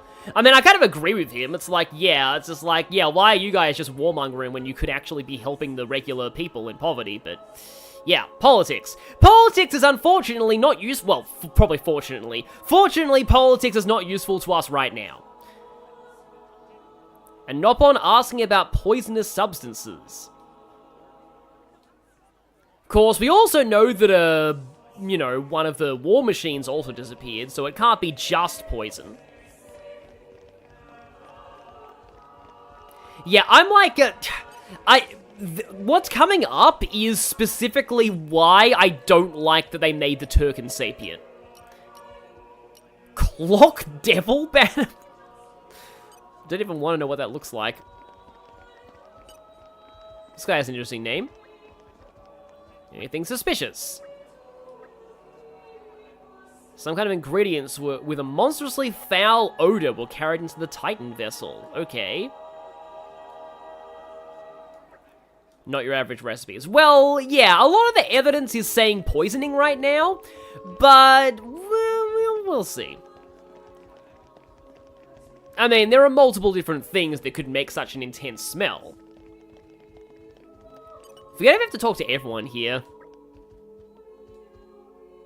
A large wooden box being transported. It was on the inventory list, but for some reason you didn't inspect it at all.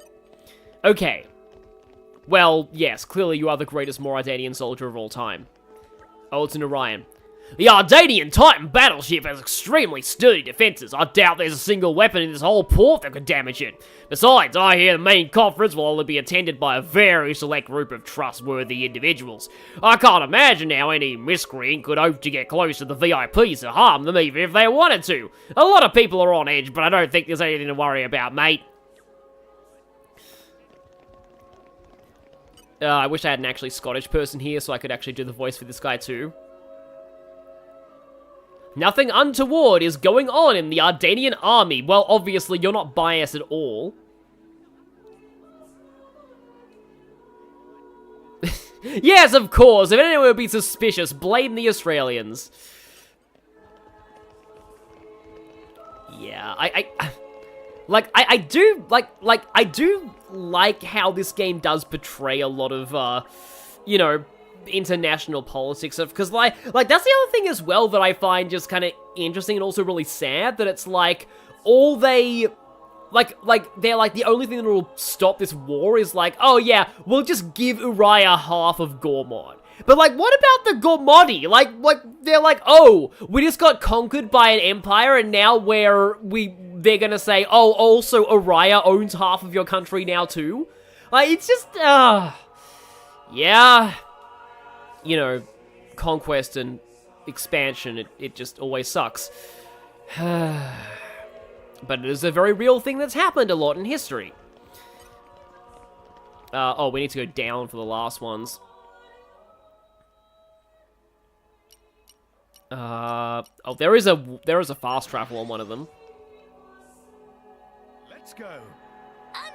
Your manager, some Asian, has connections to some fairly up and up people at conventions and got into a VIP party.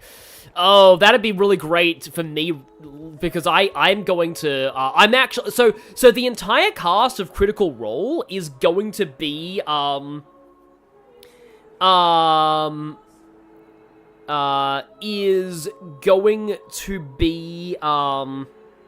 Kwang, yeah, I can understand. I know where you're from and yeah, all that. But like,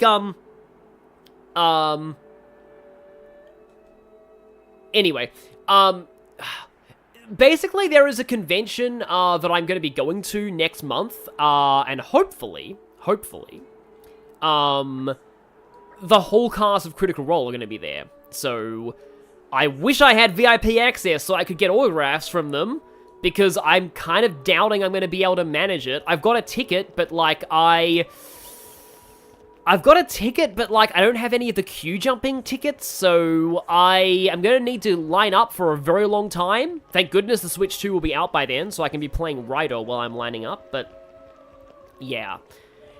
I want to, like, seriously, in terms of my signatures for, like, my Persona stuff, if I get Matt Mercer Kanji, Marisha Ray Margaret, Sam Riegel Teddy, Liam O'Brien, oh, who do I get for Liam? He's not in Persona 4, is he? But, like, I'll be filling up way more of my art books, because my dream... Oh, yeah, I'm going to be wearing... I have hospital-grade masks. I will be wearing a hospital-grade mask in there. Like, hospital-grade operation surgery room masks. I have those specifically for occasions like this. No, he's Akihiko, but that would be Persona 3. But that would still be pretty cool. Like, I have a dream of having an art book that is signed by every member of the party in a Persona game. So it's hard to tell whether I should get Matt Mercer to sign for Yusuke or Akihiko, because I have Cherame Lei for Makoto, but I could also get him for Kanji, because I already have Travis and Laura in my Persona 4 art book, for Rise. No, not Travis. Yeah, but I have Travis for something else, but I have Laura Bailey for Rise, I have Johnny Young Bosch for you, so, I would really just be missing Chie, Yukiko, and Yosuke. Annoyingly, I already got Yuri Lowenthal's autograph at a convention a long time ago, but I got it for Rickhan. Of all people. Characters, I mean. So, sadly, yeah, if Yuri Lowenthal comes to Australia again, maybe I can get him for Yosuke. But, like, yeah, I could get a lot of it. How am I feeling? Pretty good, actually, today. Also, this stream has not dropped a single frame yet, and I really shouldn't have said that, but, like, yeah, I've had really smooth internet, so I should not be saying that. I'm probably gonna finish in, like, an hour or less. I just want to do this next thing, and then I will stop. Because it's, yeah, reasons. Oh, right, we're supposed to go to the inn and just debrief.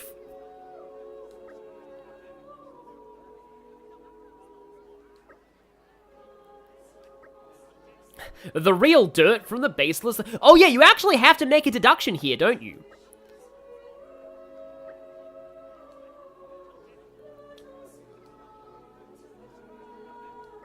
Yeah.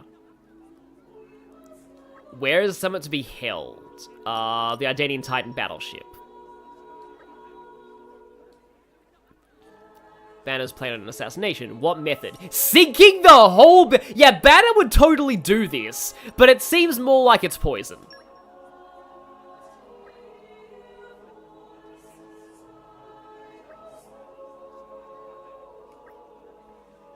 Wait, no, I just realized something. Like, maybe Banner's plan is he's hired the girl, you know, in the Mellica the Chorister quest. Like, seriously, that girl should team up with Banner, because she's basically a cartoon villain. Poison, the main meal, sounds about right.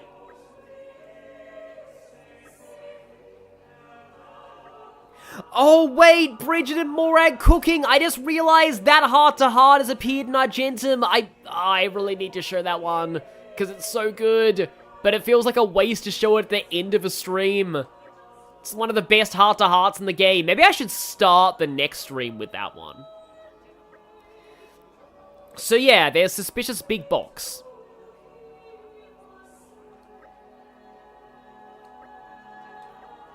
Yeah, who will be poisoning the food? I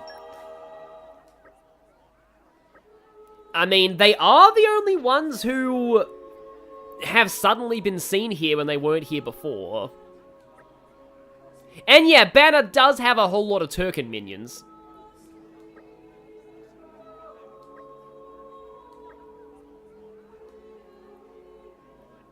Start with that one sounds like a great idea. Yeah, I'll have to be reminded to actually do that, but yeah.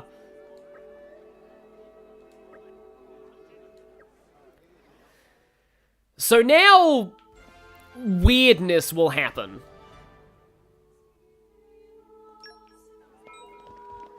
Also, like, I just realized I should probably put Morag back in the party. Oh wait, no, Morag's not even in the party right now. And now you can finally buy cookies.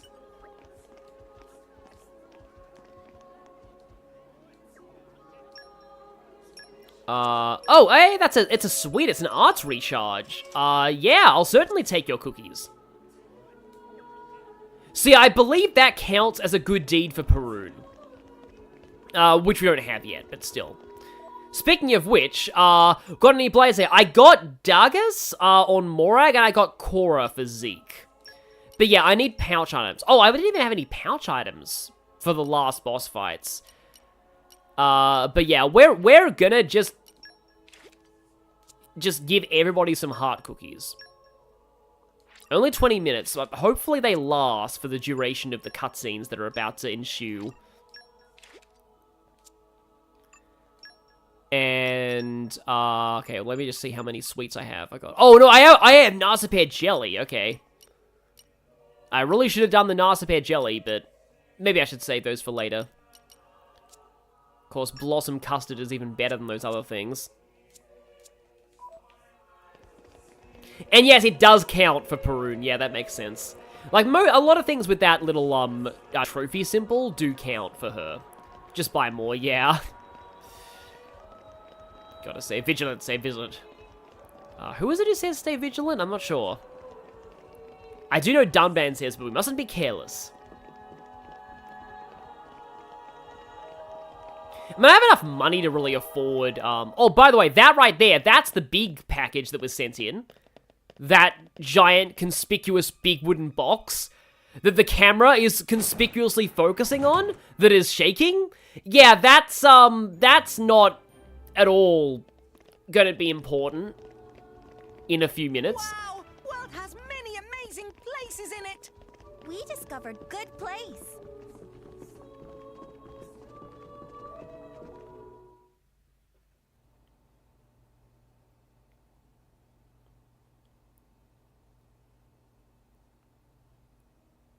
Yeah, that box doesn't mean anything at all. Stop everything! Hold it!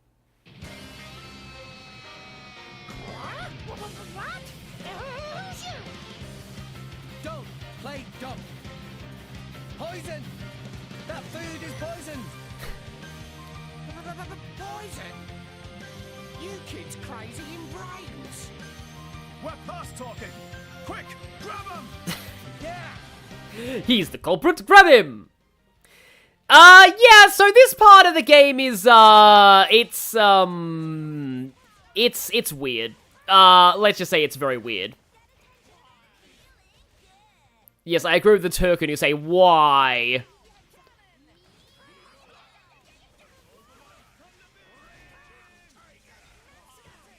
I was just like, okay, I should probably switch to Zenobia, then I just realized, oh, actually, machine damaging might be useful soon.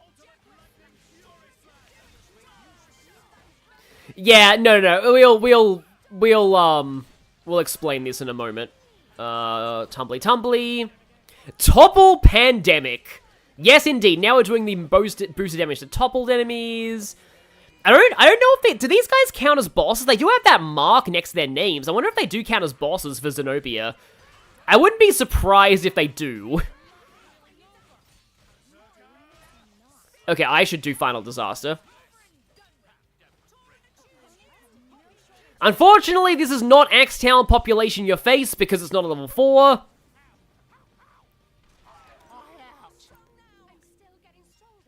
That just killed everything. Oh, Zenobia.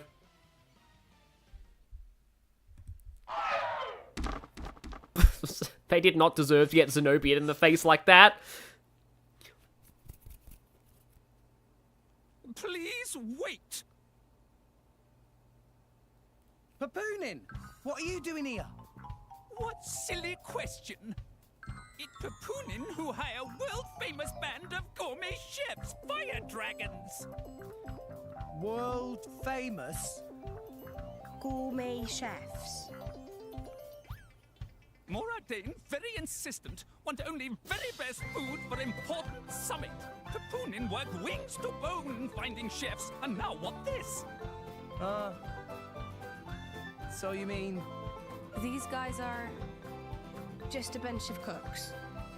I did think they were not putting up much of a fight. Then this food is actually...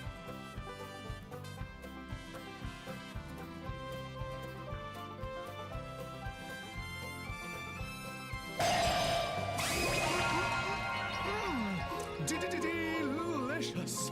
I could eat this stuff forever! You know... What friend doing? Very expensive food, now go to... This is sadder than... Sorry! We really did think they were here to murder someone. Fan Norne. Murder? What this nonsense? Actually sadder than Fan Norne. I demand compensation. friends have no idea how much time and money proponents spend on this. I think they are actually not dead, though. From where? Like, I'm pretty sure they do show up, like, later on. So, thankfully, yeah, the Turken were totally innocent. And I think we didn't kill them. Hey, what's going on? Explosion in the hangar!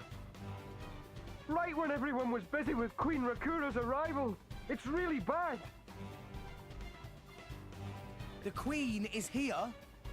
This is it? Rex, we need to hurry. Yeah. Yep, at least Zeke got some good food. Hey, wait! Hey! No running away!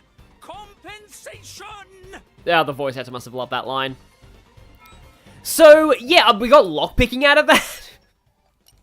I guess we kind of did just do a crime. But yeah, lockpicking. Sorry to interrupt you there, but okay. They are in a very annoying DLC side quest. Oh no. So yeah, you might want to prepare yourself a little bit right now, because there is another actual boss fight that's coming up.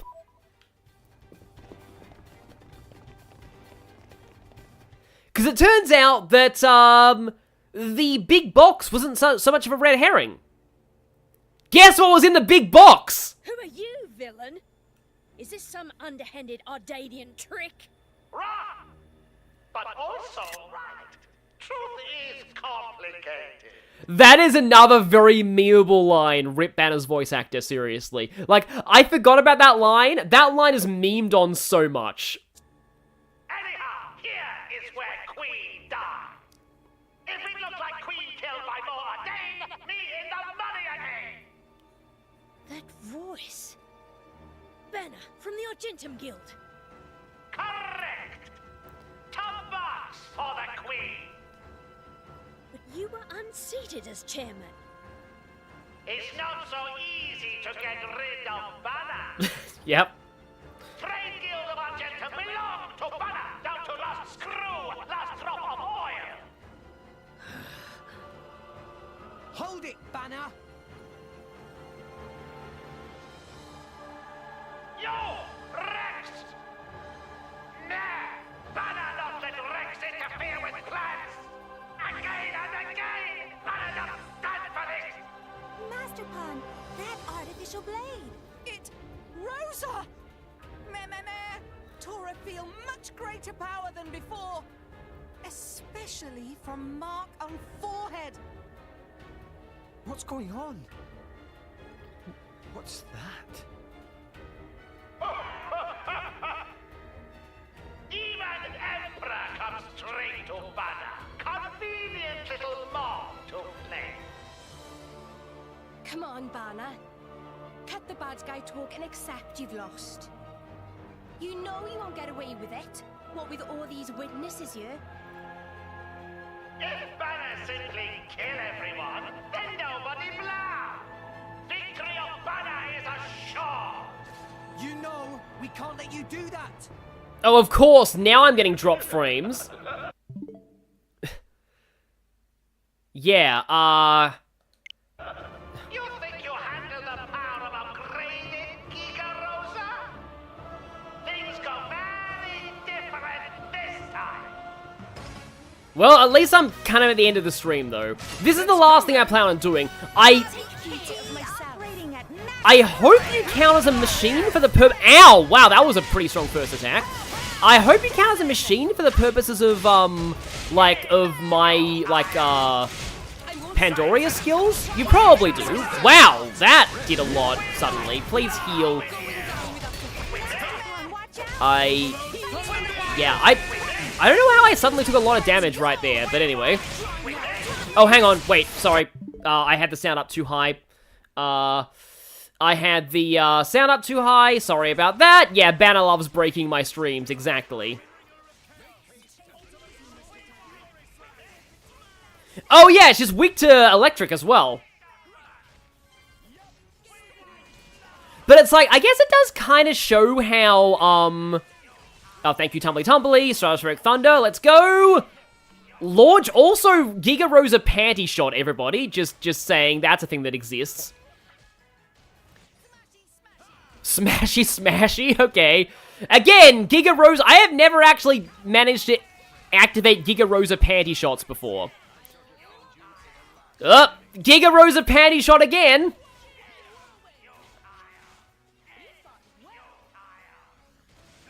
Artificial blades apparently don't count as machines. Okay. Stop it. Now it's too low. I guess I can put it up a little bit. Because, yeah. Because I want to say, slight spoiler, this is the last time you hear this song outside of the DLC battles. Oh, there she goes. Launchy. Yeah, please no Giga Rosa panty shots, exactly. Oh, boy. Wow, they're only down to, like, half. So, yeah, Overload Thunder Beam. No, that is doing more damage. That is counted as a machine.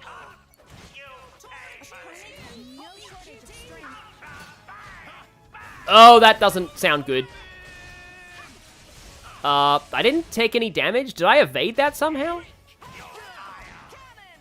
Also, Tora, get that. Why is Zeke having the aggro right now? Please, get... Ow, wow, that hurt a lot.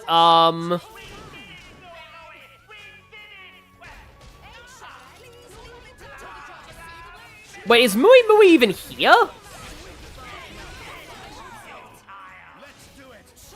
Okay, there we go. We can get that going. Oh no, no, not Ultra Bang Bang. Oh, that's Giga Rose's arm. That's why it's... Oh, I think I know what's going on. That explodes, doesn't it, if you don't kill it in time. I get the feeling it's going to explode if I don't kill it in time. Ultra, I haven't... you can tell I haven't played this fight in a while. Okay, yeah, that's painful. Okay. Start with heat again, I guess?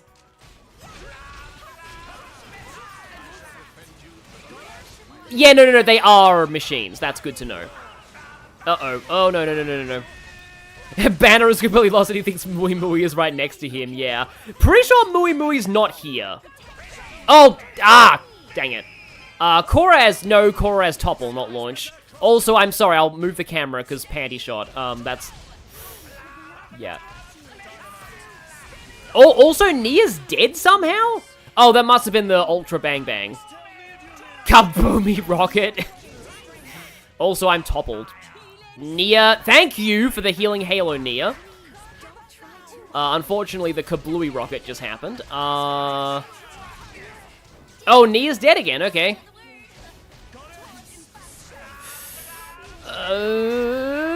Nia needs to get back up, please. And then Nia has... Oh, no, not Ultra Blammo. We might actually be dead here. Can I just move away from that? No. Tora evaded. That's good.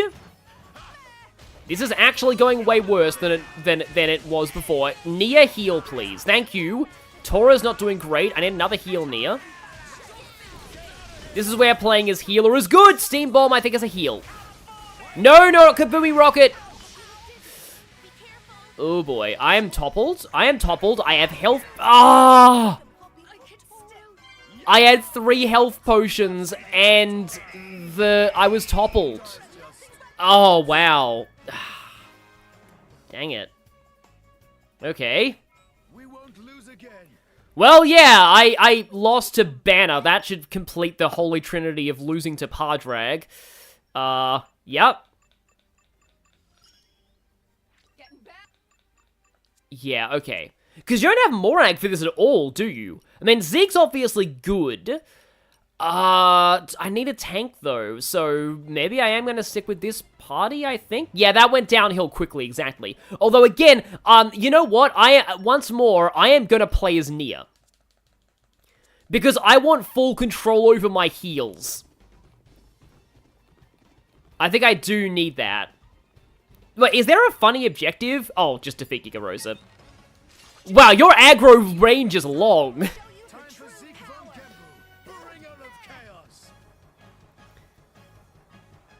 But yes, and then there was nobody left to stop Malos because one cartoon villain didn't want to be caught.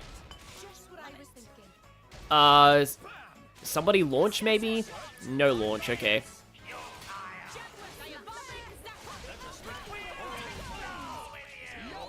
We wipe floor with you. Literally, in this case. Okay, we got that. Nocturne, okay, I'm back from dinner. What did I miss? You missed me losing to Banner. Tora Smash, maybe? No. Didn't get it. Okay, just gotta remember, I am healer. So I want to be in control of the healing. Oh, there's Kaboomy Rocket. Oh, yeah, Kaboomy Rocket is topple. That always, is annoying. Healing Halo, Healing Halo, Healing Halo. And I am also switching to Vest so I can heal again. And Thunder Gale, nice. Because it's weak to this, too. Like, I don't normally pay attention to elemental weaknesses like that much when it comes to specials, but, it can be definitely nice sometimes. Break resist, unfortunately. Uh-oh. Thank you for the evasion there, Tora. Okay, yeah, I'm gonna go back to Dromark. Resisted break again, though. Oh, Zeke is dying? Zeke's probably dead. Just barely didn't get that heal in time. I do really want to use Steam Bomb, but also... Oh, dang it, that ran out, so it's Aqua. No, not Kaboomy Rocket. That's topple. I managed to get out of the way of the topple, though. That's the wrong button. I meant to do the heal. Glamour Missile. Yep, there's the heal. Apologies if I am kind of, going a little bit insane. A bit here, but okay, that's 2 orbs. If I can get him low and if I can get a 3rd charge on my, party gauge,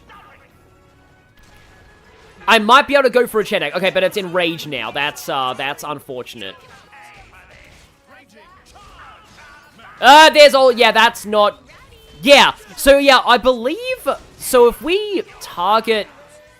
It's the wrong button. Yeah, time limited missile, yeah.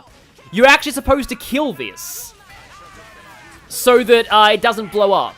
I don't know if... Yeah, it exploded. We do have Seal Blowdown up now, apparently. Also, I need to Healing Halo right now. Going to squash you. Is that a telegraph or something? Oh, no, not Ultra Bang Bang. Oh, wait, no, Ultra Bang Bang is fine. Ultra Bang Bang is the timer missile. Okay. This might not be a good idea, but let's see. I have ice to hit the wind.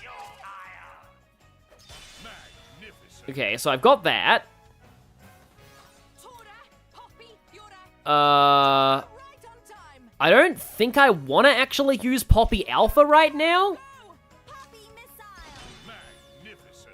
And Zeke has Elemental Orb Prioritizer on Did I keep that on Pandoria? Please tell me I kept that on Pandoria. If I did, it should... No! Oh, did I take that off her for a spike defense? Well, that's really unfortunate. Yikes! Ah! That is really frustrating. Like, if I had, it was probably too early for a chain attack, but, like, I totally threw the fight. Was asleep for a while, can someone tell me what happened? Well, we're fighting Banner again. And I'm gonna give you no context to that. Yeah, I'm totally dead, yeah. Yeah, I could have picked Poppy up. I was just like, I need to do the... That's like the next... Okay, I need to check this. I was assuming that I had Elemental Orb Prioritizer on Pandoria, and I think I must have taken that off her. Affinity Max. Yeah, I took it off, yeah.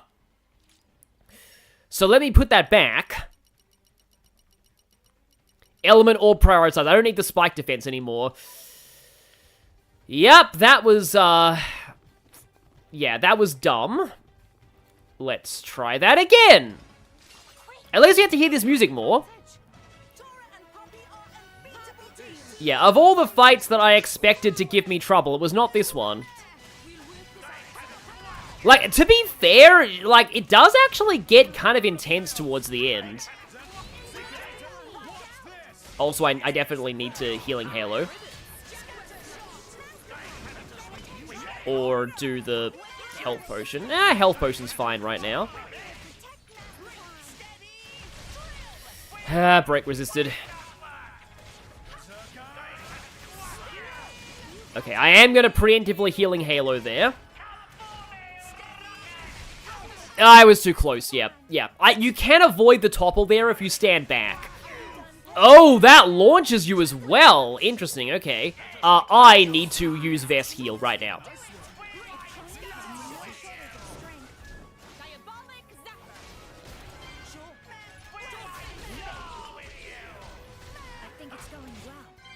I think it's going well. Hopefully, that was a good omen, Vest. Also, I can... Oh, Ice Wind, yeah, we go. Unfortunately, this doesn't lower their speed. Okay, I need to go Ice again to get Frost Typhoon, and that requires me to build up a level 3, which I'm not sure will work, but okay. Oh, we got Topple. We got Topple. I don't want to have to use my healing, though. Or do I? Let's use my healing. I don't think I'm going to get Frost Typhoon in time, though, I don't think. Yeah, I need to get to, like, level 3. Okay, we got the break again. Yeah, no, we are extending the timer with all these blade combos, though. I mean, driver combos. So, maybe? Okay, yeah, we are at level 2 now. Oh, this is going to cut it close. I don't think I'm going to make it. Unless I break. Break! Nah, Ice Wind is gone. Okay.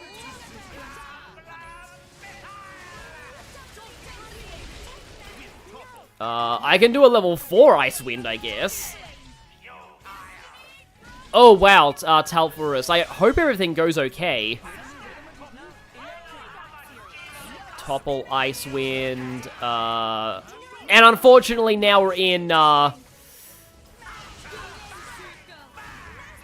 Ultra Bang Bang mode. Can I extend this with... No break. I can go Dromark, though. It does kind of suck that I'm... Oh, Tora's in, that mode right now. Heal Tora right now. There we go, and I need to heal again. Oh, it's immune to break while it's using Ultra Bang Bang. That makes sense. Okay.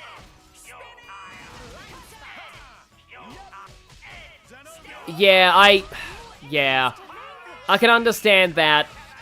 Yeah, that situation's never good. I mean, I don't know what to say in these situations, but okay, heal.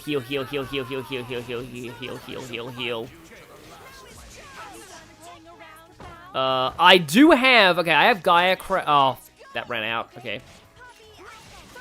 And now I'm gonna switch over and heal again. Good, I got the heal in.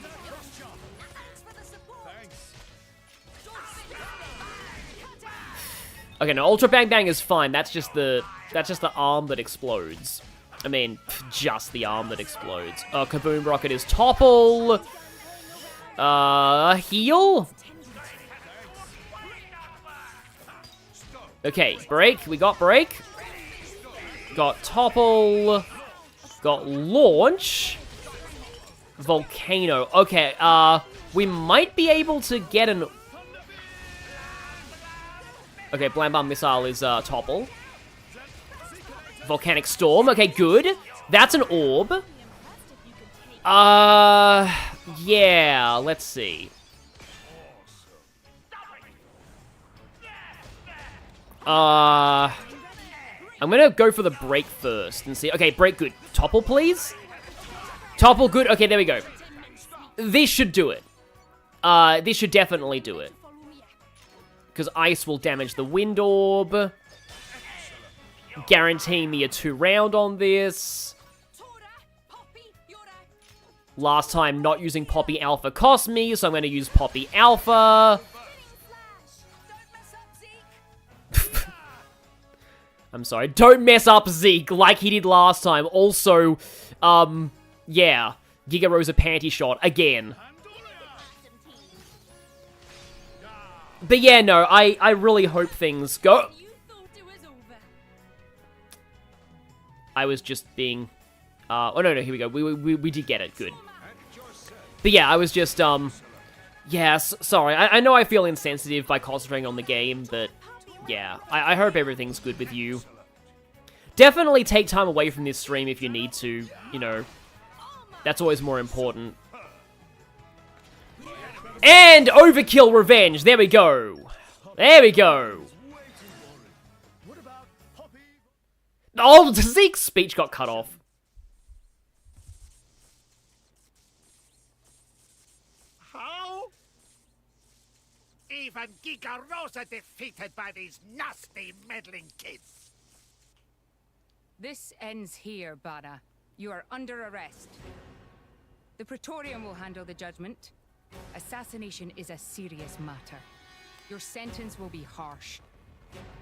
So the mercantile genius Banner meets an inglorious end before my very eyes.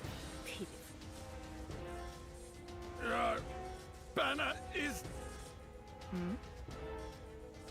Banner is not kind of man to go down like this. If I go down, I take you with me. Watch out! Igion! As you wish.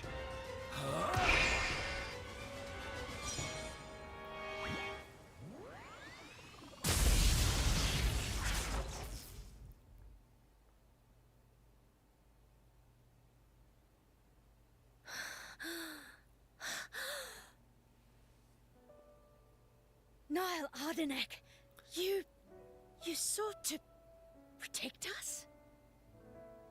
I'm glad. Majesty! So yeah, surprisingly serious moment coming out of Banner.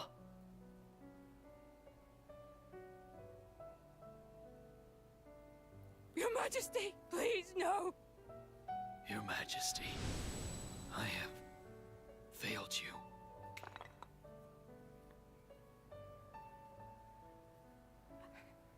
It can't be. To protect us, you... Please wake up. Niall! Niall!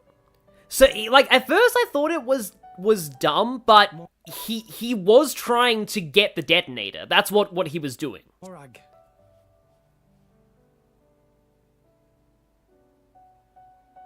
Dromark, Yes? distract the others.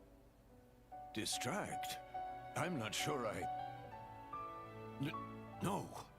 My lady, you cannot. There's still time. Hurry! Yes, my lady. There are more of them. Where? What'd you say? This way. The rest of you should get to safety. Chum! I'm on it.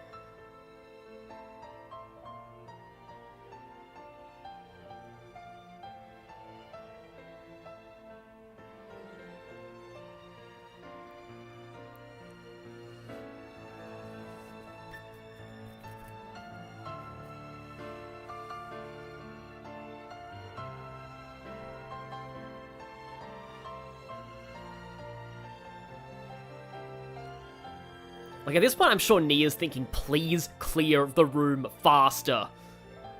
This is really important.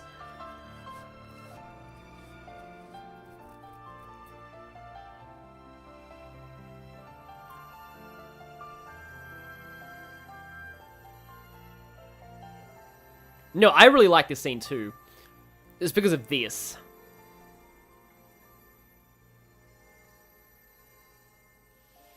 You are... Shh. You're gonna be fine.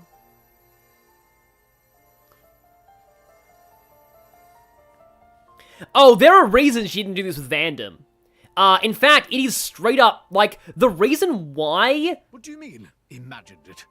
So in that scene, Nia feels really guilty in that scene with Vandam. Because she could have done it with Vandam, and she did not. She didn't. There are reasons she didn't do that with Vandam, and we'll get to that later. You got us all in a proper tizzy. My apologies. I thought I spied silhouettes. I did not mean to cause trouble. Hey! Huh?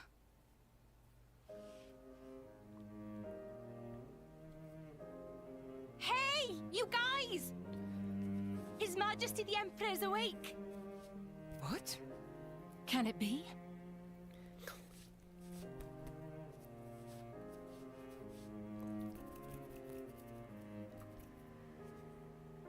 Majesty?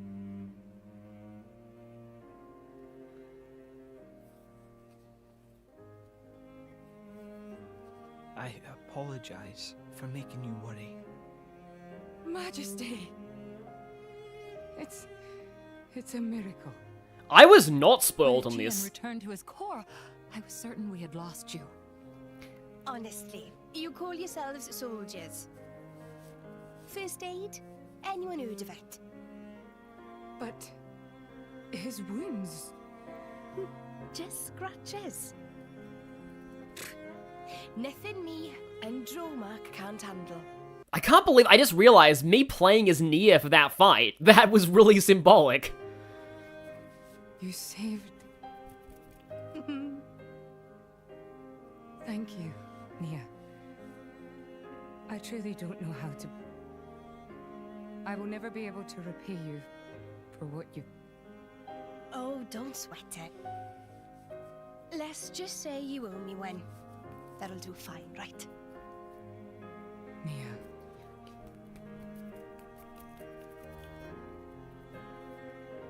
But yeah, no, like, again, Nia considered doing... If you go back... This is another one of the reasons why this game gets great on replays. If you go back to Vandam's death, you can see Nia seriously considered doing that for Vandam, but she held back for a number of different reasons that I'll explain later.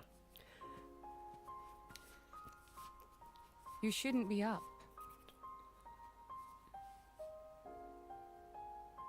It's only been one day. Please don't strain yourself. Half a day off and look at all this paperwork. I swear, it's like they don't want me to sleep at all. Majesty. Special Inquisitor, I hereby issue you new orders.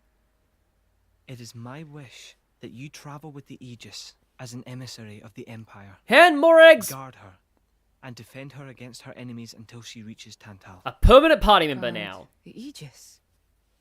I've already discussed it with His Eminence. Forgive me, Your Majesty. I cannot accept. Just think about what happened yesterday. It would be sheer foolishness for me to leave your side.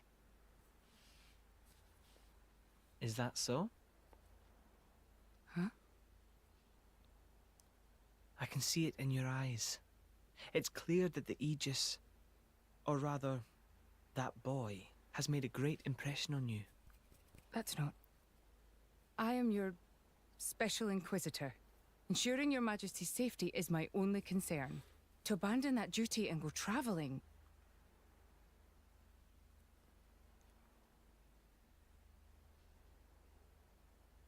Is this...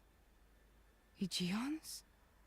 A driver who cannot even protect himself is no driver at all. Yesterday's events have made me keenly aware that I have no aptitude for it. It will be of more use in your hands. Majesty. The world is changing, Morag. I trust you more than anyone to lend that boy the wisdom and strength he will need.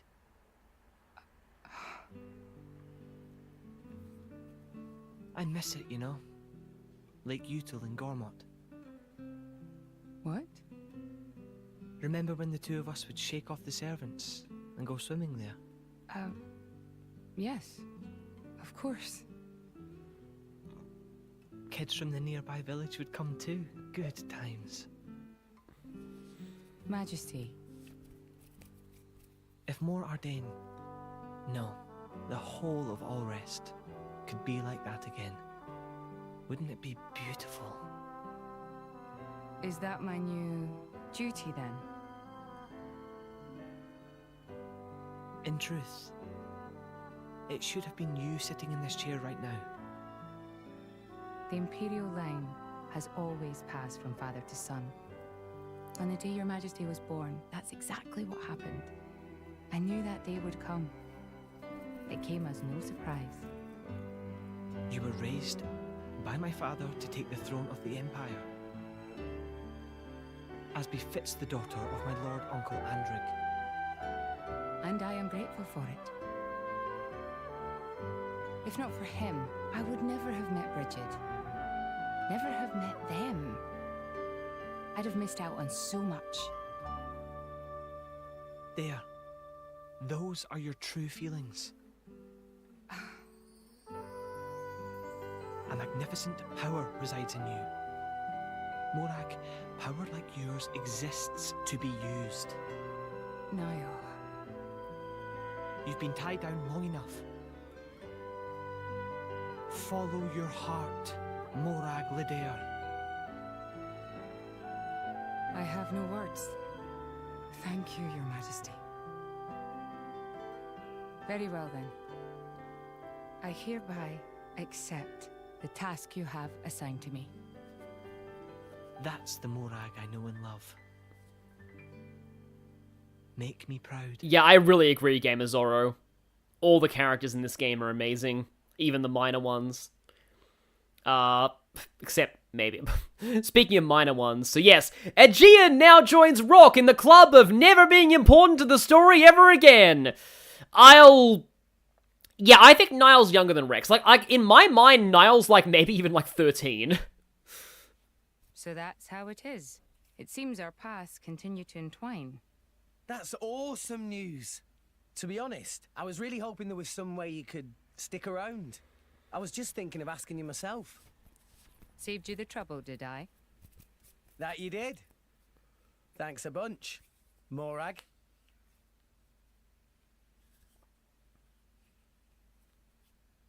Yeah, because like that whole okay, that scene definitely exists for the Nia foreshadowing, but also it's also there just to give you an excuse to get Aegean, without actually killing Niall.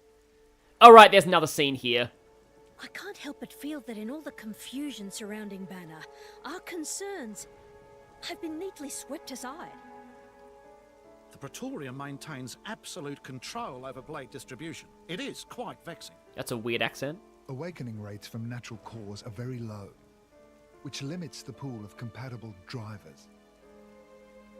So to create large numbers of drivers, the cleansing Indol provides is a necessity. That much I'm willing to accept. The real problem is the fact that the Aegis has awakened. Now, this is no time to be squabbling over territory. If we misread the situation even a little, Uriah itself could be sunk to the Cloud Sea's bed. Emperor Niall must surely be thinking the same thing. That's why he sent his precious Morag to shepherd them along. And now we find ourselves in their debt. Who could have predicted such an act of selflessness? Was it just the passion of youth? Or was it... My liege? My liege? In any case, for now we should keep our troops mobilized while we monitor the situation. I hardly expect Tantal will comply with the Praetor's plan so easily either. Yeah, Aegean's basically a generic blade with slightly more fanfare, which is sad. Okay, here we go. And yeah, from this point on, we pretty much have access to the full party at all times. So Morag missed out on some levels thanks to missing some of those overkill bonuses. I guess I should put because I like having Zeke for the next part, but I like having a healer. I think I'll just put Rex in for now because why not? And Yeah, it is definitely wish fulfillment, Talfurus, that a lot of the world leaders are like, oh, yeah, there are better things to be thinking about than politics right now, because, you know, there's so much awful stuff going on with, like, the Titans are sinking. Let's put aside the war stuff for now. Yeah, let's just say that's not really happening right now. So, before I end things off, I want to go back to Argentum, because, Now, I forget if you can do this yet or not. So, in my first playthrough, I was like, Banner is dead, right? Like, obviously, we don't see Banner again after the explosion, and he never appears again in the main story. So, obviously, that was it. Like, Banner's dead. Like, it's over now, that subplot is done, we never need to think about Banner again, it's all over. Well, actually, the question is if I can actually find this. It's somewhere in Argentum. It's in Argentum somewhere. Yeah, that heart-to-heart right there, by the way, that's the Morag one. I'm gonna start things off next time with that. I need to remember where this is. Let's go. Get Wolfric and oh yeah, you need to open a door, don't you? Although, didn't I already open the door? I feel like I get the sense I already opened that door some earlier time in these streams.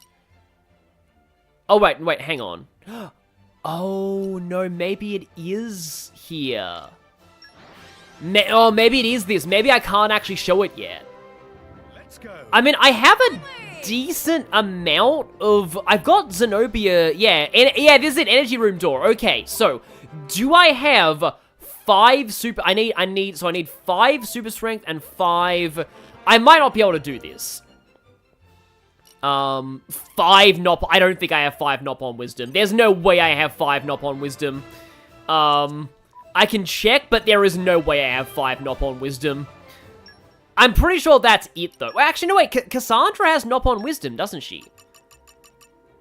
So I've got 1 on Cassandra. Poppy has, 2. Yeah, I don't have 5. Poppy has 2. Boreas has 1. If I go to Nia right now.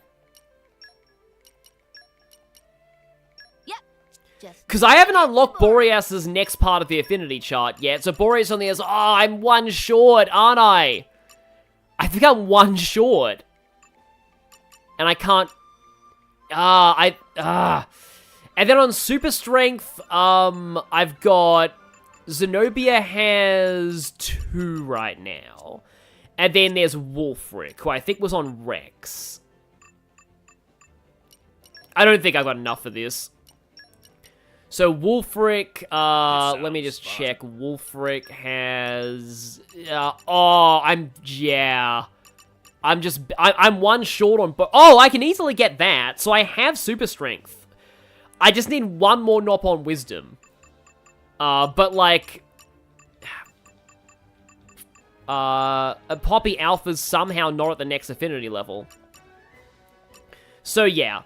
Okay, yeah. Unfortunately, I don't think I'm going to be able to do this, but I'll just say, once you open this, you find that Banner is in there. His punishment for all that was running a Wait, no, Agate doesn't have Nop on Wisdom. No, she doesn't. Agate only has, like, Mineralogy. Oh, Poppy Alpha has Super Strength. Okay. I just need 1 more Nop on Wisdom, then. But, like, I don't really think I have any other, unless, like, a Common Blade has it somehow. Can Common Blades have that? Huh, I think it's actually possible. It's probably gonna take me too long to actually do it, but, yeah, let me just, yeah, this is unfortunate, but I'll just explain what this is. So, Banner is in here. He's running a hamster wheel to power, the Argentum Trade Guild. That's his punishment for all that. So, Banner's alive. Your reward for having level 5 Super Strength and level 5 Nop on Wisdom is seeing that Banner is actually alive. So, yeah. Anyway, yep. So, yeah. Almost enough Knob on Wisdom if I just had one more. But that is Banner's fate. And with that, I will see you all next time, because next time, I went to Argentum for 2 reasons. I went to Argentum for that, and also for this. Oh yeah, Daggus does have it on his second chart. I'm in the wrong place. It's Rumbletum Canteen, pretty sure. Yeah, it's right there. That heart-to-heart. Next time. Wait, no, I'm still too high. Next time, I will be starting things with this heart-to-heart, one of my favorites in the game. See you all then. I hope you've all enjoyed. This has been a fun stream, so yeah, I hope you all enjoyed it too. Thank you all, and good night.